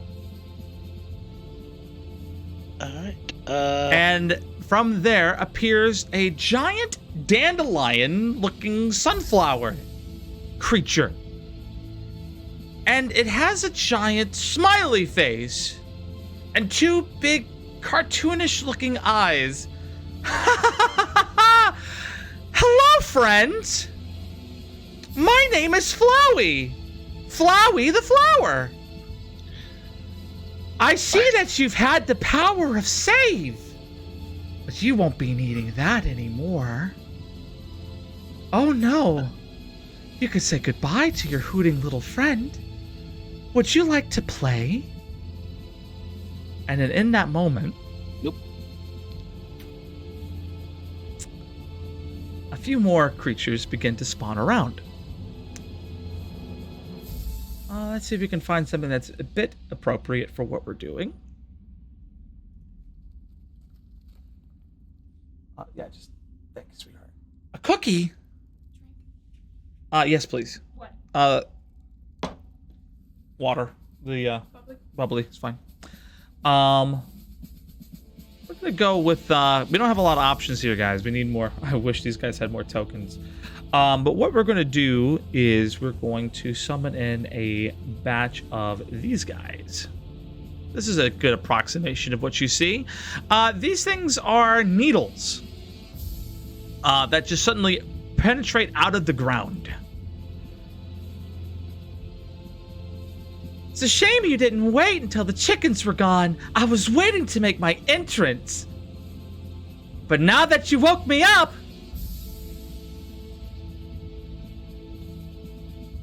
Let's play! Alright. I can't cast that right now. Alright. Okay. So, these needle blights and a giant dandelion have appeared on the battlefield. You still have 2 abyssal chickens remaining.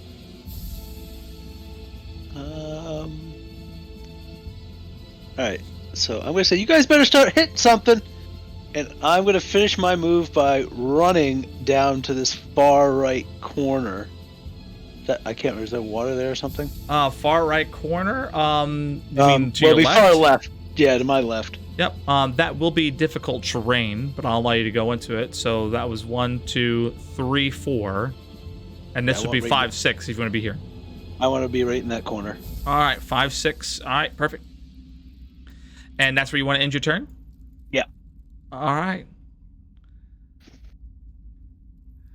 Stormstorm was waiting for the twist. I figured there was something coming. All right, Belai. It's on you. Yeah. Cool. I'm going to kind of position myself a little bit differently, and I'm going to use a breath weapon and kind of scream at the same time at this chicken because I'm tired of him. Okay, how would you like to... Yeah, go ahead and move yourself the way you want to. Okay, so you're going to use a breath weapon on the chicken. Yeah, straight up, I'm just tired of this chicken, and then I'll focus on the needle blights in a minute. All right, so he needs to make a dex saving throw, correct? Yes. Okay. The abyssal chicken, what was your DC for that? DC 13, Dex 13. Saved. Okay, and then it's half of 10 damage since I rolled a 10 on it. Okay, this chicken is looking absolutely fried. But still, he stands. Screw this chicken, I'm tired of it. But that's all I can do. Yeah. I'm so sorry, dude. Oh my god. This is bad luck, bro. It happens. All right, next to act is Turk. Oh well, not moving out of melee range of the chicken. I want to move to its right next to the log, to kind of give myself some cover. Okay, you're gonna move to the right, next to the log. Okay, I'm gonna allow you to move diagonally. That would put you right here. Is that where you want to go? Yeah. Perfect. All right, go ahead and. We're gonna swing at the. All right, so swinging at the chickens.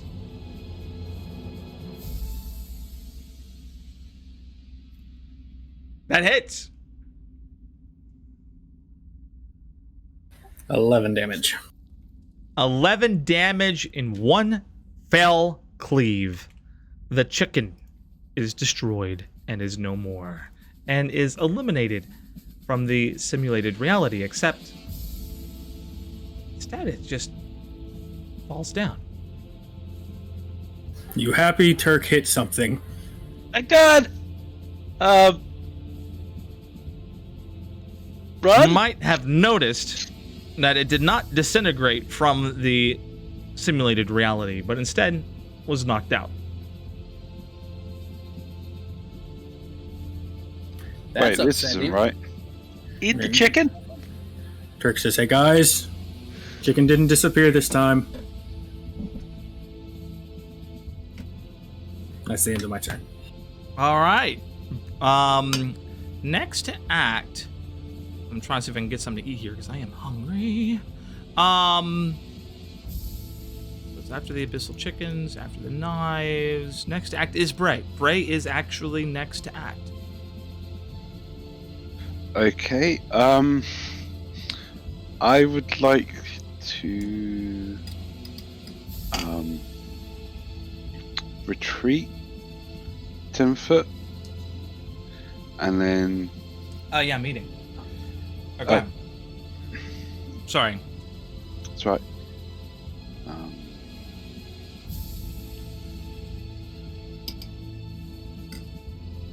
What would you like to do? I'm sorry, I was interrupted. It's fun. So go 10 foot towards where we started, Okay. and then 10 foot to the right, Okay. and then I'm going to cast Mage Armor. You're going to cast Mage Armor. I am. As you go to cast Mage Armor on yourself, Yes. the spell fizzles. Flowey the Flower perks up and goes, "Ha ha, silly student! Ha ha, silly student!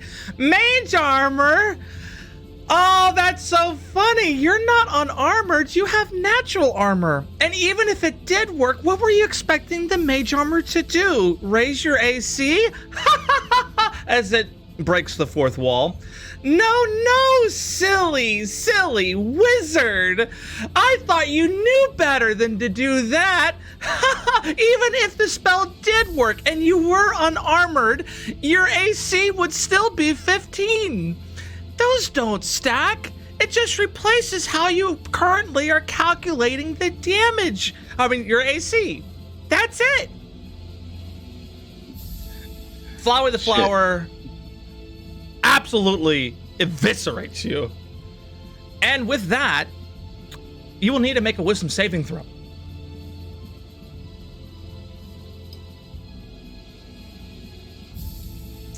That is a failed. You will take 1d4 points of damage.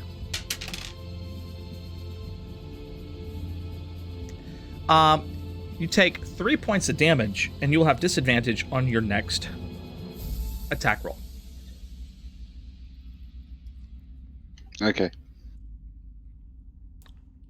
And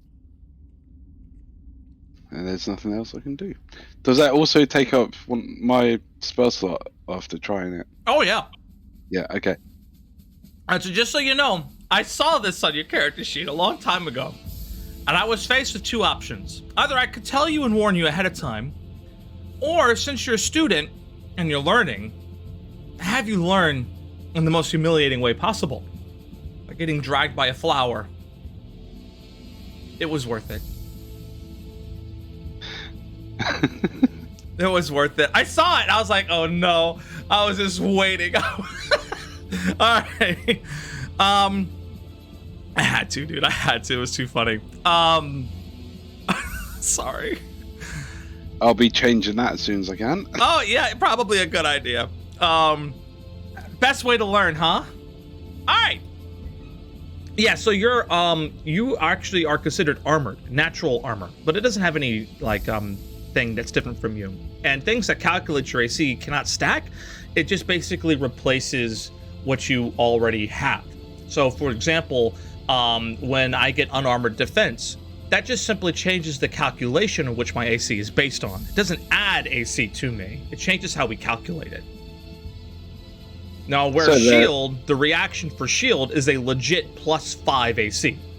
Yeah. So what you wanted was the reaction shield. Yeah. All right. All right, the Needle Blights. They are going to get involved now. Shit.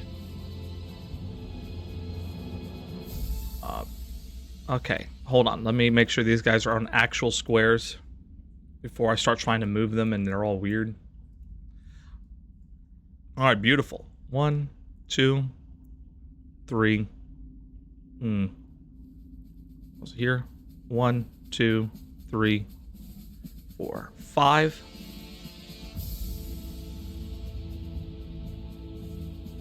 He is going to try to claw attack you. Bring it on. 11 does not hit. It does not. This guy right in front of you, Bray, is going to shoot needles at you. Okay. He crits. Fudge. Okay.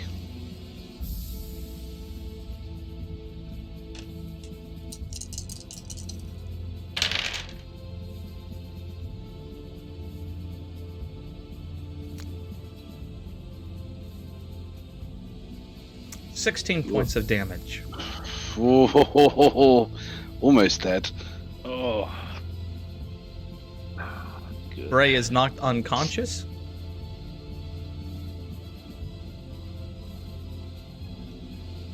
All right. And then this guy right here in the back was also going to needle attack you, Belai. Yep.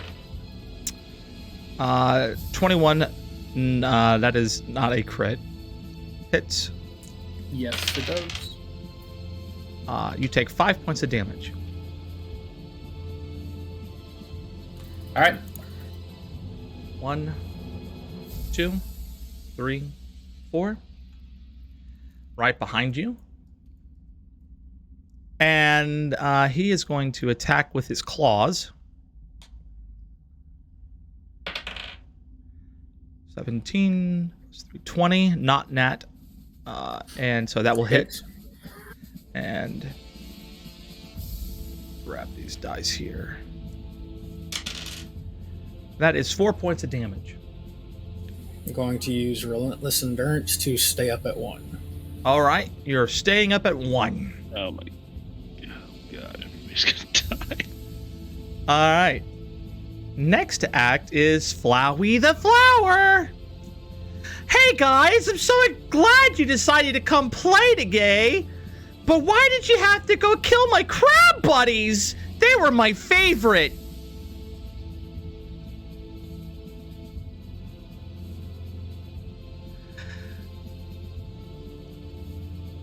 Flowey the Flower moves through here to right about here-ish. I think I can take him one more spot. I can't.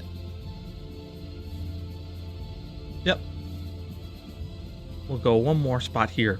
And with his wriggly dandelion arms, let me do this because I am eating right now. That's why I'm hitting my mic. With his little arms, just imagine like Flowey the Flower arms. He's carrying a rapier in one of them. And he reaches back with his rapier and attempts to stab right at Belai. Roll that die. 15. Does not hit.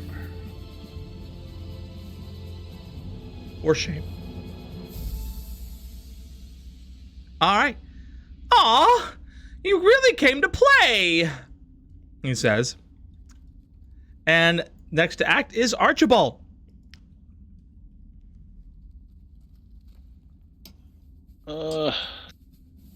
Damn it.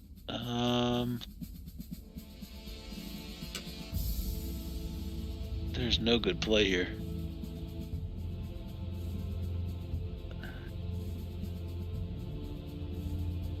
Alright, I gotta help. He's the worst. Can I...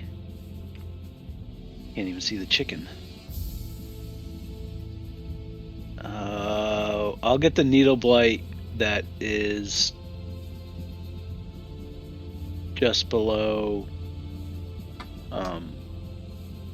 melee Okay. with the firebolt. All right, go ahead and cast your spell attack. Oh, 21 hit. That hits. Yeah, that's 120 feet, so that's good. Is that 1? 1. 1 point of damage 1 point of fire damage. to Needle Blight A. All right. You said fire damage? Yep. Well, let's take a look. See if we can help you out here a little bit, huh? Not do any extra damage to them. Oh. Yeah, it looks like it took 1 point of fire damage. Damn it. Okay. I think they- And is that end your turn there, Archibald? That's it. That's it. Okay. Belai, you're next up, buddy. Yes, sir. All right. Be ready to roll a opportunity attack for the Needle Blight. I'm going to make my move. Okay. Where are you moving? Oh, you're moving. You got it. That is an opportunity attack from all 3 creatures. No, it's not. No, it's not. Technically, Yeah, I'm you're right. still You're right. okay. You are still, engaging. I see it. I wasn't sure how far. I was like, wait, what? All right, cool. So just the Needle Blight. He will go ahead and try with his claws. And 15 to hit. Does not hit. All right, he missed. All right, and then I'm going to use Thunder Wave in 3x3 in front of me so I can target them all. Sounds good. Thank God. That sounds rad, dude. All right. What is it? A wisdom strength saving throw? Con 11. On. All right. Okay. Blue is Flowey the flower. Green is the Needle Blight. And red is the chicken. All right, you guys can't see my camera. I have it turned off. All right, hold on. All right, Flowey saves. The other 2 fail.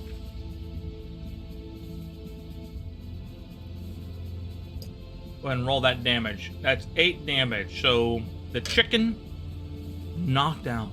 Shh. All right, the Needle Blight. 8 damage.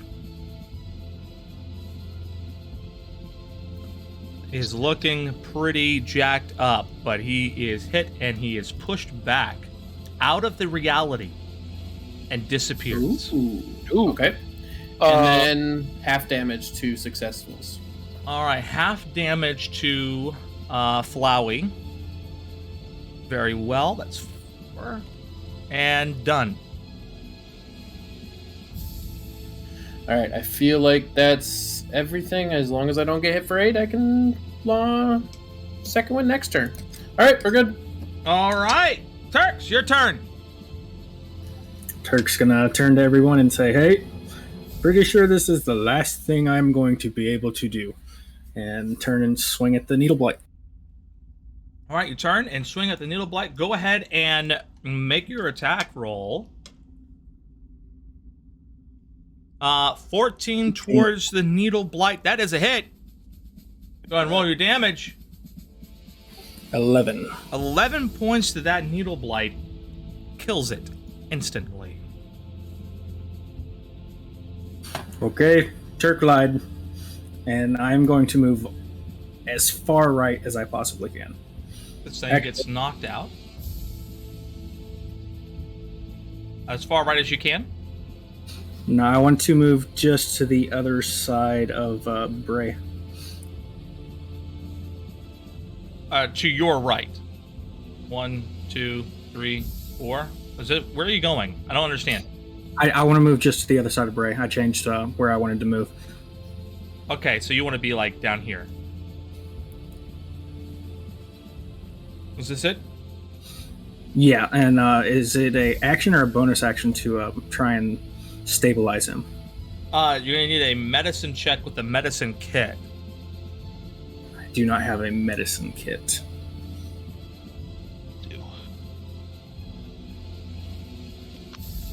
I remember a time, somewhere at the beginning of today's session.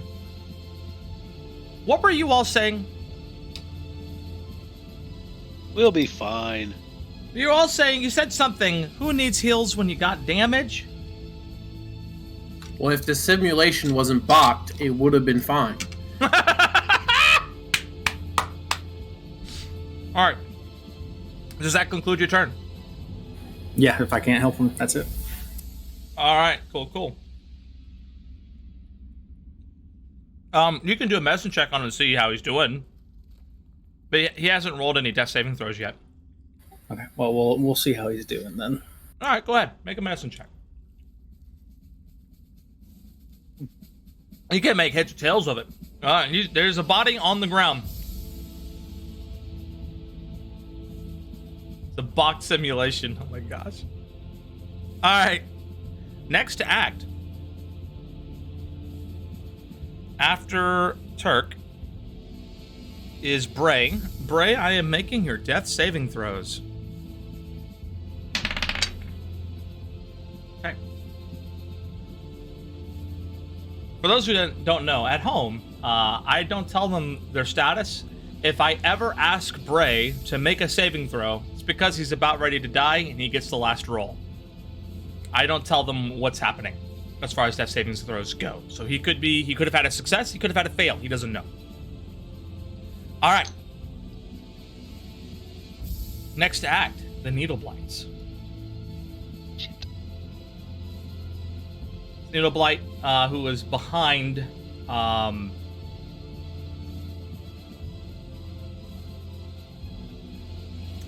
Belai, will go ahead and miss his needle attack. Shame. This one now is going to try his needle attack, also on Belai. Also missing. Shame. And then Flowey the Flower. Oh, you discovered the boundary. And then at that point, he turns and attacks Belai. They're all very upset at Belai for discovering the boundary. And he drops his rapier. That's good.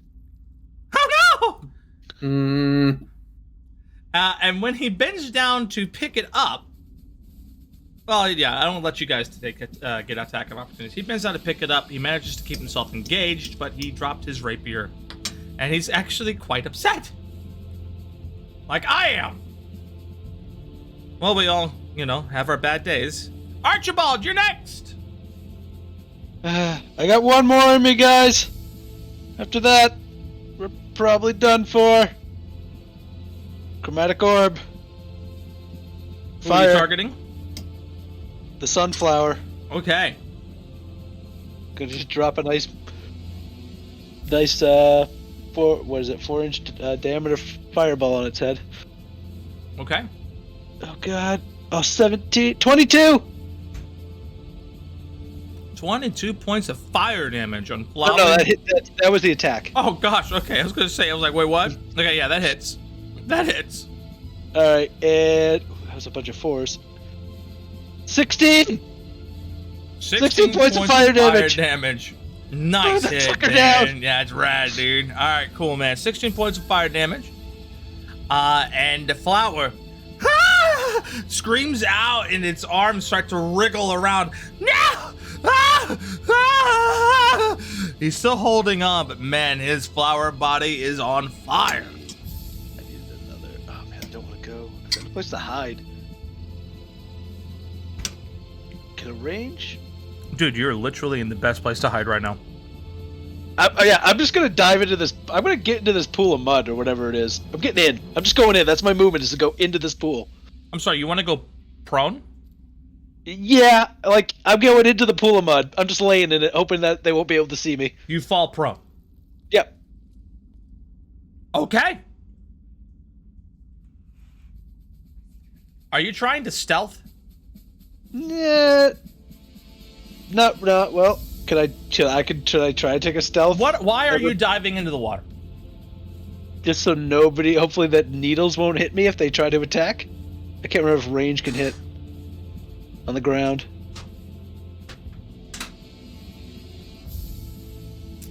Okay. You lie. Yeah, right. You lie prone in the water.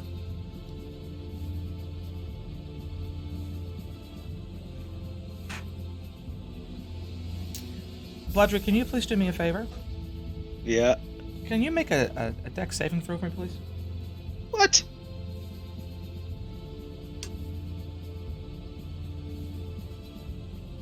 That isn't gonna go well. 4. As you lay prone in swamp water, you begin to realize that the soil itself is a bit of a heavy silt. And as you lay your legs and your knees and your hands into it, your whole body begins to sink into the sand. You are now stuck, prone, in the swamp water. Well, it was nice knowing y'all.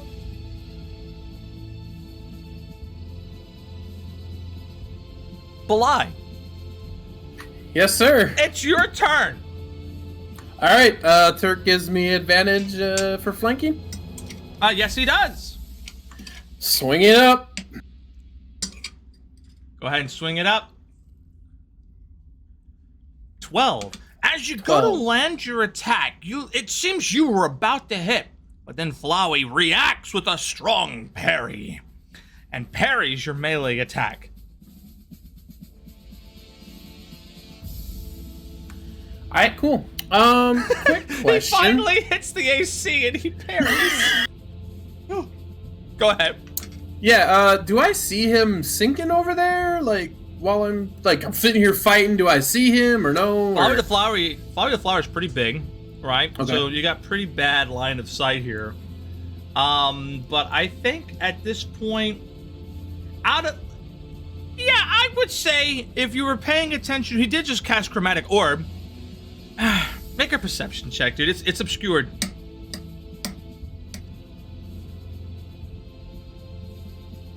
Hey, I Yeah, clicked you the definitely perception see check. him. You see him.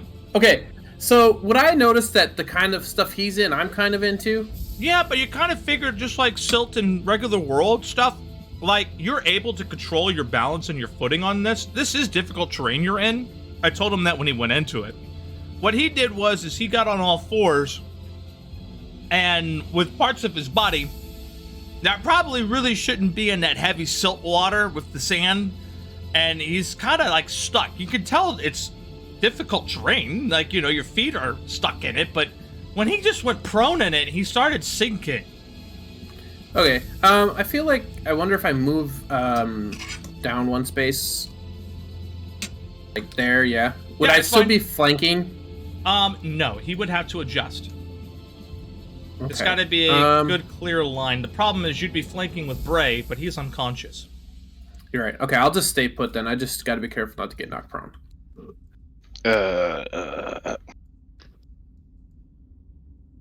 All right. Yeah, and then I still don't. You know what? I'm going to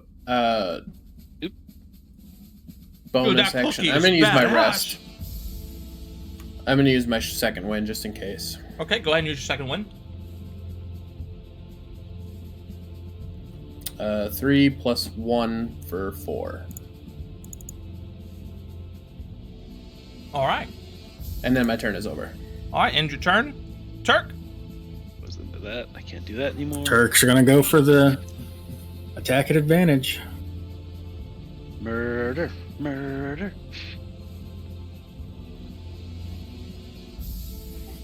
20. All right, that hits. Go ahead and roll your damage. 11 damage. 11 damage to Flowey the Flower. Flowey the Flower, cackling. You land your greatsword straight through his viney back, slicing him in twine.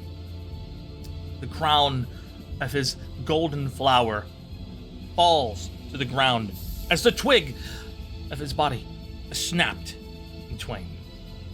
Flowey the Flower falls unconscious. He's dead, but his body's still there. Turk's just gonna scream out, "Anyone get us out of here?" There's no response. Still just kind of looking around. That's all he knows to do at this point. That'll be the end of the turn. All right, it's the end of your turn. Next to act would be Mr. Bray. I will make another death saving throw for you. Okay. And now the Needles are going to get involved here. They're quite upset. People are... Flowey the Flower is dead. Very big chromatic orb hit was very helpful for them. He'll move there, and he's going to attack with his claws. And misses horrendously.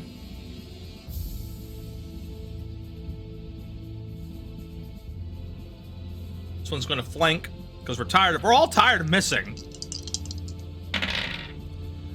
Are you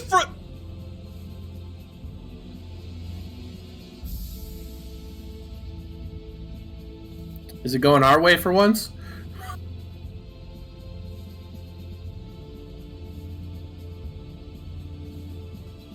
You guys can't see that. Can you? Snake Eyes.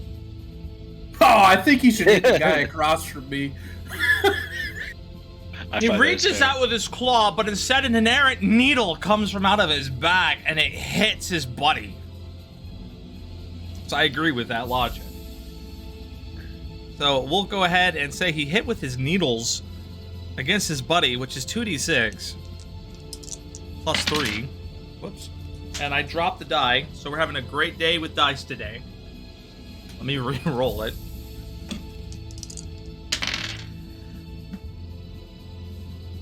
Snake Eyes yet again. So he does 2 points to his buddy.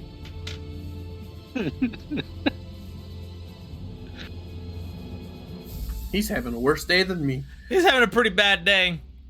Archibald, you are sinking into the swamp. Yep. Still feel safe down here, though.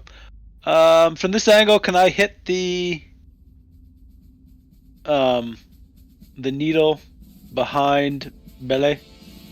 What exactly are what spell you're trying to use? Firebolt. Firebolt. Just gonna raise my hand out of the mud. Oh no.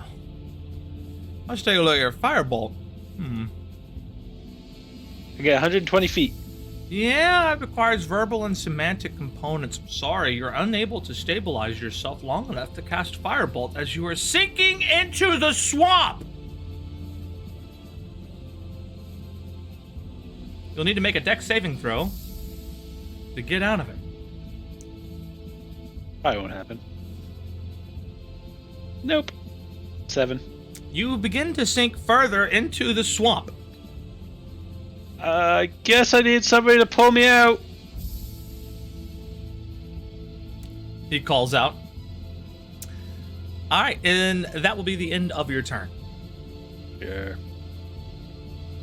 Why would you do this? Sorry. Why? Because they have needles that they can throw long range. Yeah, I see. I wanted to get on the ground, and I was like, oh, water. I can kind of hide in it. And I wasn't sinking before while I was standing there. Your turn. Yes, sir. I got a question. If I was standing on the other side of one of these dudes directly on the opposite side, would my breath hit both of them because it's a 15-foot cone, or just hit one? 15-foot cone? It hit both of them. Sir. You were on the other side, yeah. Perfect. I'm risking an opportunity attack. All right, your one opportunity attack that you are indeed risking. Yep. I'll roll it without advantage. And I believe a 17 does hit. Yes, it does. All right, and so we'll go ahead and roll the 2d4 over here. You take 6 points of damage. Okay, and then I will use my breath weapon. Okay. Dex 13. Okay.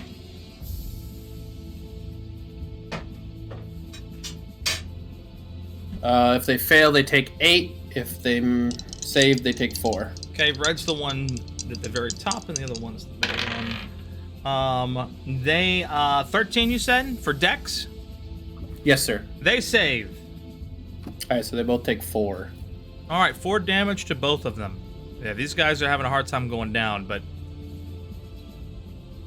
you're getting them there. And then kind of in my psionic mind, I'll see if Turk wants to pull him out of the sand. And then I would like, I'll just be like, Turk, can you get him out of the sand? And then I'll kind of like, also, what is with the edge? Maybe you can escape.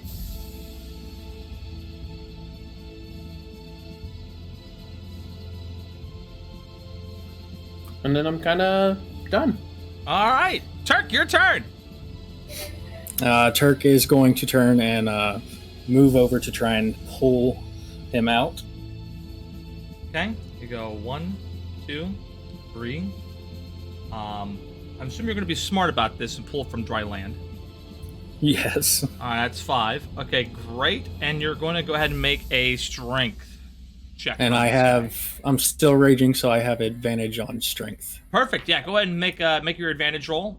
And it's just a strength athletics. Let's do athletics advantage.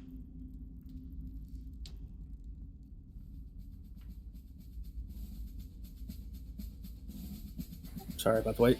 No, you're fine. You succeed in pulling him out of the swamp.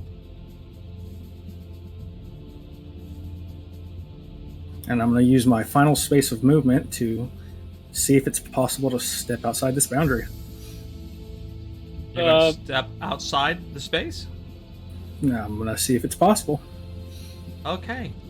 Oh god. He steps outside the space and disappears. Oh shit.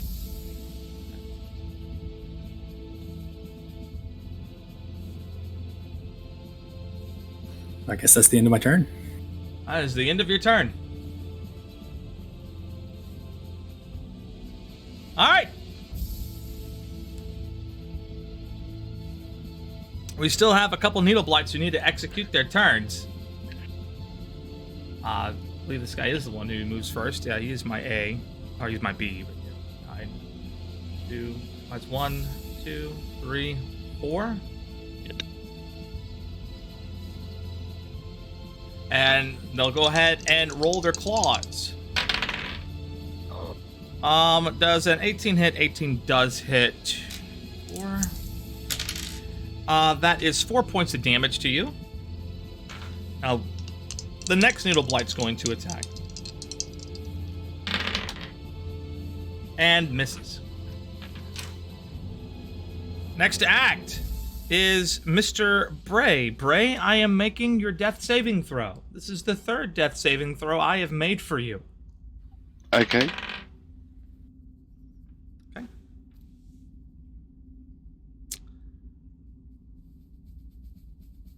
Next up is we're going to go to Archibald. Your turn. I will cast Fireball at the one directly in front of me in the straight line. Firebolt? Okay. Bolt, yeah.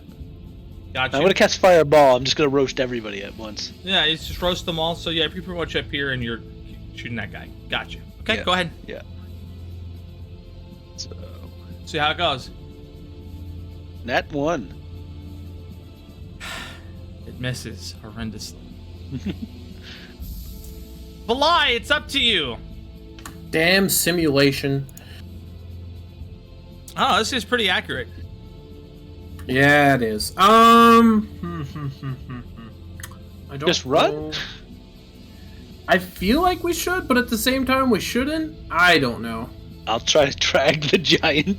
Which one of these dudes looks the worse off? Oh, the one directly in front of you. Perfect. I will go for him first then. Okay, yeah. Does a 23 hit? It hits, man. Roll your damage. Oh, yes. I'm excited for you. I get to reroll 2s with great weapon fighting, so I'll just reroll a die 6 here. Okay. So 3 and 2, I get whatever I got before. So Hey, yeah. The needle blight is rent asunder from under the weight of your great sword, and it is dead. It too will also just sort of kill over. All right, I'll turn to face the next, and end my turn. All right. And, all right, that is the end of your turn. The Needle Blight, the one that is remaining, looks at you and hisses in desperation as it strikes, hitting you for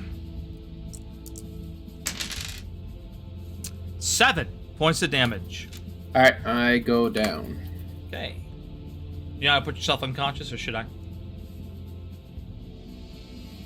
I got you. All right. Archibald is in the one position he never wanted to be. Alone? All right, Archibald.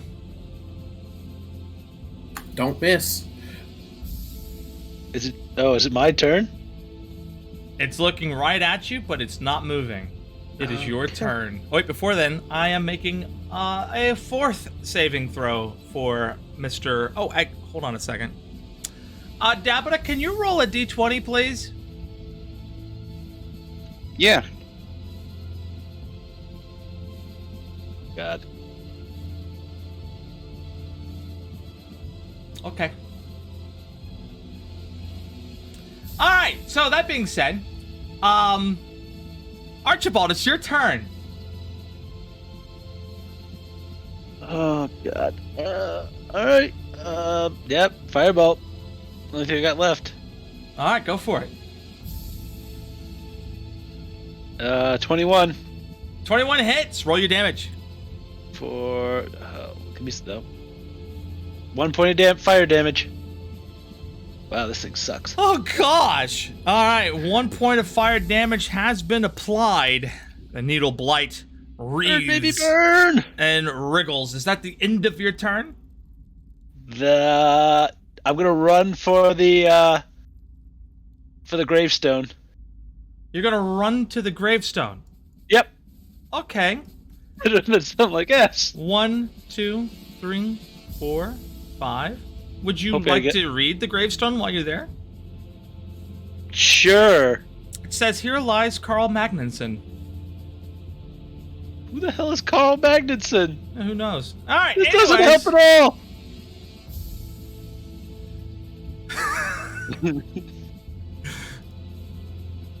All right. Let's see here. He's got a lot of bodies to go through. 1, 2, 5. Do those count as rough terrain? I take it a 23 hits your AC, correct? Oh yeah. All right.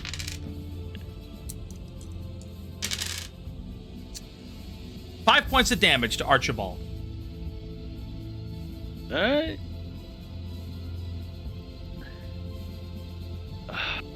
Should something. That was your saving throw right there, Storm Sword. You heard me roll. Sounds die. good to me. Yeah. Sounds like a good roll, I'm sure. Yeah, as far as it's going today, it could be a bad one, and I wouldn't know. Who knows? We'll find out. All right. Archibald, it's your turn. Nobody. Oh god.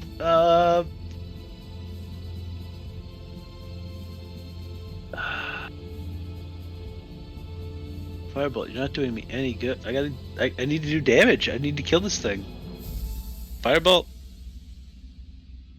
Okay. 17. Hits. Roll your damage. Come on, it's high. Give me a 10. 7? 7. Archibald, how would you like to claim your victory with this Firebolt? I literally, the last desperate plea, just throw out my hand and hope to God that the bolt is big enough and powerful enough to burn it down.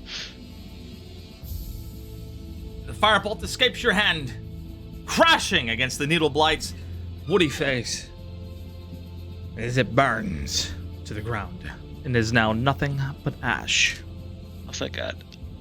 All right, I won out. And with that, we return to the office where we find out what happened to Turk. Turk, when you cross the bounded field, you step back out into reality. Kyle's there. Hey, dude, like, why'd you leave? He says to Turks. Why do you think? There are 2 people down in there. You said there was no risk of dying, but it seems to me one may be dead. Oh, no, he's fine. I'll believe it. Told you it was a bloody... I'm sorry, I told you, dude, it was like a bloody battle to the death, but you have no real fear of dying, dude. It's fine. It was designed to make you afraid for your lives, so you knew what real visceral combat was like. So, like, he explains it. You can't go back in there, by the way. You're gone. The experiment's continuing, but basically the way this was designed to function, I'm going to take us back to our carnival so everybody's feels a little better, okay? The way it was designed to function was basically to put you guys into a situation where you felt like you were going to die. And I think we were successful in that, yeah? And anyways, Pretty damn sure you succeeded. Yeah, so anyways, everything's fine. What in the world is this shadow over my map? Why is it like that? I am so confused. Okay, okay, that seems better. I don't know what that was about. Anyways, all right, cool. It was like, but yeah, no, that's all it was. It was just designed to make you guys afraid for your life. And here comes your friends now. After you successfully win, Archibald, the simulation disappears, and you just sort of see like a white-walled room. There's some magical runes about, a few crystals at some of the different corners. And Bray, you're fine. You're lying on the floor, but you wake up. Oh, okay. Yeah, you're fine. Kyle walks in and goes, "Yo, Bray, my man, dude, you died, dude. You died, dude. You died. Wow, man. Wow, dude. Wow. Thank God this was a simulation. Oh, yeah. Ooh, yo, my boy Belly, dude, you got knocked the fuck out, man, dude. I am extremely pissed. Can I, like, walk up to him and, like, grab him by the neck and, like, push him against the wall and yell at him and be like, your stupid simulation is broken. My attacks were not true to what my strength was. Yeah, go for it, dude. I'm writing that up. Yeah, dude. You gotta grapple him. You gotta grapple him. So, we're gonna make an opposed athletics check. How about that? Athletics check? Okay. Yeah, athletics. Let's see Turk's if you gonna can help him. Let's see Turk's how assisting. good. Okay. Well, Let's see how that's crap. good. Yeah, he got a 16. And so as you go to grapple him with all that anger and you're saying all of those things, he just sort of pushes you away. And he's like, "Nah, dude. That simulation was I just walk dead." out after that. I'm just going to ignore him and I'm out. All right, hold on.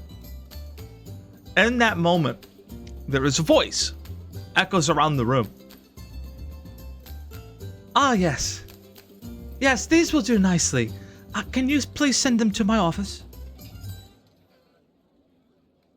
"Oh, there goes the boss lady," says the Owlin, who all of a sudden sounds kind of sly. Yeah. These candidates will do nicely, yeah?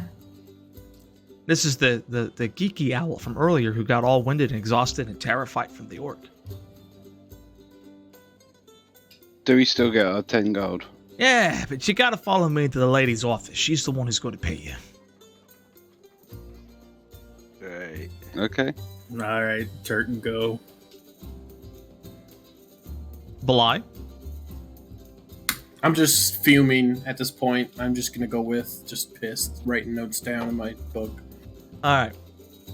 So as you're fuming and you're pissed off, you follow, and they lead you to an office. It's a very nice office. Have you ever been to like one of those like an actual like university office, like a dean's office? And I walk you in and I say, "Hey, it's the boss. It's Keon, the dean of Quandrix. Substance. Yeah, you get the idea." And He introduces you and points you into the office, and he leaves, closing the door behind him. Kian leans forward and she goes, "Hello! How are you all doing today?" Not entirely sure. Well, you're all whole and hale, are you not? You all, by the way, get the effects of a long rest. As soon as you came out of the simulation, you're as though nothing happened to you at all. That's good.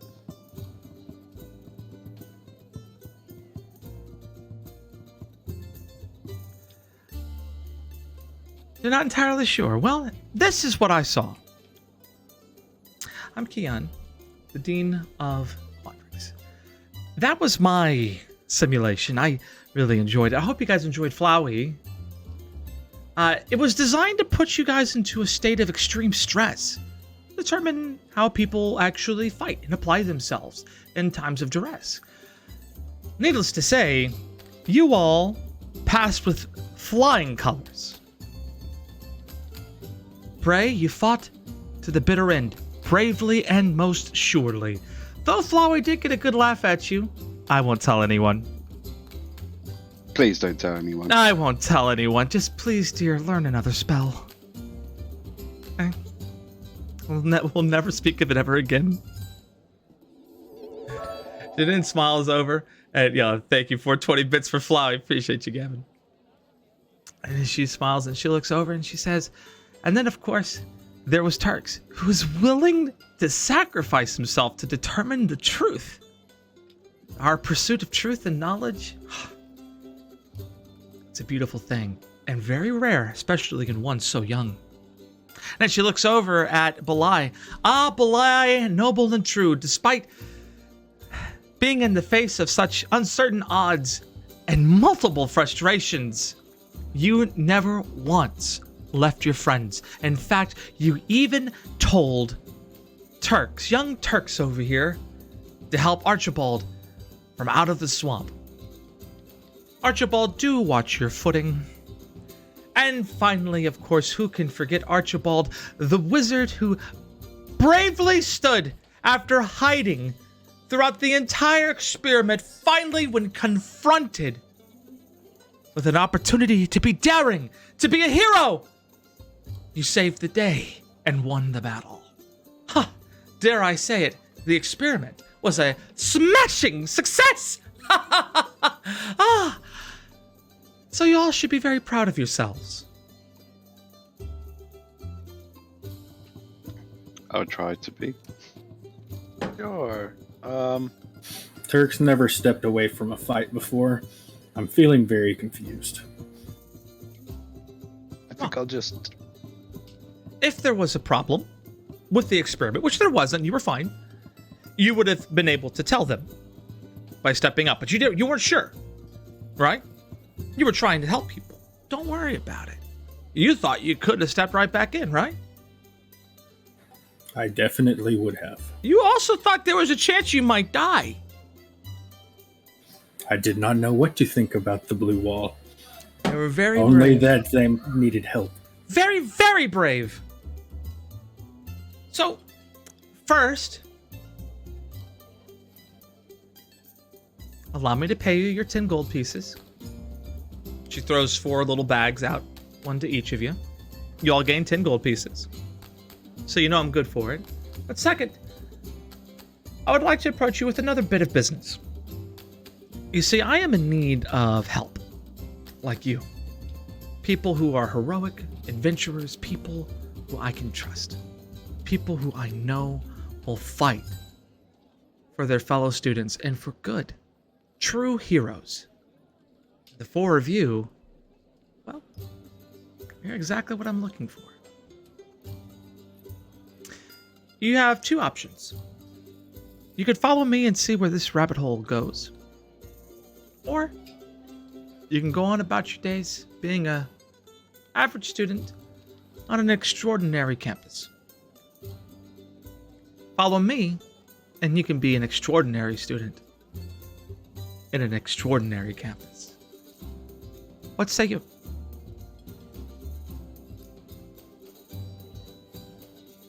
Mm, Dirk Yes, has no fine. objection. What was that? What did Belai say? He just kind of like, yes, fine, and he's just gonna shut up. Turks? Turk just says he has no objection. Archibald.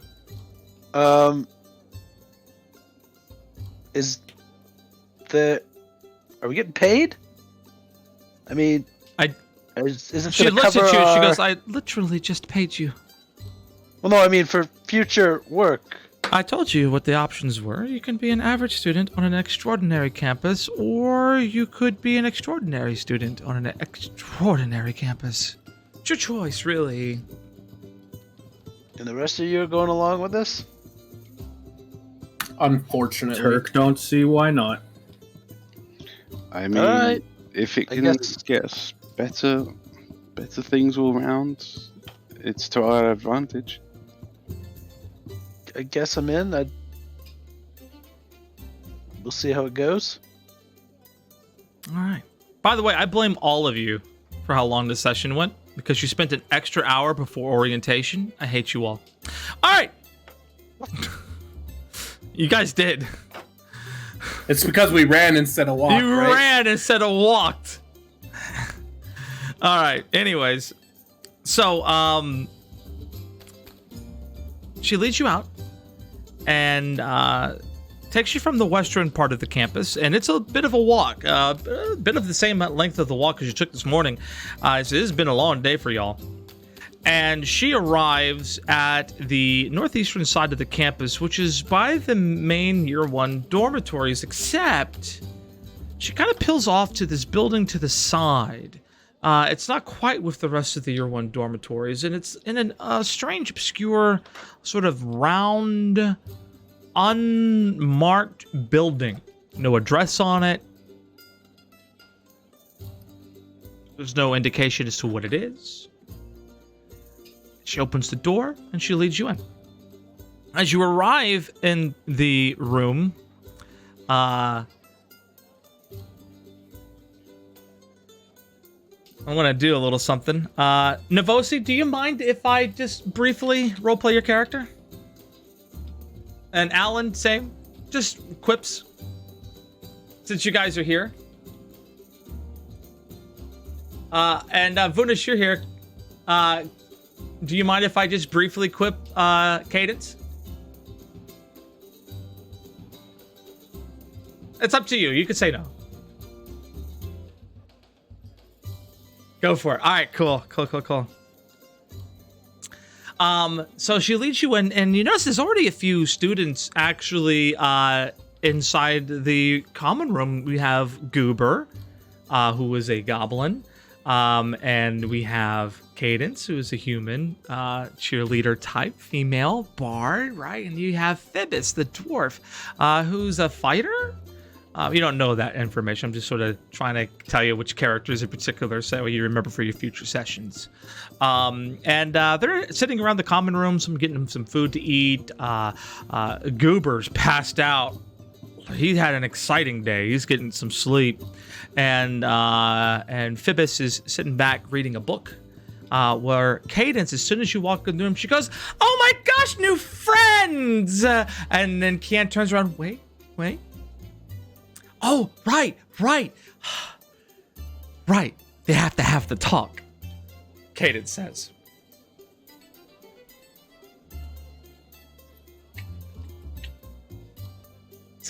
Say yes. She does one of those. She's really excited. And Phoebus kind of looks up and nods and then goes back to reading. Some of the doors in the room are closed. And she says, "Hello. Welcome. You're in a bit of a round chamber. It's a dorm, but it's way more posh, way more put together, bigger than what you were expecting for your year one dormitory. You were expected to share a room with a couple students. Here you see that there is clearly 12 separate rooms, sharing one common area, as well as some other facilities. hygiene and things like that is a thing. This dorm features private rooms for everybody. And Kian turns around and she points up at the portraits that are hanging on the tray ceiling above. It's a square tray ceiling, and inside of the tray ceiling are different portraits.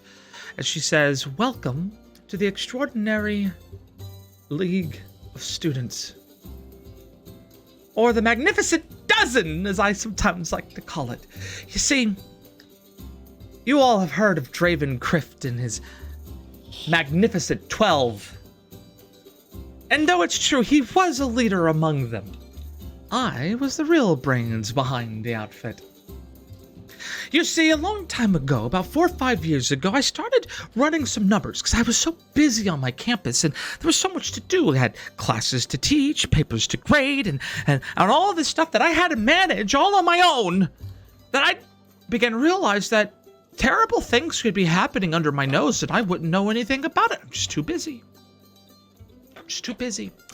And so I started thinking to myself, wow, what kind of things could be happening here? We were running formulas and equations and numbers, really trying to figure out how do you determine the probability of nefarious plots and terrible deeds and terrible organizations. Well, I quite frankly didn't quite know, but I started doing research in some of the other realms, and then I started cracking the codes and found that we could have anywhere between 30,000 to, 450,000. The range is just too wide of terrible thoughts. Yes, thoughts. Nefarious deeds. Bad doers. That. Yes. And so I solicited the help of Draven, and we recruited 12 people, heroes. And they stopped Valentine's evil, dark experiments. She looks up and she goes, I determined that of the diabolical plots, mathematically, probability, they probably only solved about 5 to 6%. 94.566666666. She kind of kinks a little bit. Repeating, of course. Percent of dangers still lurk about the campus. And I need adventurers such as yourselves, brave students, to find them. Agree? And this is your dorm. You'll work together, track down different problems, save the campus, just like Draven Crift and his gang of 12 did before. What do you think? So Turk will get to fight things again. Turk will get to fight things again. Yes. I'll do it.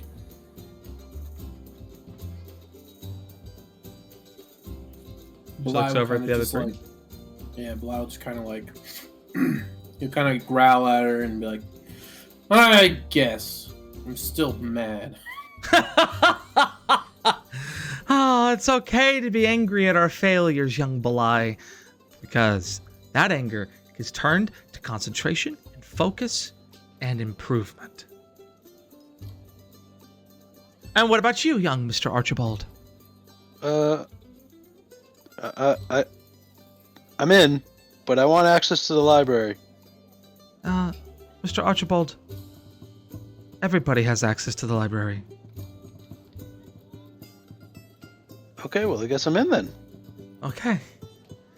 And how about you, Bray?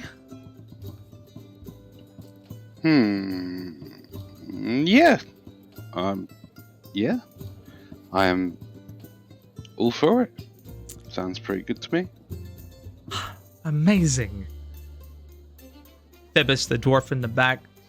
Welcome aboard. Pipes up.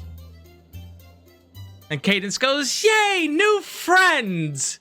And that is the end of our session. Everybody, you level up to level 2. I need to quickly change gears because I'm going to be late for raid. Why did you run? Why not? And then he goes, I want to look at every tent. That wasn't me. That's my character, though. You could have just went past it.